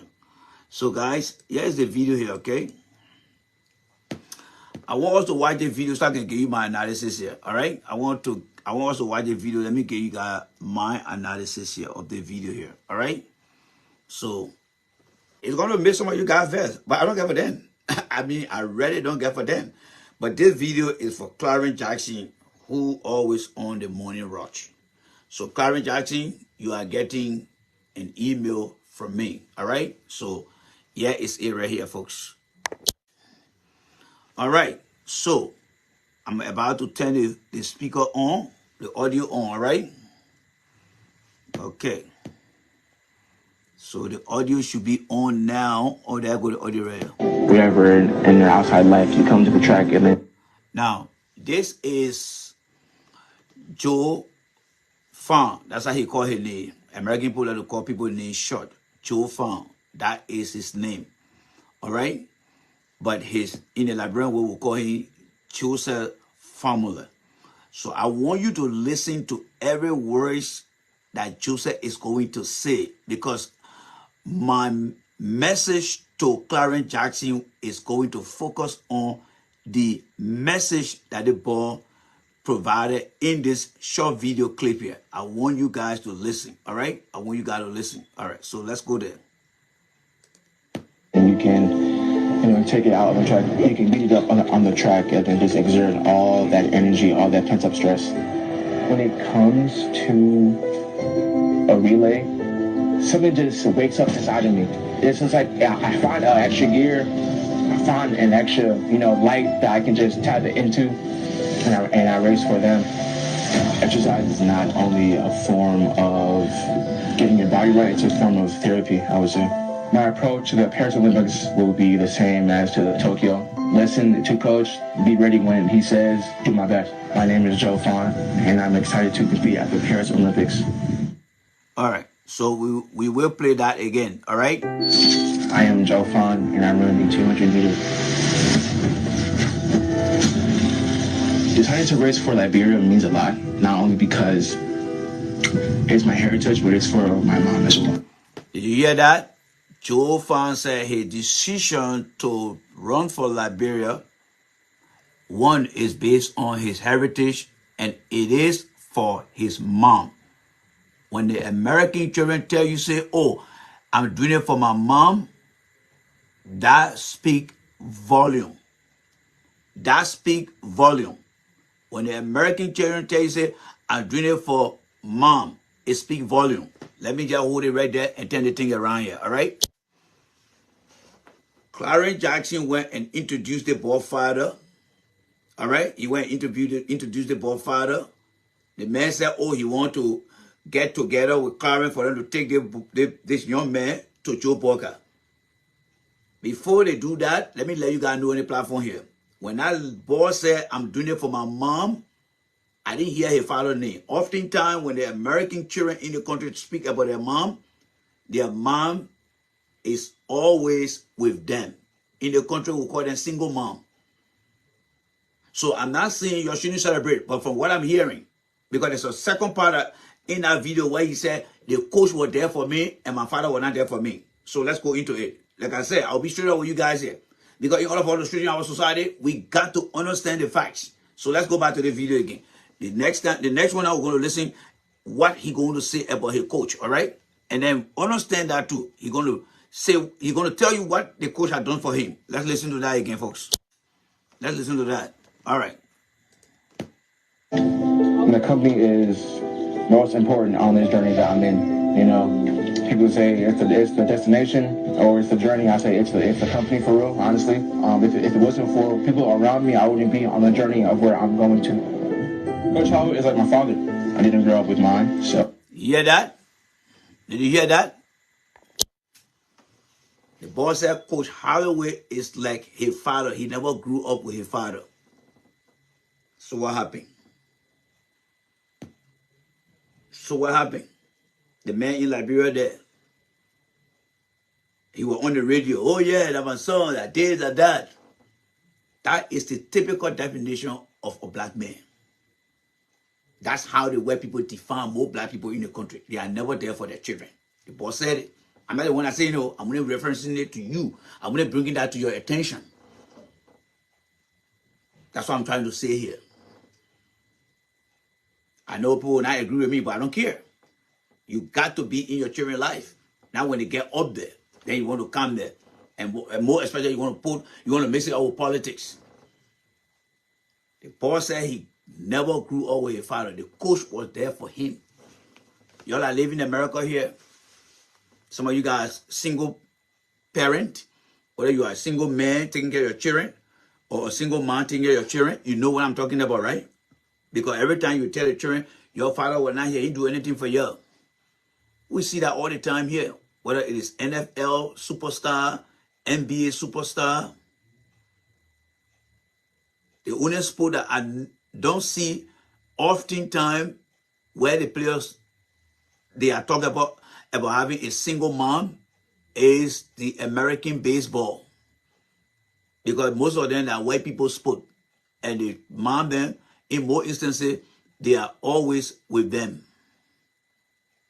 So most of the time, most of the baseball player in the country, you don't always hear the commentator or people interviewing and say, oh, the man only grew up with his mom. Most of the sport that people talk about is mostly about the black people's sport, like the basketball and football. That's why it is. Thank you very much, LRB Gayu, and hockey. Those two sports are the American sport. So it would be very difficult unless you are very lucky to find whether it is baseball or or hockey. You will never hear the commentator there or anyone who is carrying out a documentary telling you that that child grew up with all the parents. Mostly it's the black people's sport. I just want to register it to you guys. You're hearing for the ball. The boy said he was growing up, his father was not there. Right? His father was not there. So he need to kind of tell his story. He shouldn't be like, bro, well, yeah, you know. How can he not in France? Because I know that I heard that the ball man was there. How can he not in France? So he shouldn't come put this out thing. Oh yeah, let Joe Parker bring it. Let the man come. We'll carry the man. We'll go see Joe Parker. That man that time looking for a job. He's looking for a job. The only person that need to be interviewed, Clarence, is that ball mom. Go and ask that ball mother. Let she make herself available to talk to you. She shouldn't come and talk about what happened between she and the man. Let she just tell you the struggle she went through to raise that ball. That's all. It will fit everybody's size in our country. Let she just come and tell you how she took care of that ball to be to where he is. The next person you need to interview to is the coach. Let the coach come and also do that for him too. All right? Let the coach come and do the same for him. But I know you're like put there. Oh, some of you, oh yeah, man, okay. That's your business. All right? So that's why I thought to bring to you guys here. So share the particular segment of the video here with Clarence Jackson. There's nothing wrong with a father being outside of the country. There are some people, their wife and children here. But the difference there is constant communication, always engaging, always doing all those things. When the children see you while they're growing up, they will always mention you in their story. If they don't see you, they will not mention you in their story. They will not mention you in their story. You see the Ghanaian family, the little black boy who played for Spain, the national team, what happened? The Ghana mom is there, and the Ghanaian mother is around, and I think the father is also around too, right? So you see them in Spain. That little boy with a dread, he played for the Spain national team. All right? I think he was one of the Williams brother. The father, the mom, you see the little picture, all of them were together, right? They took care of that. It's in no way. There you go there. Thank you very much, LRB guy. You giving me all the names here. They call him Nico. Mom, dad, all of them there. Some of the guys there, they run away from the women in here. They go say like bro, thinking like should not be nobody. But by the time the child start to make hairways, then they won't pick up phone and can't call. No. We will put monkey wrench in here. So you'll take the video and get to Clarence Jackson. All right? This is a free research. I sat down all night and listened to that boss story. Listen to that boss story. Listen to that boss story. And I said, something is wrong. And I went to work today. I sat down with some African-American girls and I asked them, I said, what does it mean when a child say, I grew up without my parent, without my father, and somebody was a father figure in my life? This African-American girl told me, said, that means the father abandoned the child. She said, come on, Randy, you should know better than that. But I was just asking a dumb question. And I got the answer I wanted. Even though I knew the answer. And some of you guys know. When you listen to that boy telling you, say, I grew up without my father present. You'll know that. But some of you guys, because of political connection, you will not see the truth. And that's why the platform here is a God-given platform. Yeah, we tell you the truth. We tell you the truth here. Because broad is the way that lead to hell. More Liberians like to listen to lies. And how can the way to hell will carry most of them? Most of them will be going to hell. Because they don't like to hear the truth. Because the Bible says, ye shall know the truth, and the truth shall set you free, right? Yes. And on the platform, we tell you the truth. We tell you the truth, yeah. We don't have nothing for you. We tell you the truth. Some of you got deep down in your heart, you know what I'm saying is true. But because of political connection, you're in broad day denial. There's no politics in heaven. Jesus was never part of any political party. Jesus was never part of any political party. And you say, I want to say, Jesus, they want to be the truth. Is that? No. Jesus told the people, then say, give Caesar what belongs to Caesar. But some of you guys profess to be Christian, but you're living double life. And the Bible says, a double-minded man is unstable man. So y'all got to define who y'all want to be. All right. So let's continue here, folks. All right. So let's come back to our PowerPoint presentation here. Somebody brought me another video here again. Let me see the other person that showed me another video here again. There's some kind of video here about some kind of house on fire. Like Rainbow Party, always there yelling. Like Rainbow always yelling about. You're in our country, people trying to educate you, you don't want to pay attention yet. Before anybody build a house, you need to have a fire code. Nobody in your country, everybody just kind of put one stay in the ground. Then when the whole get on fire, they won't come be yelling. I don't really care for that bull crap. I do not care about people's houses getting burned in our country. If that was back in the 1930s, I would say yes. Like I gotta get concerned here because you know what? We just come in the community here. We ain't know anything here.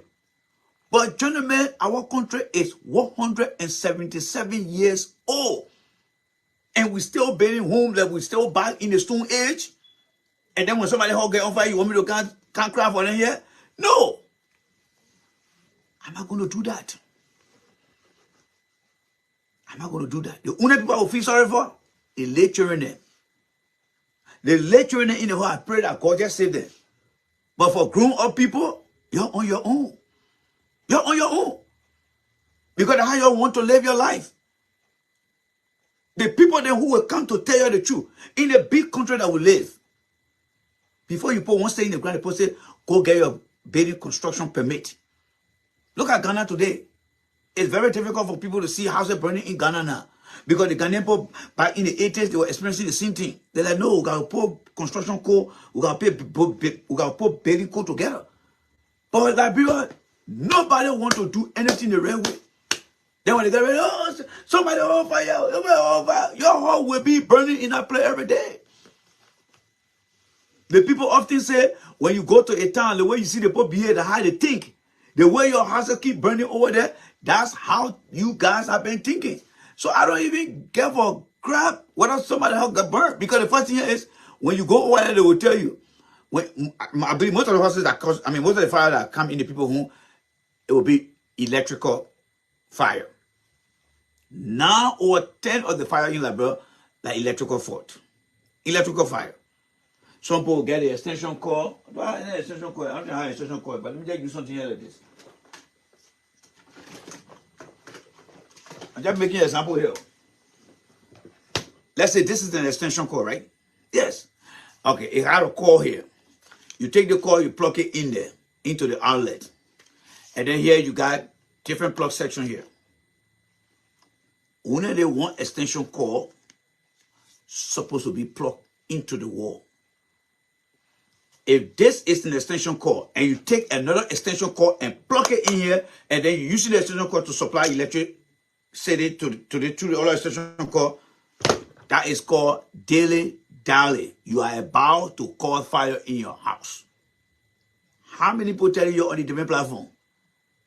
How many people say now in Liberia, listen to the radio right now and listen to what I'm saying here? No. So you play with the bull, you get the horn. You listen to the wrong people, your heart get on fire. Because your politicians then, they know nothing about these things I'm talking about. Your talk show hosts then, they know nothing about this thing. They just want to feed you with politics. But what you fail to realize, in every home, whether it is an apartment or a house, a mansion, whatever it is, a castle in America, those fire code will be applied before any Liberian move in a house. So do they care to tell you guys in our country? No. So then what do you see in the end? People running. Oh, my heart on fire. My heart on fire. Let it be on fire. I don't care about them. I do not care for them. Let it be on fire. A Trump supporter asked Trump. I don't care about them. Let it be on fire. I really don't care. How many times have we not seen people's houses on fire? We have seen it so many times. But nobody cared to talk about those things. Nobody cared to talk about it. So I really don't care. So let's watch it right here. You know? What kind of country you get people just get ready, you post stake in the ground? You know why our houses in the interior are now getting burned? Many of you gotta live in the interior. Did you see any house getting burned in the interior? I was in the interior during the war. Did you see any home in the interior getting burned? No. Because when they put a stake in the ground, they're not going to connect any electrical wire to that stake.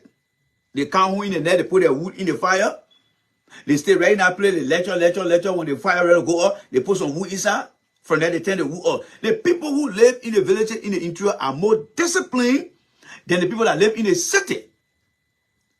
Take the word from me. When have you ever seen in the interior people showing massive fire on their home, even though they use pound taxes over their home? Have you ever seen any video from the countryside to see the people home on fire? No. Only in that Masorado County. That just show you that the people who are in the rural part of the country, they are more civilized and disciplined than the people that live in the city. Some of you guys not figure out that statistics yet. Go and redirect your mind to it. Go take a statistics. How many houses in the interior that will always catch on fire? It's unreal. The number of fire that take place in Monrovia is more than the one that happen around the country. Only Masorado County is where most of the fire take place. I live in the interior and I live in the city. I'm telling you guys the truth. The man in the interior is more disciplined in how he protects himself than the people in the interior. I mean, the people in the city. So you go do the facts. People who live in the interior, you don't find their home getting on fire. But you're here again. You get ready for the other one here again. You can listen here again. They're coming. Let me can put the speaker on here. Fire service.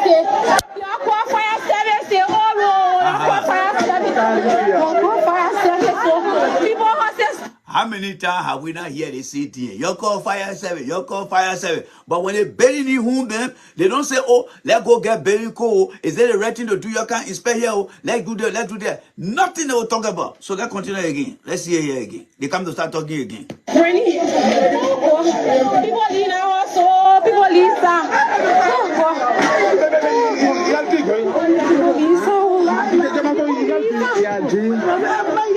When you go run in the community here, let's say some of you guys here, you go in that community, you go run there tomorrow, election time come and say here, oh, gentlemen, I want you guys to please elect me here because before anybody build a house in the town here, I mean in the community, I want to make sure that we have a system where you go get construction permit, and then we'll make sure that before any electrical wiring take place in this community, we want to make sure that you guys get the electrical code. You know what I start telling you? That man from America.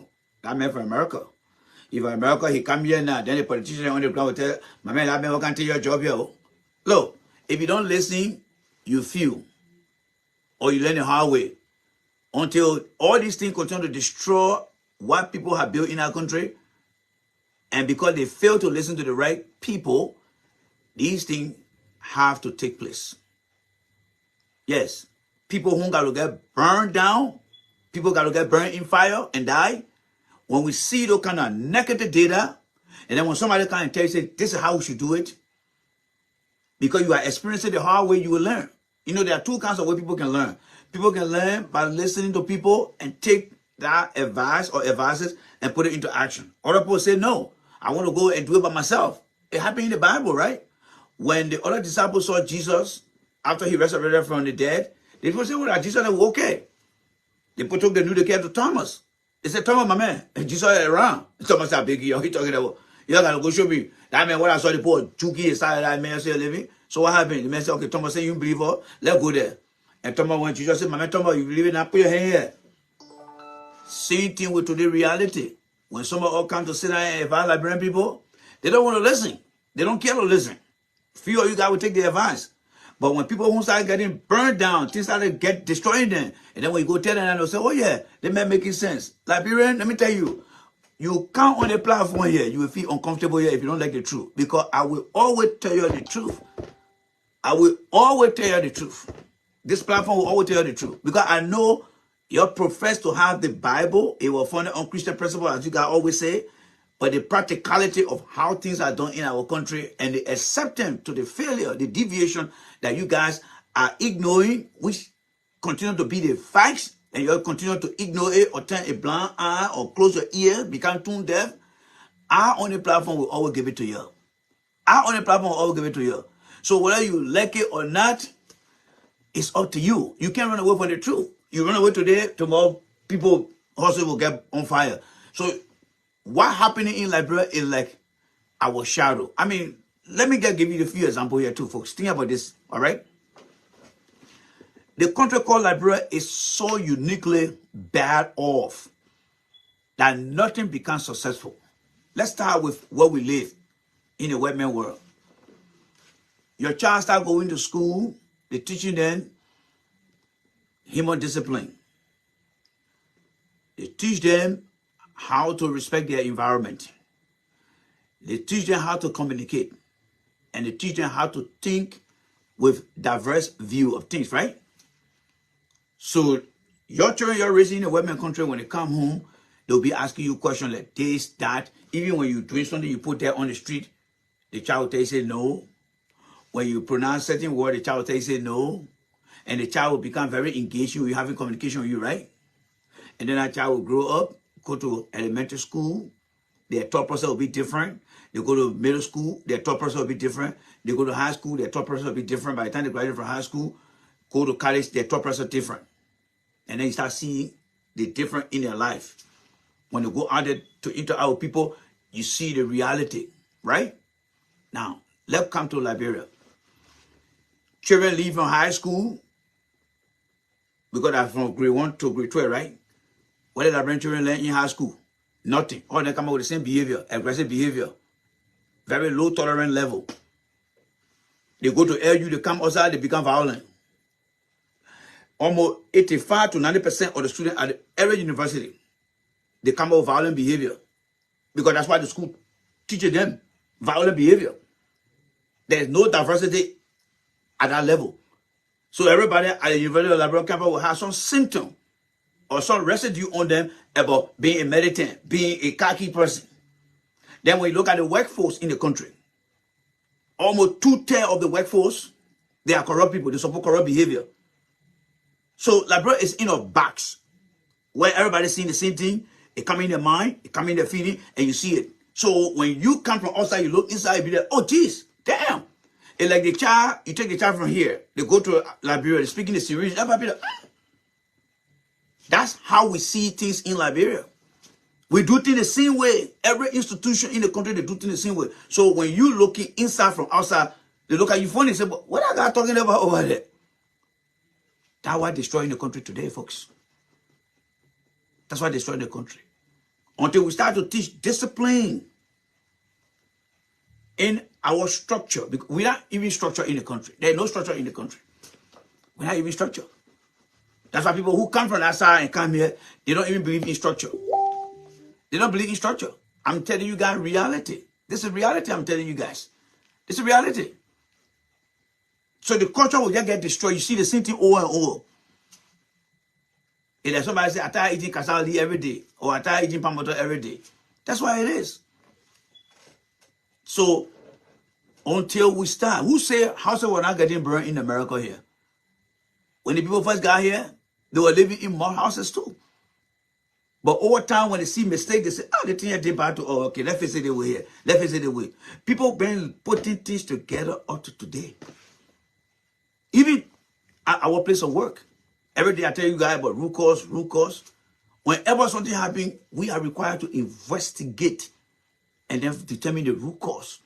And then we'll put in the corrective action. And say, let's see what will happen again. And then we'll let everybody know that this is the thing we're going to do. Nothing in the country is complete. Every day you got to keep facing something here. Because it will bound to happen, so you got to keep up with it. Every day, who's getting burned in Liberia, who will ever come out and say, let's do something like this? Every time, oh, my home getting burned. So what the government there for? What the government there for? Oh, they're on fire. They're on fire. So who in the community, who in the government will say, let's try to look at it here and see what we can do to stop this thing here? Nobody thinking about those things. And just see the same thing over and over. They will say, oh, fire, yeah, man, I put you on here, but I think what, man? You're on fire, you pray to God, let smoke you move from inside there. You're there, all your things you get point, you get point. That's your business. I don't care. Sometimes we gotta become the highway. How many times have we not seen fire here? Now one day say, even the fire brigade people that are in our town, when are they ever came out fire brigade report?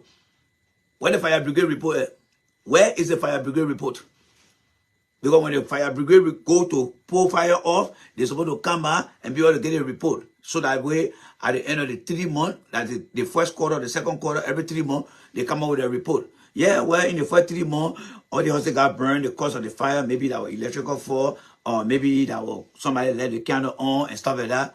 Then when the lawmaker and see the thing, say, okay, how many homes got burned throughout the year from fire or from electrical fault? Well, it's cheap.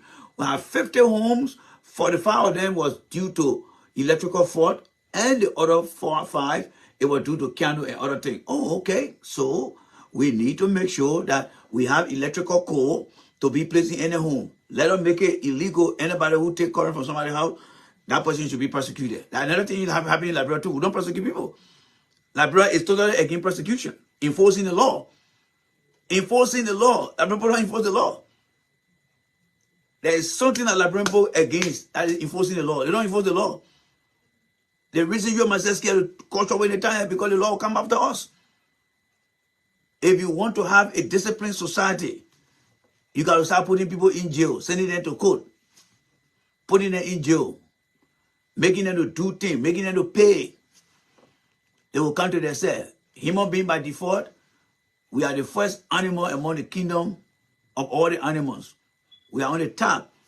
We are very selfish. So people have understood that the way you can get us to be disciplined is to take action. You get your plan. You tell the people about your plan.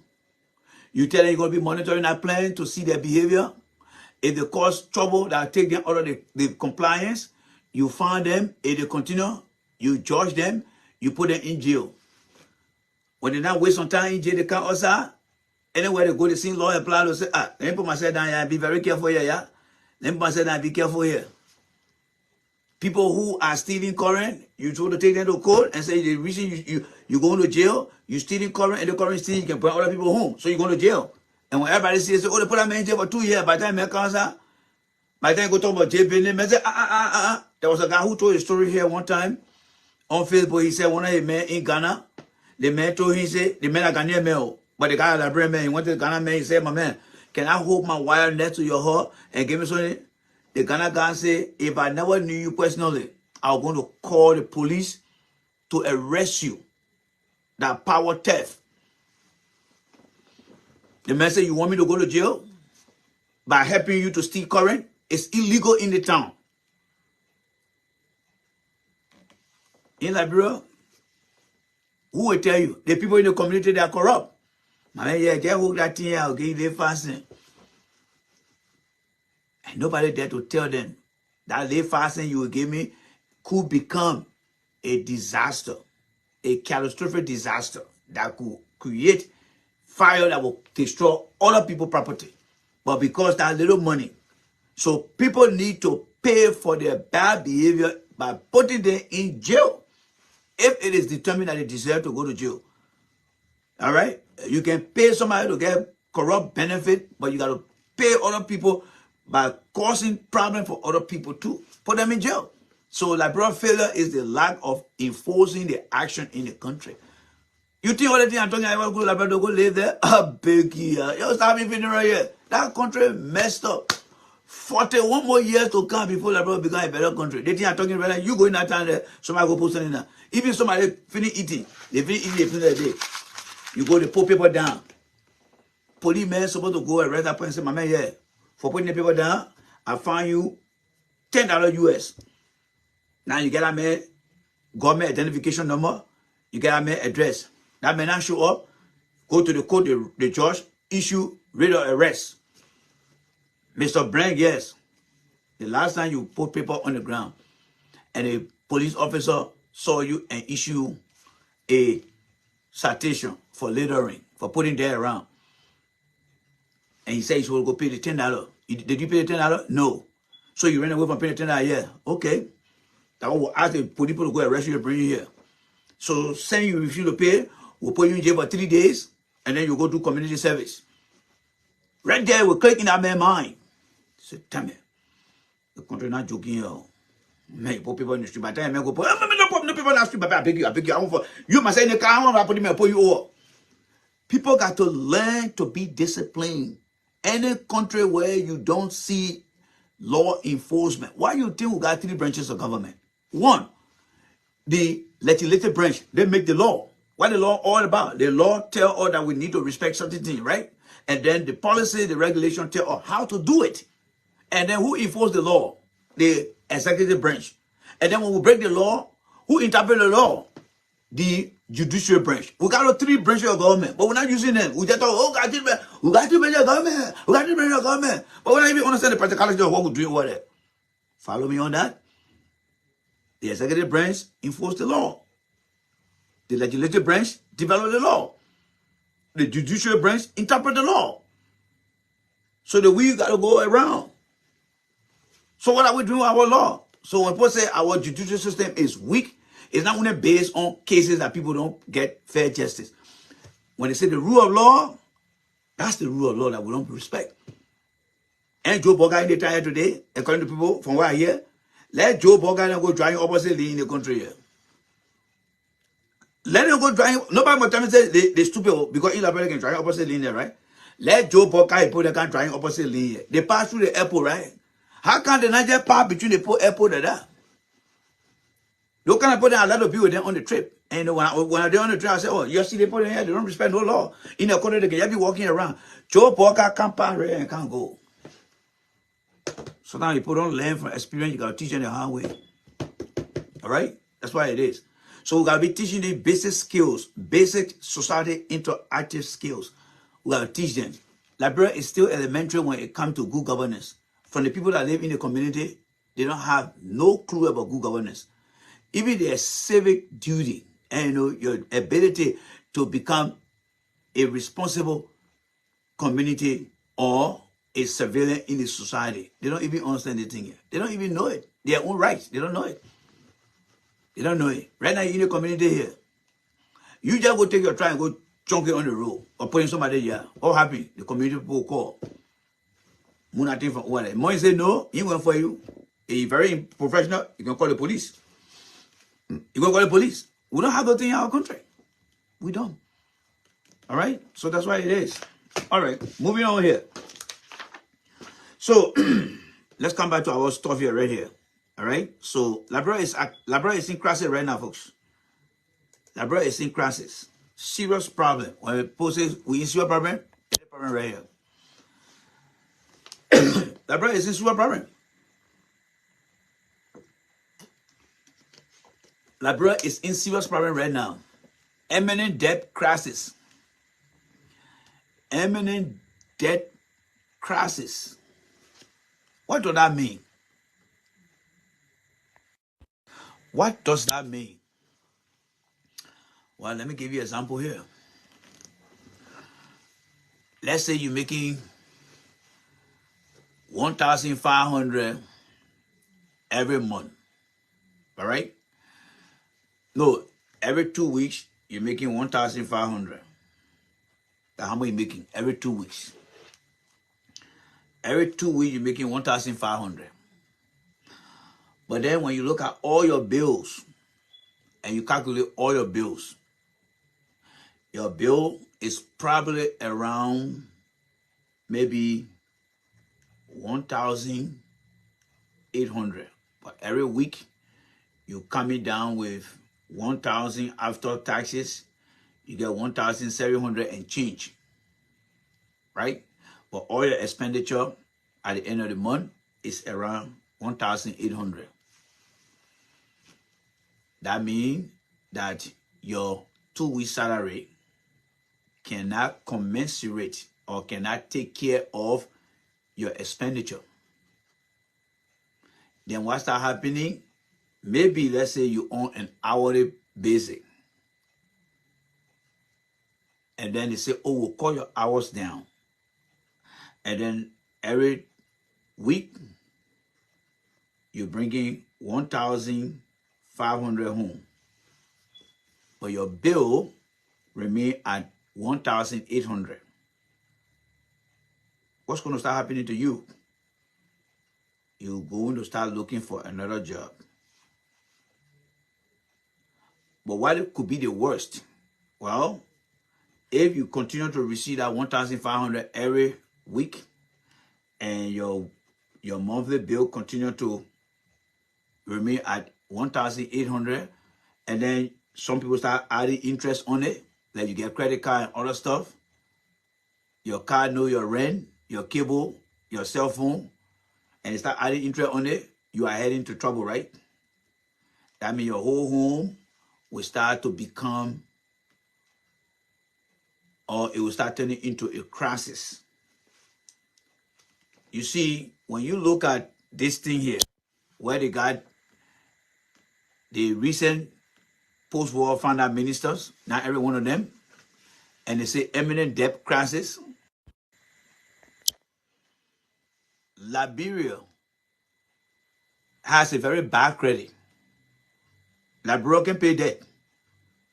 Just how you and myself in the country, we can go get anything as long as we have a steady job and a good credit, we can go get anything, right? Yes. Liberia, among the other nations, do not have that. So, some of us and some of you that got bad credit, you always get a secure credit card. Maybe they'll say start with 300, and then you go, you purchase, you pay your debt, then you start rebuilding your credit. Liberia right now, good morning there, Brother Eddie Phillip. Liberia right now is on a secure credit program now with the World Bank. It's on a secure credit with the IMF. Liberia cannot go to any investment bank right now. You cannot go apply for any major credit card, whether it is a bank card or some kind of department store credit card. You cannot go. You only own that secure credit card. Why?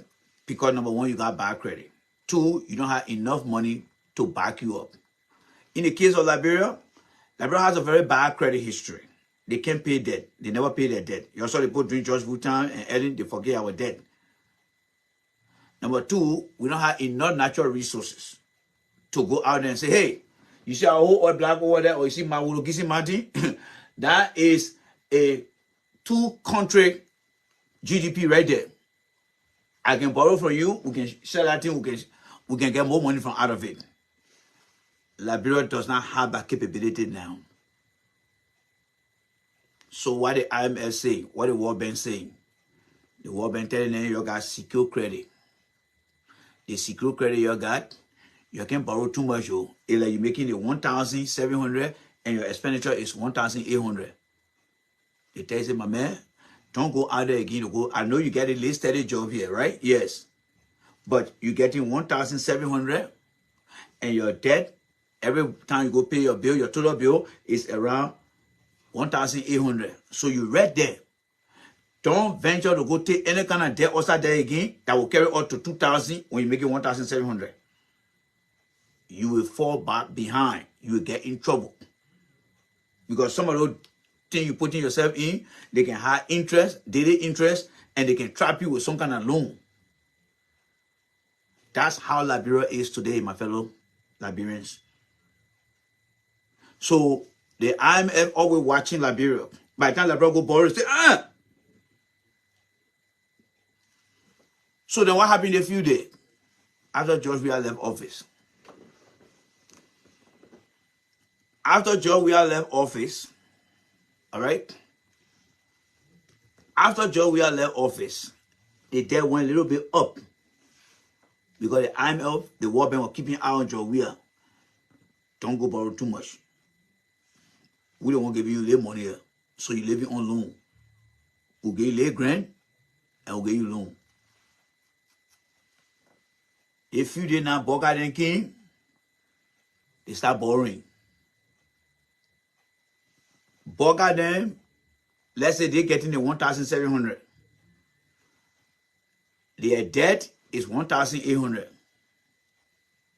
But borrow them start getting the debt on now to 1,000 to 2,000, 2,005. So the debt is up here and their salary is here. What is their salary? The businesses are paying taxes in the country. That's where they can get their salary from. The businesses in the town, that's where they can get their salary from. They flew down with the World Bank came by and met Joe Boca then at the end of July. They told Boca then, you cannot pay our debt because the taxes you're supposed to collect to pay our debt, the money not reach. It's like you were making 1,700, then they say, oh, we ain't get plenty of work to do, so you'll be working part-time or you'll be on call. And then every weekend, you say you're getting 1,700, you're getting 1,300. But then your debt stay the same. That's what happening in Liberia right now, folks. That's what happening in Liberia. That is why you see here they say what? Imminent debt. Crisis coming on. Boca then is serious problem right now. Because the Liberian debt now, according to what we have here, the debt in Liberia now is moving from, where is my chief sheet here? The debt in Liberia now have moved from, let me see, I think it was 1 point, yes. It moved from, I believe, let me see where it's here. I saw it somewhere, I think it was 1.2 billion. All right, okay. It moved from 15.3%, 15.30% to 2.3 billion at the end of 2023. It's going up now. It is going up now. And it started to rise now. It's going up. So when we are left office, it was around 2.3 billion. Boca now is taking it up now to something else. I can't find the figure here. But Boca is taking that money up now. He's taking it up. Now, where Boca is catching hard time now, the money they're supposed to be paying to the IMF, like every month you pay your debt or your bills. Boca then depending on the businesses in the country to pay taxes to them. But when they collect the tax money, it's not enough. Because the government employee then, the lawmaker then, they won't get their pay. So the remaining one cannot pay their other debt. And there's no way for them to look at the economy and say, oh, the people are doing well. So right now, the government cannot get enough money from the businesses then to pay debt, to pay the other people debt, to pay salary. So what's going to start happening? Every program, if you continue the day where Boca cannot pay the international debt, what more about the people in Liberia? You think they're going to get a job? There will be no job. All the arrest Joe Boca talking about the road, the agriculture, you think they're going to see it? No. Because there's no way they can go. They can't go to any kind of investment bank. They can't come to Apple. They can't come to Tesla and look at guy Elon Musk and say, hey, Elon Musk, just give all 200 million. Guess what? By the time we hit 2028 or 27, we'll pay you back. Because we're making good money in our country.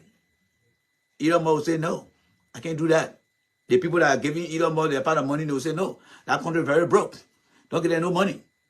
So Liberia does not have any way to go borrow money from other investors. The only people that can get Liberia money are the World Bank and the IMF, and sometimes the European Union, and sometimes the American government. Because we got nothing.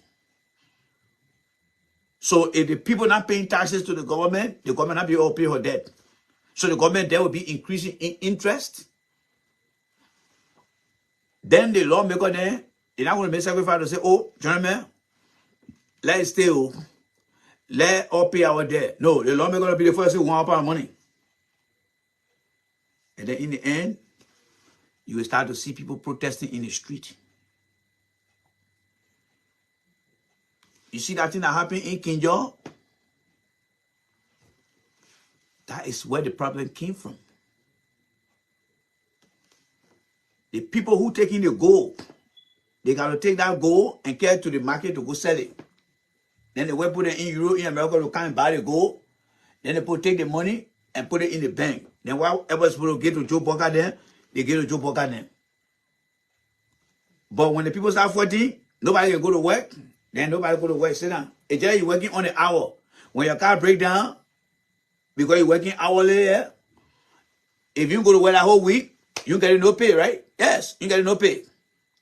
So when that thing happened in Kinjo, the people then said, that whole week, we shut our play down, so we're not going to pay the government the money. Oh. And you saw it too, yeah, you saw it probably, yeah. But guess what? The debt is supposed to pay like, every month. You will pay all your car note, your mortgage, your rent in America here. You think the work here, whether you're working or not? No, they don't care about them. Want that money, they want that money. So when that thing happened in Kinjo, the people did not do anything like that.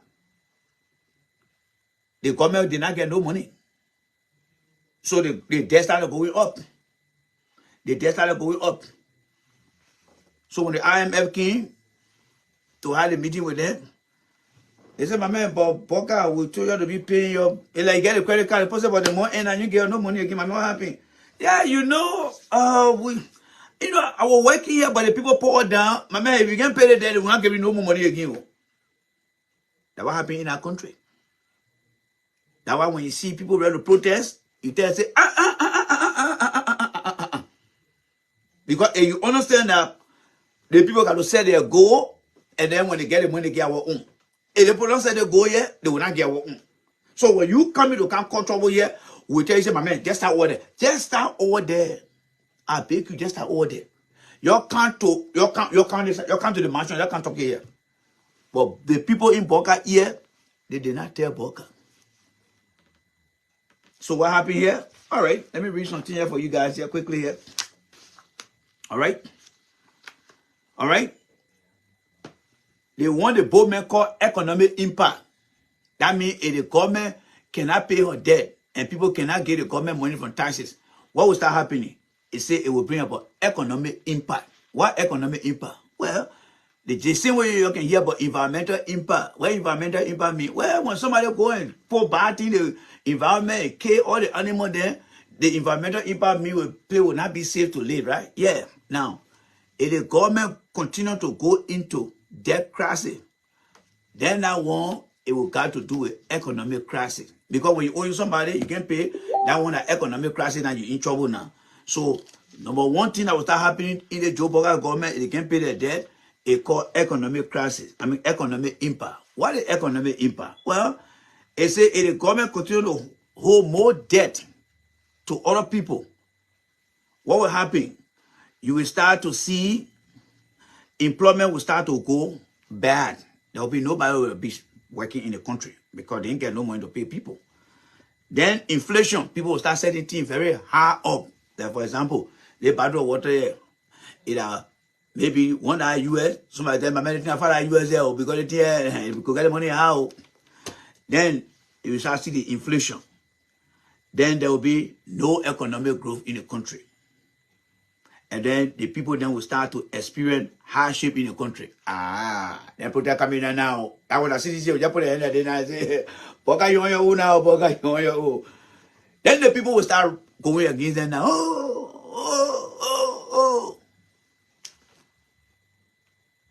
That's why when you're in government, you don't listen to people around you. But that's what Boga doing today. That's what Boga doing today. They say better go sweating, but you don't know. Everything Boga they doing over there now is not easy. They go to bring buses, they want to bring the buses so the buses can be running. Then the other people be helping them, and the people be giving them their money. The poor canteen, they bring the thing, they take it waka away, the poor went by. They talk about 2 yellow machines, and the people are coming through, the people got bar record behind them, the people say, oh, no way. So right now, Boga they trap. They really put a Boga depending on right now, that the people who coming from how they call this place, they put in are coming from, the Lebanese people then, the Chinese people that are doing their business then, that they put in depending on.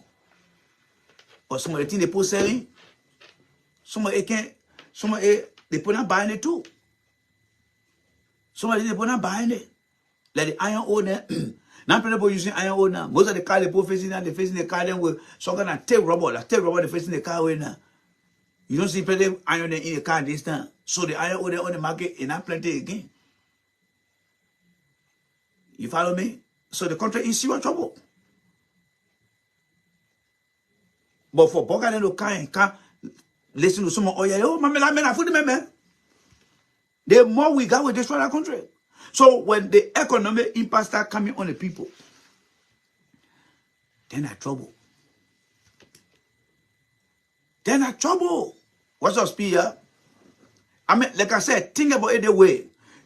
You're making your lay 1,000 every week, but your monthly bill, that 1,200. I mean 1,800.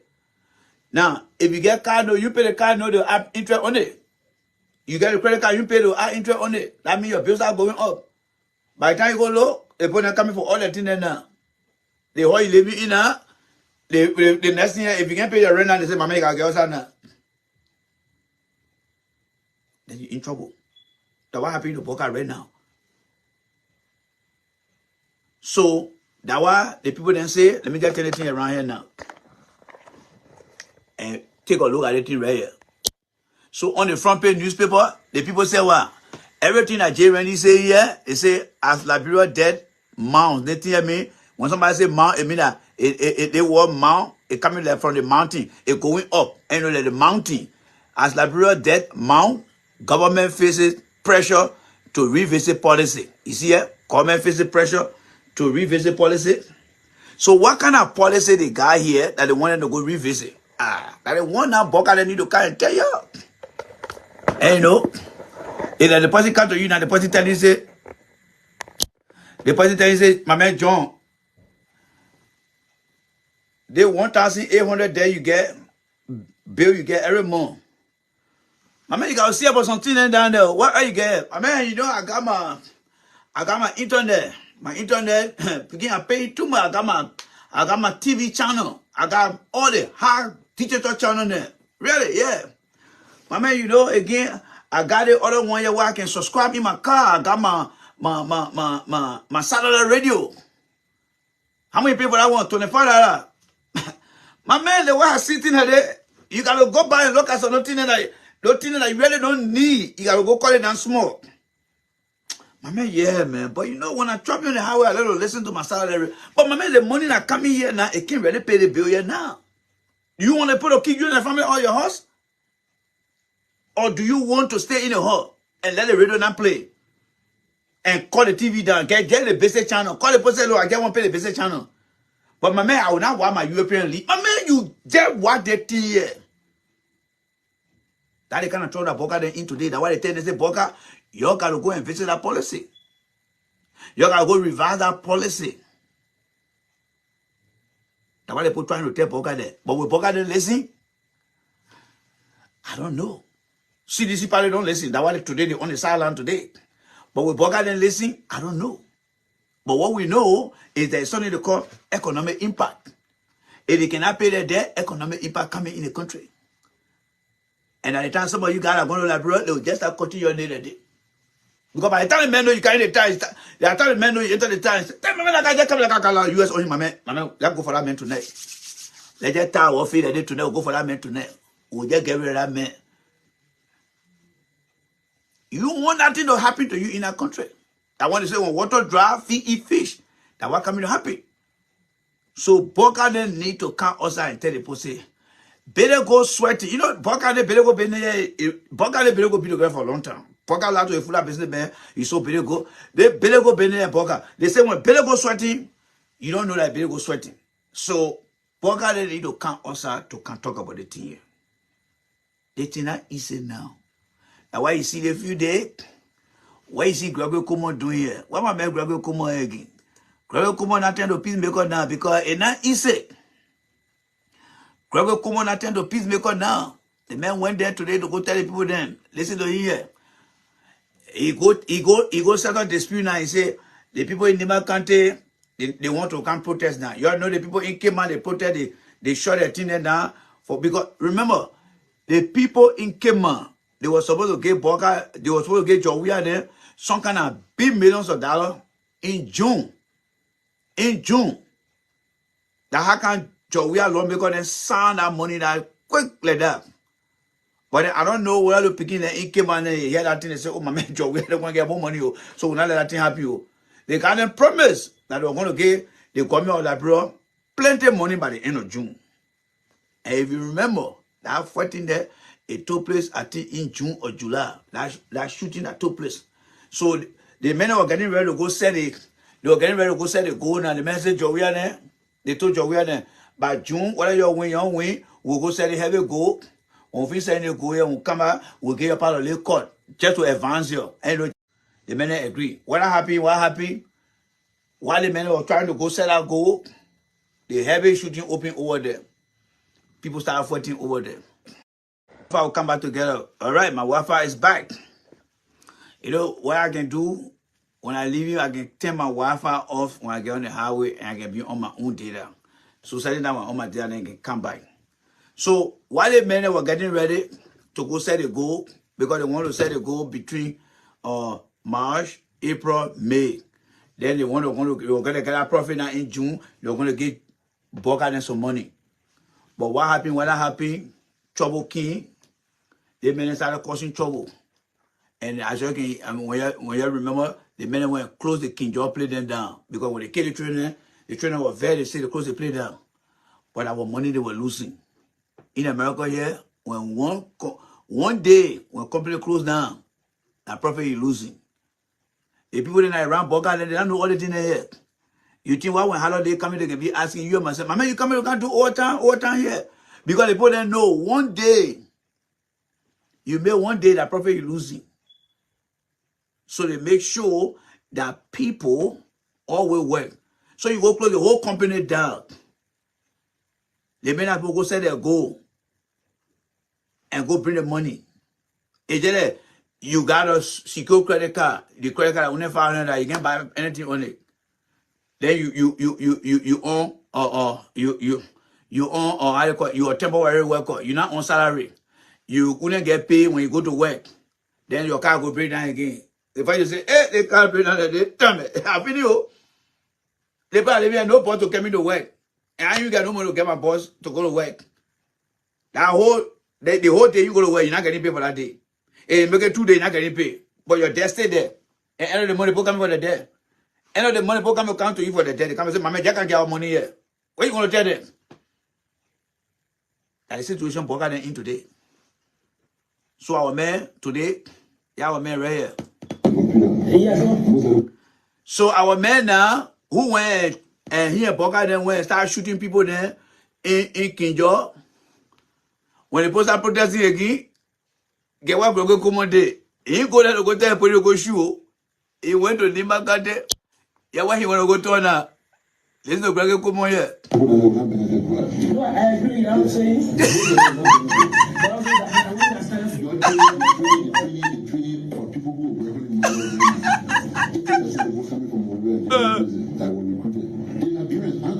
I'm one of those who got a problem where they come from.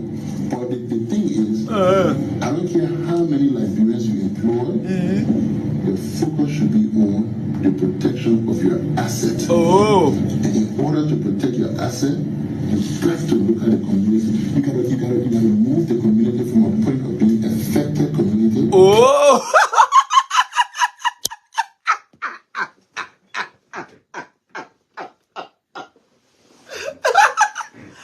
Nobody can get very me. I enjoy my moment here right now. Nobody can get very me. I enjoy my moment here. Because you see, one thing about the poor people, the poor can tell you, if you get here, you can feel. They think he's talking that he are going to King George from the beginning and go sit down with the people there. And it will amaze you when I tell you who Joseph Boca is. So I want you to take a good look at Joseph Boca here. All right? You see, fellow Liberian, Joseph Boca, in my definition, Joseph Boca is an obsolete politician who doesn't fit into today's contemporary and social political environment. Copy that? Joseph Boca is an obsolete politician who doesn't fit in today's contemporary politics and social environment. Don't listen to anybody in regards to the July 26th message. There's nothing there. All the institutions that were established in 1972. Now Ellen even tried to change those things around, she never did. Now we are even trying to boost those things, or he never did. Boca he not even thinking that there's any institution in our country. He not following any laws, he not following any regulation, nothing. A Boca can tell you, say, the man is my friend. I tell you that he doesn't have regard for any process, system, policy, or law in our country. Walker administration is lawless administration. They had no regard for policy. They had no regard for standard. They got no regard for the code of conduct. They just get up in the morning and they do whatever. Like I said, I already tell you here, Bill Gates will be coming out again. Walker gonna hold food and say he was talking to Bill Gates. Walker gonna hold food again and say he was talking to Mark Zuckerberg. Walker will hold food and say he's talking about Mark Zuckerberg. There's nothing Walker is doing that follow any governmental systemic protocol. This old man is nothing but a liability that the Liberian people brought on this country. The greatest liability ever that Liberians have brought in their life is Joseph Walker. The old man number one priority is to take care of his health. Number two, he don't give a damn about what people do in that country. That's who Joe Walker is, and that's all I have to say about Joe Walker. Joseph Walker is a disability president. A disability president is a condition that shows that a leader is unfit, incapacitated to do anything. So Joe Walker is a presidential disability. That means Joe Walker cannot do anything for himself. And because Joe Walker is a presidential disability, that's why he is being used by incompetent guys that directly alone. A society dropout, a high school dropout, a college dropout, and everything dropout. Joe Walker is nothing but a presidential disability. So you tell the Unity Party people, Joseph Walker was in the know of this speech, but because of him being a presidential disability, that is why he allowed a government to face this issue today. Joseph Walker is a presidential disability, a man who does not fit into the contemporary environment because he is a very sick man that has a lot of liability than being an access to the people of Liberia. And the Liberian people, you guys made a very big mistake by electing a man who comes with a baggage of liability. Joseph Walker is a disability president.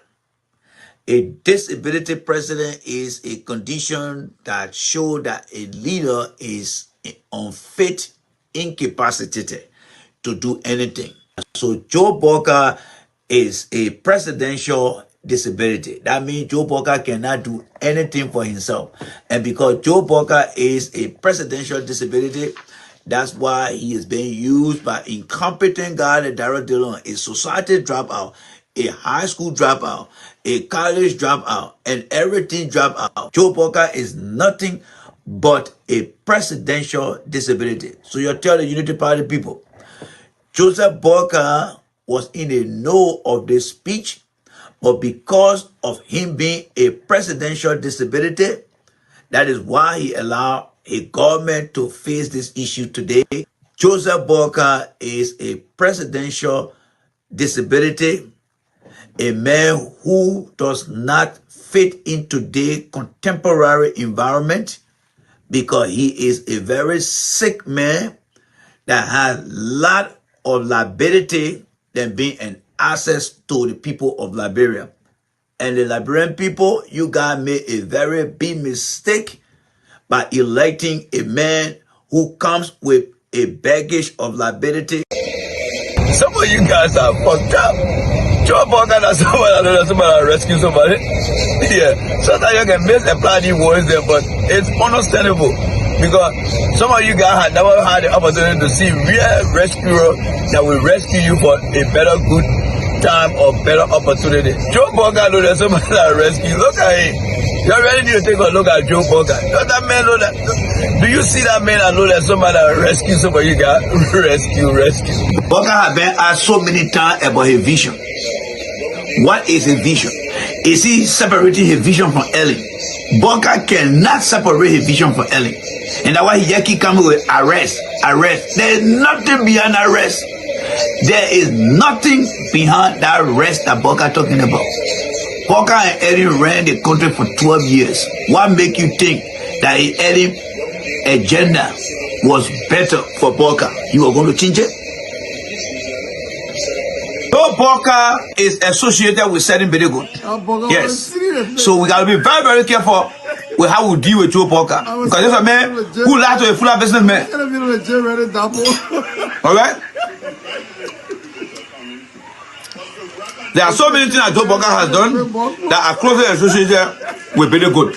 Parker cannot do anything for himself. Today, Joseph Parker is a presidential disability, a man who does not fit into the contemporary environment because he is a very sick man that has a lot of liability than being an access to the people of Liberia. A man who does not fit into the contemporary environment because he is a very sick man that has a lot of liability than being an access to the people of Liberia.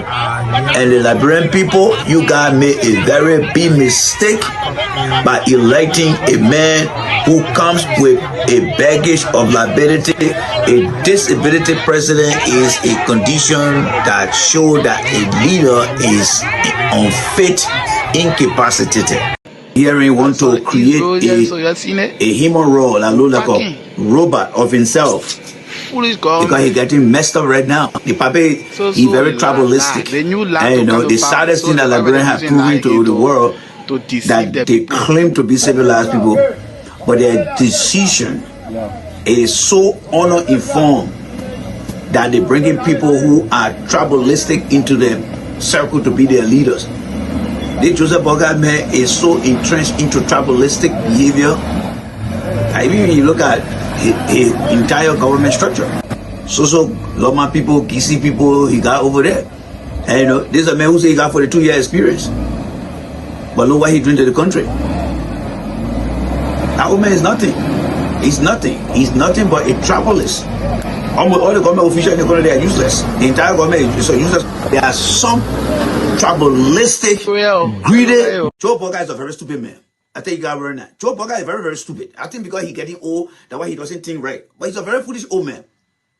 This is an opportunity that Joe Parker and his people are supposed to capitalize on. The way CDC is very stubborn like this.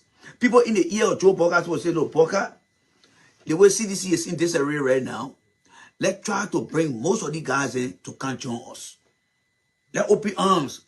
But you see, the country boys behind Joe Parker, those greedy boys behind Joe Parker, they will not think about that thing. Because they didn't say too, they want to go steal. And the guys in somebody in their 60s, going to the 70s, when they were young, they didn't do nothing with their lives. Nothing they did with their lives. So the opportunity come now. They're fighting for themselves. So there will be no opportunity for them to capitalize on. Because someone like Joe Parker will say, you know what, the way to weaken CDC, everyone that we are turning against, let's invite all the children here, let them come enjoy, let's make them to feel happy, let's bring peace to the country by bringing those people over. No, there are some tribalistic, greedy, guts, good for nothing society tribal people that behind Joe Parker. They said to in their own camp, then they're fighting for themselves. Oh yeah, we're not bringing them here, we're not doing that. That country is messed up. All these guys got to die. These guys got to die before that country will become better. I'm telling you guys, every time I come here, I'll tell you guys. I've said in the first 100 days, no car will get stuck on a major road in this country. And I mean it. The progress of this country is undermined by the lack of sound and honest leadership. People said they want to change. The change have come. And what are we seeing the change? The only thing we see is Yomli Kanga employing her family people, Jeremiah Cohen employing his family people, Prim Moy employing his family people, Joseph Parker employing his family people. Let us resolve to think Liberia, love Liberia, and build a great Liberia. You are appointing people into civil service position. I mean, this is wrong. Okay, there are other positions in other government ministries and agencies. You find record and all of those things going on because of people exercising their constitutional right to support who they want to support during an election. And as a president, to come to power with this mindset of witch hunt, It's wrong. I will not regret, but they will regret when they champion the cause for him to go. He could be the shortest serving president of this country. There is plan for everything to make the country okay. There is plan to impinge Joseph Walker. There is plan to move people that have violated the 10 laws. The 10 laws say they must be removed from course. Yaga Kwaba stupid. Hey, stupid man, not point. But you are saying causing a man too. Yeah. Yaga Kwaba stupid. A man, not point. Nasa, a man, I stop Waka. Waka na baby. Tell the Waka na where you get the money from. Can't give me the money I can. Yaga Kwaba, who? So it's not a bad thing for Yaga to ask Waka about where you got the money from? Yes. Daba. He not got no right to ask Waka. For what? Waka not stay with him. Waka that man for himself. Yeah. Waka not stay with Yaga. Because some people say before Baga could become president-elect, he complains saying, you don't get money, but now they get putting that fee, they finish electing and he getting plenty of money. Maybe that's what you get asking question for. No, another. Baga get own money. A personal money. Yeah. Baga get money. He got money. Yeah. You got a frosque in the country. Hey, who? What you trying to say? Huh? You got what you trying to say? You who? That Roma bro, you eating him be with a monasa. Don't do it to Baga Commatia, don't do it to him. He's sitting now where I say, you're not scared of Yaga? I'm not scared of you. The book is the book is selling. But I'm not scared of Baga. I'm not scared of Yaga. I tell you, Yaga, the thing was to say, the teacher will tell you United Party, United Party, it will tell you something that thing why you're not supposed to tell. For what? United Party say Yaga? But somebody would say, Yaga call about did to we are, you used to talk the same thing to we are, and you are the same people too, behind United Party and Baga, you're happy when you're saying it to we are too, but now you're saying it to Baga on your vest. Me, I'm not happy. I was not happy. And you so here, I said, but they all are mayor. What they get a real he? A young quasi president. What can I even be in a country like that? A get be scared. And you so talking like that. When you can call us, I said, but who the human be like? It can be causing insult the president. It can be, it can no fear in him. And you so say like that. Yeah. But it will not carry to Baga. It will not go around Baga with it. Yaga if you know what I know. What a minute started already. If you know what I know. Hey, your man upon you go, your pan upon you go. I tell you from today and today, next time, don't insult Baga. Don't shut United Party. Don't insult them. And Yaga voice made me vex. Yeah. And then the other work and Yaga doing. Insulting the president. So besides the president, if maybe you can carry somebody different too, you'll be happy? Yeah, I will not be happy. You'll not be happy? I will can't tell the Cindy because he must be we are one. Yeah, I will tell the Cindy. But I telling the people, the poor are afraid of Yaga, me and not afraid of him. You never felt of Yaga? I'm not afraid of him. The thing where inside eating him must be blood, drinking him must be blood. When you go there by water, a little nigga, a town, a man not bring it to Baga. Don't bring it to United Party. You who? Your man up pour you good. So that Yaga say, Yaga say he wants to be, you know what, being in the United Party government, you know what, being in government. He don't want to be so that when anybody doing bad, you can talk in. Why you not start talking for? You want to know where Baga told the money from? Yeah. But Baga na cha, Baga na baby, Baga get own money. Yeah, Yaga get fresh man. Yaga get fresh man. Yaga fresh cake. So just Yaga to ask Baga where you got the money from? How you invested it for? Yes. You not got no right to ask Baga that baby. Huh? But now president, anything do people sort of know the plane get the money from? No. Why they may ask No.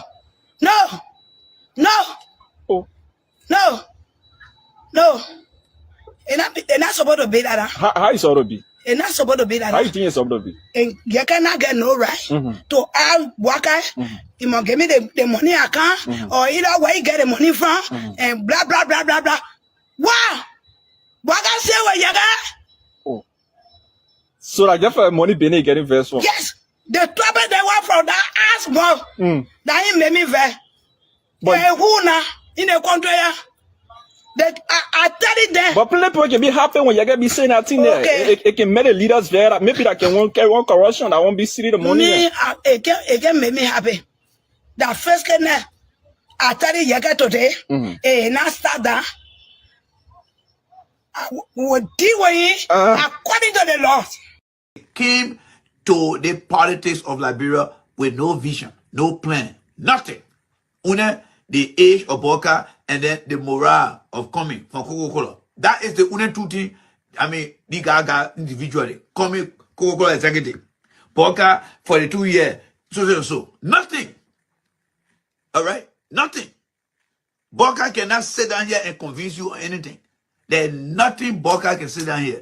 The young Liberians listen to Boka only because of traditional respect. They just go like, yeah, oh man. But when he tell you, there's nothing, you say with Boka, you lose more of what you already learned to talk to Boka than when you avoid him. Coming back, he will tell you, say, the worst thing. Things that Coming will tell you, say, he can't do. Don't try it. Coming will show you razor blade and tell you, say, my man, they tell you do it to your behind, will cut you. But he will be the first person to go and do it to call his own self. That's how messed up Coming is. They man can say, we can keep doing the same thing over and over. But every worst thing that you can never imagine, that's what he's doing in our country. That's what he has done in our country. And that's what he continues to do in our country. They got no plan. Let them tell you one issue. Let's all the issue now. Political, economic, security, the environment, climate change, industrialized type of energy, what type of energy, solar, wind, thermal, nothing.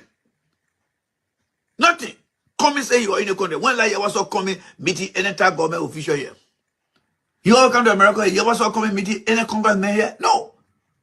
Maybe because we say that now. Coming had never sat with any congressman or congresswoman in the country. All the year he come here. The man got no contact. Don't let that man lie to you. Joseph Boga on the other hand, he got nothing too. Only when he was vice president, Eddie May where he killed saw Obama. But since Obama left office, you was here Joe Boga to Obama. No. These guys got no contact. No contact. They go to Europe, they treat them the same way. You ever saw Joe Boga in Europe with a photo? Coming in Europe? There's nobody in Europe. When he got in traveling, you ever saw people taking pictures? There are people with them, right? But when they go to Europe, they got no respect. Remember your partner, sir? Your partner, sir? Your partner, sir? How you go take picture of Joe Boga when they tell you your partner, sir? No, they can't do it. Your thing, folks, you guys are looking at somebody who think. You ever saw Joseph Boga then traveling from America in picture? No. Many times when we are traveling in between, you can see we are taking picture, right? When Joseph Boga then traveling, you don't see no picture because they don't treat them with any preferential and no treatment. No, they treat them. My man, you're going to sir. You got party. You're fucked up. You guys are fucked up. You guys are fucked up. I'm telling you guys are fucked up. You guys are behind the wrong guys. Those guys are a bunch of yo. What's so many? Look at this. Look at the people that are behind Joseph Boga. What are they doing for living in the time? They are all employed just like Joseph Boga himself. Joseph Boga has been unemployed for the past 5 years. He even revised his own vision. What is Joseph Boga's vision? Can anybody read on Joseph Boga's vision? What is Joseph Boga's national agriculture policy? What is Joseph Boga's national infrastructure policy? Nothing. Every day he can around. Arrest. Arrest what? Anybody can get up and put any kind of word together. Arrest. Massa can tell you, say, or D-Rex. You can call yourself Z-Rex. You can call yourself Ro-Rex. What the heck is Joseph Boga talking about? Arrest. That is nothing but some kind of old junky slogan he's using over there. Joseph Boga got no vision for that country. Joseph Boga is very, very incompetent. He got nothing. Ellie Johnson Selly know that Joseph Boga ain't work for him. Damn. That's why she never promoted him. That's why she never promoted that man. The man doesn't have nowhere to go because he is incapacitated. The man health condition how many guys know about Joseph Boka health here? Joseph Boka is a public official. You got to know Joseph Boka physical and functional capacity. You know what is Joseph Boka or health? No, the man is sick. The man got pacemaker in, and he's not letting the Liberian people know where he stands as it relates to his overall health. Where does he stand? Where does he stand? Joseph Boka has not given you any medical report to determine his functional capacity, his overall health. That is something that every political leader needs to bring to the attention of the Liberian people. That man will be more of a medical liability than being a problem solver for that country. Joseph Boka is a man with a liability. You know, there are times that in the country, the life insurance company will not take certain people when they get 2 minutes signal on them. So the insurance company will not take it. The Liberian people need to understand that Joseph Boka is a medical liability. Joseph Boka is a medical liability. Do not allow Joseph Boka to bring that liability. Joe Boka did not condemn tribalism because Joe Boka is a sadistic, unrepentant, unapologetic, tribalistic old man. That is what Joe Boka is, and that is the only thing Joe Boka knows how to do because he exploits tribalism. So, well, I guess things could happen behind the scenes. So I supported Joseph Boka, knowing that by 2023 he'll be tired. Okay. Knowing that 2023 he'll be tired, he could have a good heart, everything good, but the brain is going down. You're not holding the end, you're moving down the hill. This is nature. My father, right now, I buy him pamper. Every day I gotta buy a pamper. There's a man who bought me pamper before. I'm buying him pamper now because the time has reached. So I thought the old man could be president in 2017 and run for this. And he himself said, he said, when you run for one term, he himself said it. I agree with him. 2023, no, I disagree. In my mind, he should rest, find somebody else. Good morning, Mr. Vice President. Good morning. You look very well this morning. I'm sure very well. I feel so. Thank you. So we just want a few seconds with you. Lofa County is playing tomorrow in the finals of the county meet. Any word for your team? Well, the first thing I can say is that success is sure. Nimba people are my people. We're very close, so be lenient with them and let 2 goals. Okay, Mr. Vice President. So millions of Liberians are going to be watching this video. Is there any special word you have for them today? Don't be surprised if I see me on the field. I know. I'm feeling very well. I'm very good. Thank you, Mr. Vice President, for your time. It will amaze you when I tell you who Joseph Boka is. So I want you to take a good look at Joseph Boka here. All right? You see, fellow Liberian, Joseph Boka, in my definition, Joseph Boka is an obsolete politician who doesn't fit into today's contemporary and social political environment. Copy that? Joseph Boka is an obsolete politician who doesn't fit in today's contemporary politics and social environment. Yo, man, I can't call protest here. Nothing here. King John people, you're my word. By the way, in my order. Yeah. 02, 05, yeah. You're on the tactical move. Yeah, you're on the tactical move. Okay.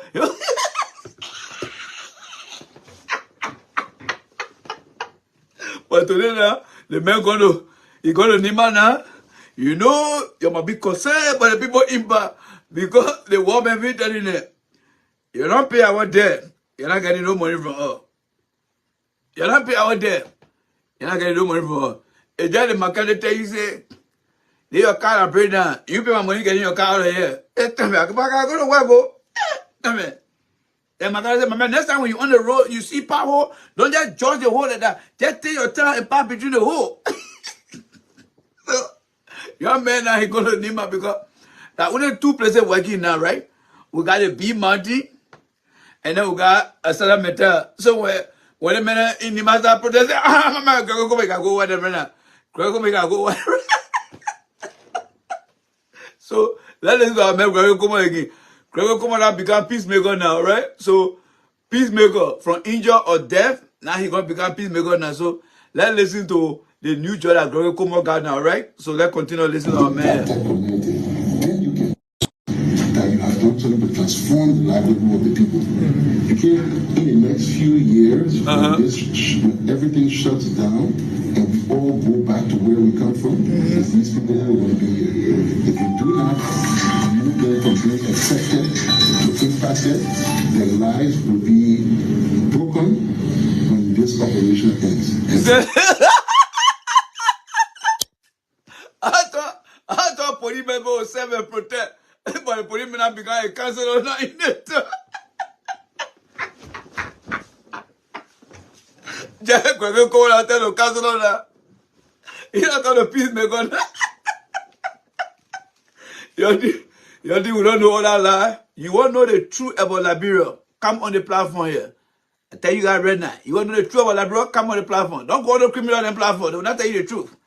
Right now, think about Liberia right now. Liberia is not on salary. Liberia is on hourly wages. If Salah Metal take their gold, I mean their iron ore, they go and sell it. When they sell it, they come back, they give Liberia their part of share. And they can do it every month. Because every month, the people can go collect their taxes, right? Yes. So a Salah Metal supposed to be collecting your iron ore and be selling it every month, and then somebody go protest and stop the iron ore. A Salah Metal just go ahead of it. They tell the government like, you're not getting that deal. They mean like, you're not getting that deal. Because all we pay for next month. That's the same way they got it in King Job. That the city they're doing.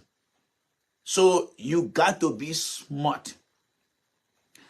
One time you will remember when Eddie Johnson said leave. One time Eddie Johnson said he was coming down City Hall and they were protesting at time. What Eddie Johnson said he did, she and Boga then.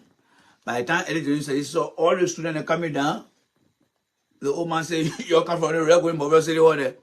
The old man getting ready Mobile City Hall. She put it inside there. All the cars inside there moving, going. The old man started telling them, what the problem you get? You can't tell me the problem here.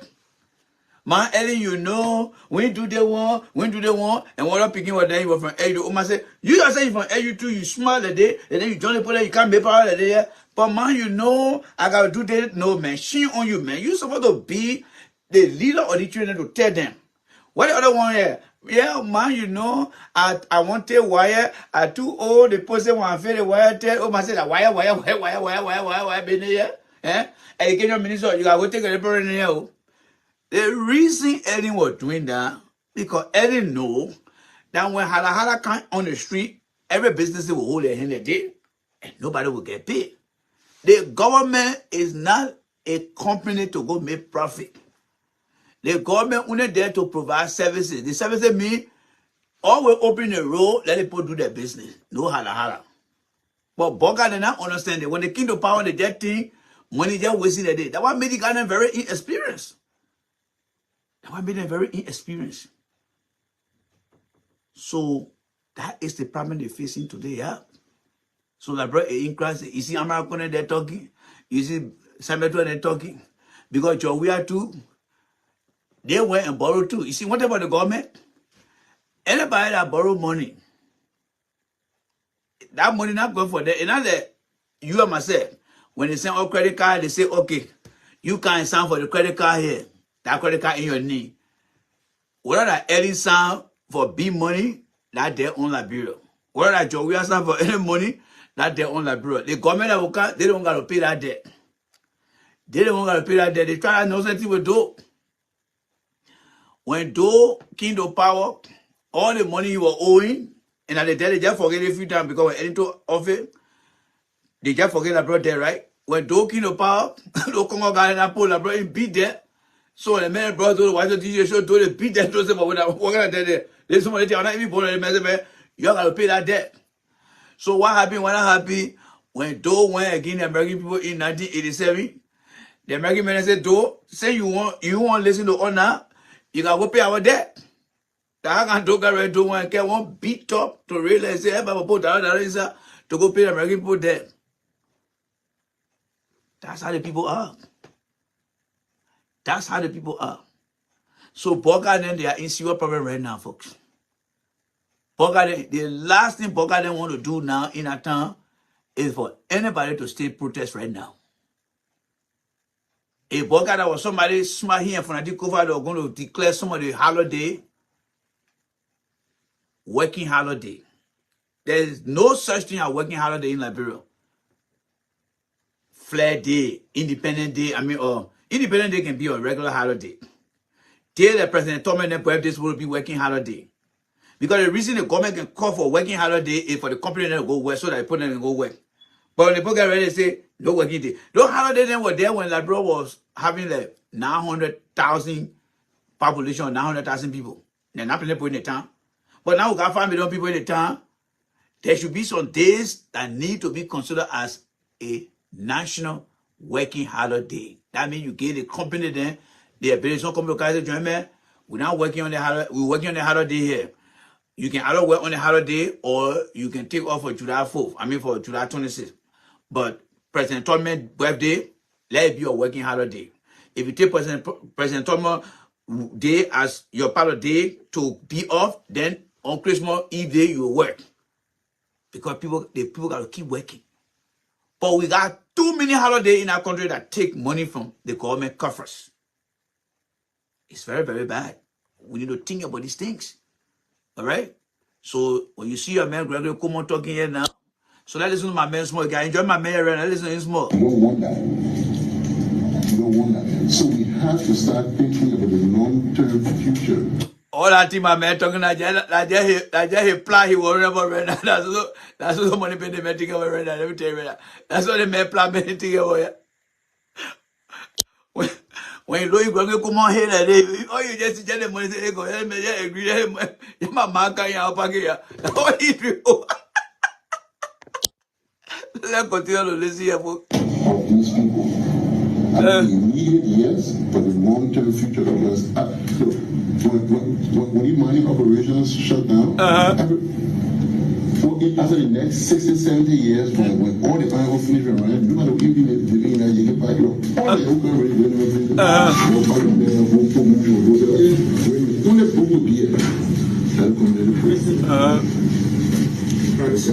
So Ajay, if I can comment on that, I've taken note of submissions. Really, there's an opportunity for us to do much more. You see, let me help you understand something here, right? Let me help you understand something here. In a great country, there is something that we call customer relationship. You see the picture here? Let me just go back. Let me just backtrack it here small.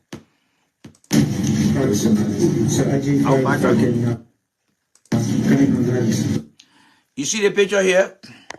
This is very key. And some of you guys, you need to pay attention here. You see this guy here? This guy is very, very important to the government of Liberia. This guy right here. When I say that guy, I'm not looking at him as an individual.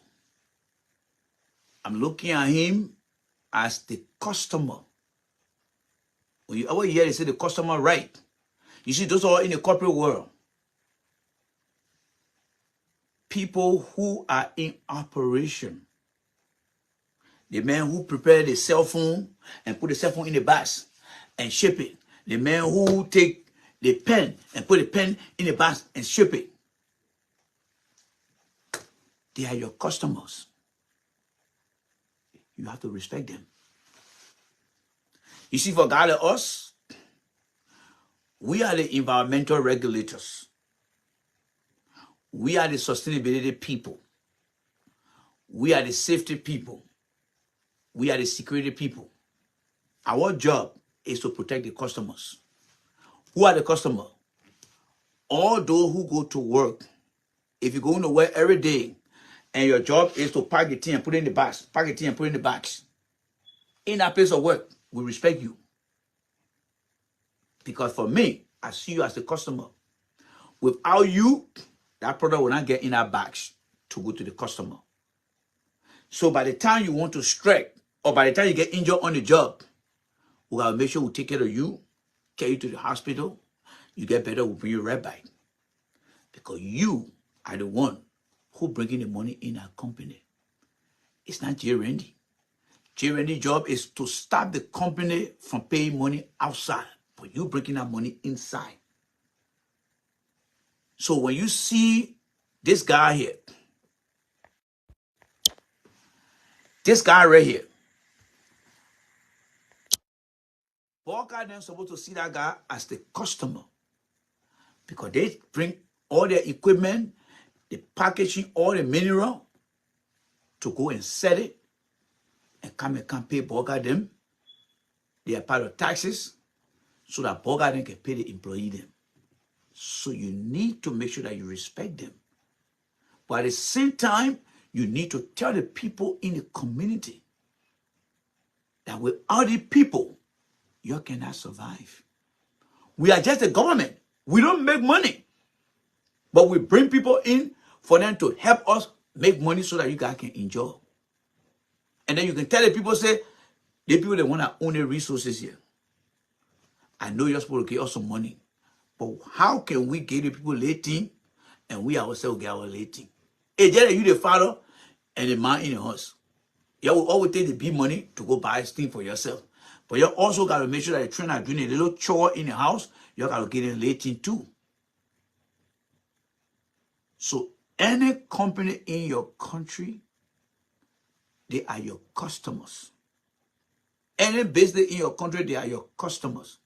You have to respect them. But at the same time, you got to make them understand that other people like your citizens also deserve the same right. And that's why you need to sit down and discuss things good. You know how come some company in America, they are not in other states? Let me tell you the story about New Jersey. New Jersey used to have a regulation that used to be very difficult on more company. A general, you in a football game, by the time you play 1-5, the referee give you red card. Beep, beep. My man, I get paid the fine. You talk to me, say, give me red card like that. That's how New Jersey used to be back in the days. But then what started happening to New Jersey? All the other companies started running away. Some of them started coming to Maryland. They started going to Delaware. They started going to Pennsylvania. And then when you ask them, say, my man, I'm in New Jersey in there. By the time you do small thing, they give you red card. So we don't want to work with them. So when the other governor came, the government said, Jeremy, they too much of red card here and making other companies to leave away from run away from us here. So I said, what we'll do? Say, well, when we find the man in any violation, we just call the man on the side. Say, my man, yeah, the team where you do here, you know, they put on that side, they'll start complaining. So check and face the late thing here. When you face it, you come back. Whatever fine we got, we'll reduce the fine. Or if you can't pay now, we'll just tell you to be careful next time. The hack most of the companies started coming back now. They made, oh, my man, yeah, this and don't put record again. You do anything? Oh, my for real, yeah, okay, let's go down there. And then people start going back to the state. So there are some states in America when you don't find too much job there because the regulation is tough. You got to make it easier. So in Liberia, the little company that there, the government and the citizens need to understand that these people are there to do business with them. And they are not forced to be there. But people take politics and put it everywhere. Man, citizen, man. So when people get out, they just get in the plane and go. Maybe 7 next was 7 say, my man, you can come here. We will provide everything for you. Our people can understand. And that's you know the people going to 7. And then when you leave the police, what kind of say no? We'll tell ourselves if we can tell you, the people in your time, you're maybe you then the people can. No. Nobody come you can worry for. So you need to take your time to do stuff. All right, I'm giving you a real lesson here today. We in the corporate world, that's what we do. There are times that I go to different company to provide services. I see the people as customers. Whether that Pfizer I'm going to, whether that Regeneron, or whether that Johnson & Johnson, when I get to the places, I fold my hand like this and listen to what the people got to say. And my role there is to understand what the problems are and begin to help them to solve it. Because the goal here is to keep that wheel keep turning, to keep the wheel keep turning. And if somebody say, oh, they want shut all down, but while you're dead, let's see how we can negotiate, how we can fix it. And don't go sit down with the people and they fix it. By the time you come right there and say, oh, everything okay. Oh, thank you. We're okay. Because they are your customers. The government is not in a business. Government provides services. Government provides services. What kind of services the government provide? They provide services to the public. They provide services for the businesses. So they got to understand the difference between providing services and becoming tough. And that's exactly what Gregory Como is trying to do here. He want to talk to these guys, but at the same time, he want to please the people they represent. But all these things come in a specific way. But I'm not going to tell you guys here right now because that is my trade secret. I'm being paid for that here. But I'm just telling you guys what you need to know. All right? So let's come to the last topic of the day here, folks. All right? Let's listen to our mayor small. So let's listen to the guy what he has to say, all right? Let's listen to the guy what he has to say here. I've taken note of, submissions. Really, there's an opportunity for us to do much more because, just looking at security in isolation may not be helpful. So we have to look at the whole spectrum. Exactly. Look at how are all the different elements coming together to affect us in this way. I'm in agreement that there are a few levers that would pull really at no cost at all, especially involving the community so that they really feel they are part of what is happening here and not just people that are outside and they're just on the motivation of the stick. So I think really there is opportunity, and this is something that I believe even top management will be able to think about and see what can be done going forward. So really, I just want to thank you most sincerely for the sentiments. Thank you. What's your name again? Mwanza. Yes. Where are you from? I'm from Zambia. From Zambia? Yes. Great man, country. Yeah. Mwanza, I've been around this table multiple times. Yeah. I actually tell people, you're full of good speeches. Great speeches, no action. Yeah. And that's what I'm saying. I hope this time around, the management will be sincere. Because the thing is, you have the willingness for us, I mean, the highest level of the basic security protection that you will ever request in this country. I mean, we're not putting the army all here to mind you. There will definitely be a police. And we're here. We're not just looking at how to put guards in these places. Because right now, it would take me almost to protect you all. It would take me almost 200-300 officers to deploy around here with guns and everything to keep you safe. But guess what? I can also keep you safe with 20 officers if we're able to do the things that I'm saying that we all should get together to do. Okay. So, what is he trying to do over there now? Well, he's trying to be a little bit stronger. All right? But he is in no capacity to negotiate. If the stakeholder of Estella Metal say, we pull him off, he can leave that country anytime. So when you hear Gregory Coleman talking like that, he's just trying to be tough a little bit to give the citizen and his boss some room for opportunity. But he doesn't have advantage over there. He has no advantage. All right? He has no advantage. Number two, what was the initial agreement? I don't know, because there's something called site security plan. The very time they established that company, Estella Metal should have taken care of their own security over there. And And the police can only be called upon when there is an emergency beyond their control. And you know, it's just like you in a house. You got first aid, right? Something happened to you, call yourself, you got all the first aid treatment, you can treat yourself up. If that bleeding is causing you to lose some blood, then you can call 911 for assistance. So the police is not there to protect these institutions. There's nowhere in the law of our country that says police should be providing services to businesses, only in an event. But because most people don't understand the relationship or those kind of things, and so and that's why it's very, very important during the emergency, during the concession time. All right. So last thing we'd like to talk about here today, and I see many citizens, you guys have been sending me photos around here about bad roads in the country. Tonight, I'm going to prove to you guys that the whole bad road things in the country is not Boca's fault, it's not Weir's fault, it's not Ellen's fault. It's the bad system, the corrupt system. It's the reason why we have any bad roads. Whatever picture I'm going to show you here tonight, you know J. Randy when it comes to prove, right? So be very slow to react, because after here, I'm going to carry you in a dictionary to show you where I got this picture from. All right, so let's get into some facts here, right? You see the picture here? This was 1977. 1977 picture here. And this was on UK Park Highway, 1977. Back in the days, that's how people used to travel. This one here was in Sino. Sino, this car used to call it Peugeot 503. This was Sino Highway here. And I think the one was, 1964, something like that. That's the same Sino Highway here. This one here, like UK Park going to Campley.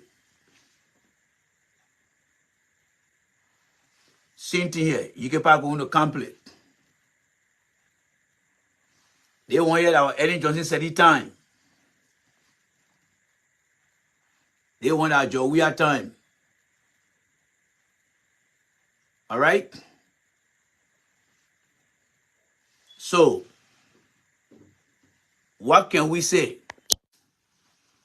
From 1977 or before 1977, we had all the bad rules, right? So who do we blame? Who do we blame, folks? You tell me, who should we blame? Who should we blame? Well, let me open my archive. Let me open my archive for you guys so you can see some stuff. Let me open my archive for you guys so you can see some stuff. If somebody said I need to read a book, and I will read my book. I will eventually read my book. So let me show you some pictures in here. All right, so let's go through the picture in here, right? Let's go through the picture in here. So these pictures here, as you can see right here, why you say that? Car wash, Congo Town. You see that? Car wash, Congo Town. All right, you come down here. This is Foya here, Foya Camara. This is Morovia right here. This is RIA right here.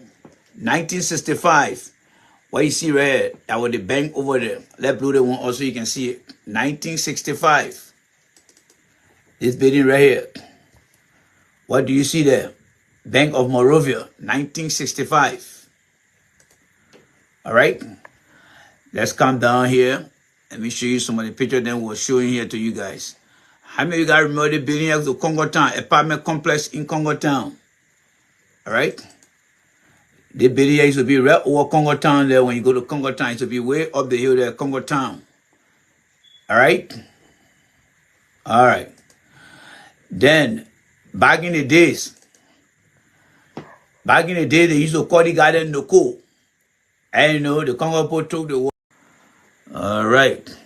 The other preacher, I want to make sure that. And oh, let go my favorite place here. Jalatan Hill. When I used to go to GDL Gazing, there's a Jalatan Hill here. You be claiming order to go to the maternity center. They were right now to Jalatan.